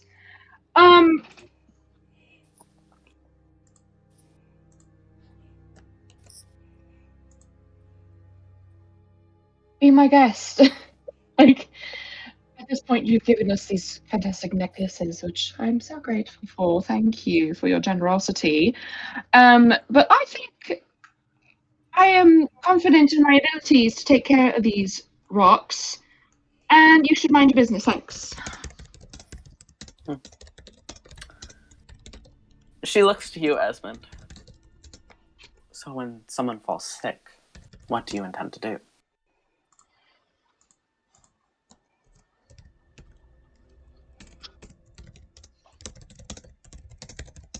I'll make the decision better for you. I can stay away from the settlement.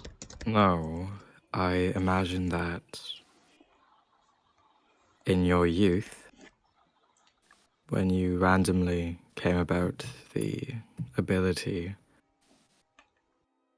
to seize the progression of this corruption.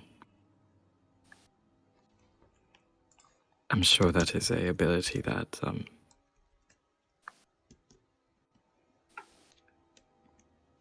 that Alice can capture quite easily on her own. You think we came out unchanged? That's a sweet sentiment. Havoc kind of holds up her hand for a moment, and as she moves it slowly, you see this like flickering, almost glitchy after image of when she moves. She's not even casting anything, but you see that when she has her skin exposed, it is like clearly reality is out of sync with her body. Is she even here right now? There. Something is up, and you see Fierce kind of shift as well. And you've seen Fire Genasi before. They're not so, made of fire to an intense degree, like a constant wreath of flames kind of deal. That would usually involve a lot of casting spells constantly. Fierce hasn't casted once this entire time here. We got out easy. I'm not asking for a display of your experience and what you endured. I sympathize with what you may have gone through in regards to this, but if Alice is willing to stay away from people, and if she wants to keep these stones on her for whatever reason, I know it's not for pure indignance that she wants to keep it, or pride. So, this is where our conversation ends. And we will be seeing you, I suppose. You will be seeing us. Do you like being called the leader of this settlement? I'm asking you to leave, Havoc. Now I'm asking you an important question. Recall the politeness you displayed, and leave. I hope a new leader isn't needed. She turns and leaves, and her group is going to start to fall after her. Ned, remind me what exactly you can see with your special eyes. Hold me back. I'm gonna rip this bitch in half. I can take anything affected by the hollow spell, or know the location of any celestial, fiend, or undead within 60 feet that is not behind total cover. Nope. You don't see anything of that sort. Alright, cool. Oh, you do see, actually, on Spectre, you do see a very faint, undead presence, but not anything. You've met people before in passing who might be like a revenant or something like that, where they have been so changed by the magic of Nexus that there's an element of undead to them. Mm-hmm. You would say maybe Spectre is one of those. Not necessarily like a malicious undead, but definitely a form of undead is there. Alright. But nothing up with Havoc that you can tell. Cool. Yeah, but they go to leave. Bulwark kind of pauses to look at Alice. And Alice, they're still looking rather familiar from that half-orc that helped you while you were traveling here. But they turn and keep going with their group. I flex my arms.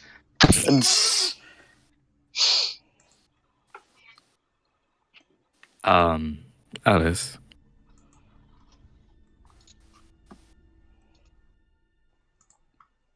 Why did you want to keep the stones?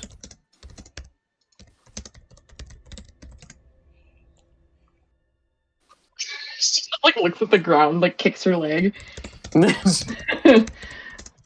I'm not crazy. I didn't say you were crazy. I'm just making sure Sure. that you're aware. Okay.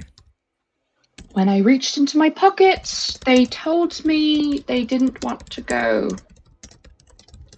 To be clear, that was the call speaking to you. Yeah. Okay. So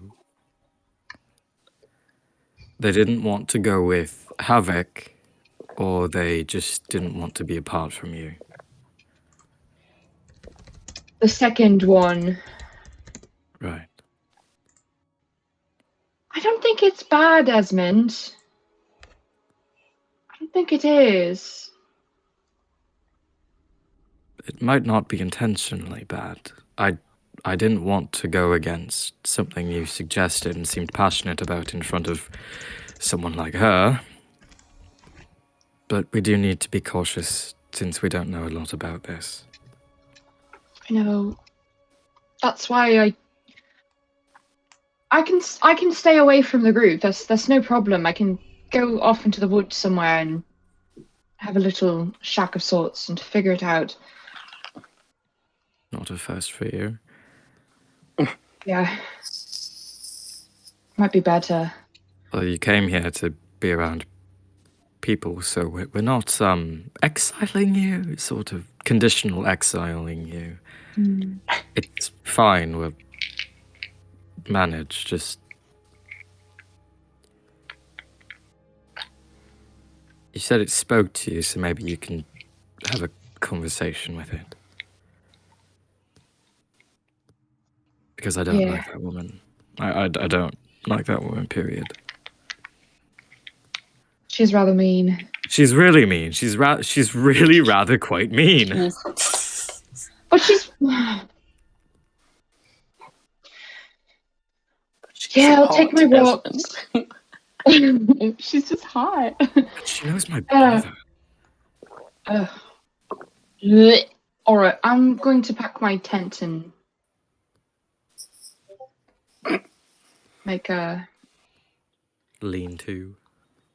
Yeah, Alright. probably a hole in the ground.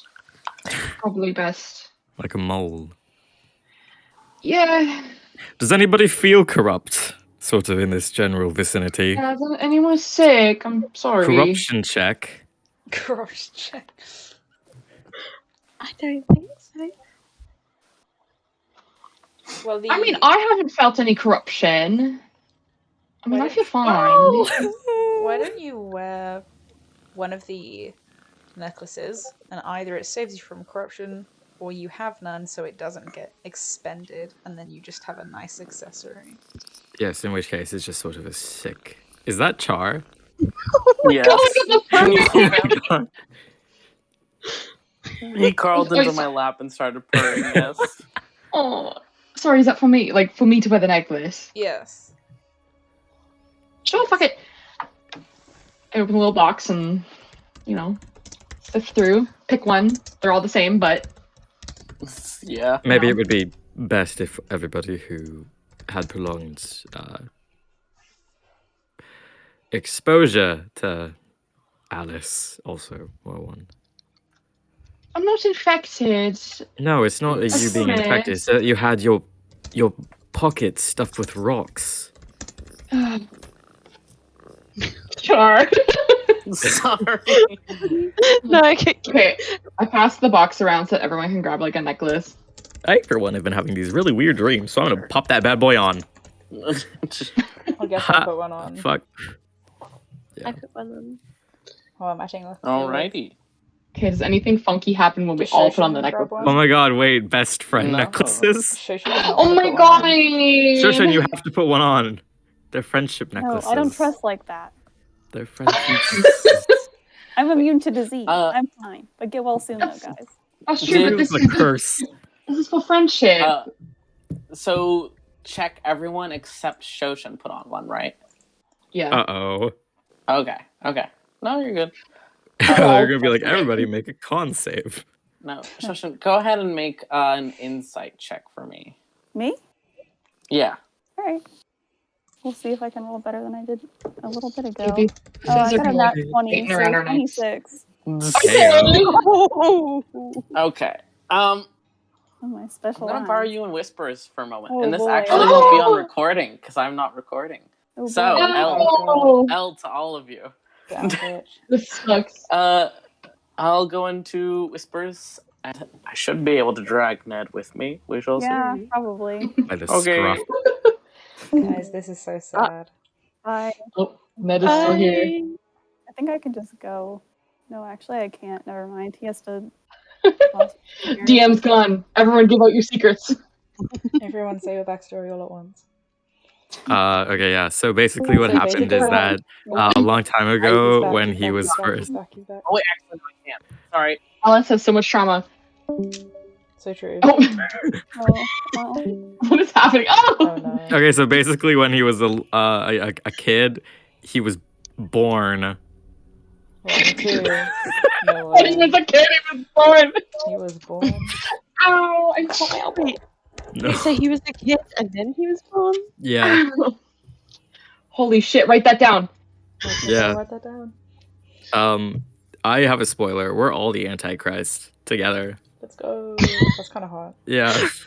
We really are the villains. I wanted to Yeah, we are the insight villains of why this story. Trojan didn't want to wear one, but I didn't realize Ned was playing. Like, actually, so. Yeah. Bro. It's kind of. I'm actually really worried now. What about being corrupt? About. Oh, insight check because Shosha didn't put it on and then now it's. Oh!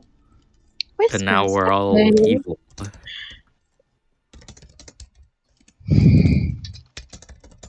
Listen, I've tried everything. I've tried chamomile tea. I'm making everyone tea right now. Tori Thank you. confirmed making tea for everyone. When does anybody have the sleep spell? No. Damn I it. don't. Hold on. I don't think Druids get it. Damn it. I have. See, Guess what I have, guys? What do you have? Hellish Eternity. Rebuke? That's so crazy. I do have Hellish Rebuke. If they hit God. me, they're fucked a little bit. I also have Poison Spray. It doesn't really do much. both Alice and Esmond can get sleep. Yeah, I don't actually want sleep for like the combat purposes. I just Good want for to get you, knocked dude. out. 1d12. What is oh, what? wait, Ned is fucking immune to poison. Ned is not immune to poison. Ned is immune to disease. Oh. Little bite. Okay, well. Poison spraying you. Me and Ellen Sprays both you. have Poison Spray. We do it at the same time. We hold hands. Cutely And Please we do it spray. at the same time. Please. I was all bad. laughing with Laura earlier how if we did get into a fight, I only have technically two things that can cause damage. I have 0. But I was shook. I was like, no. oh my god, party DPS. Hello. Hello. Hey, Hello. You're What back. happened? Ned, tell us everything. Quick. It's up to Ned if Ned wants to say anything or not. Damn. They weren't. No, I'm good. Yeah.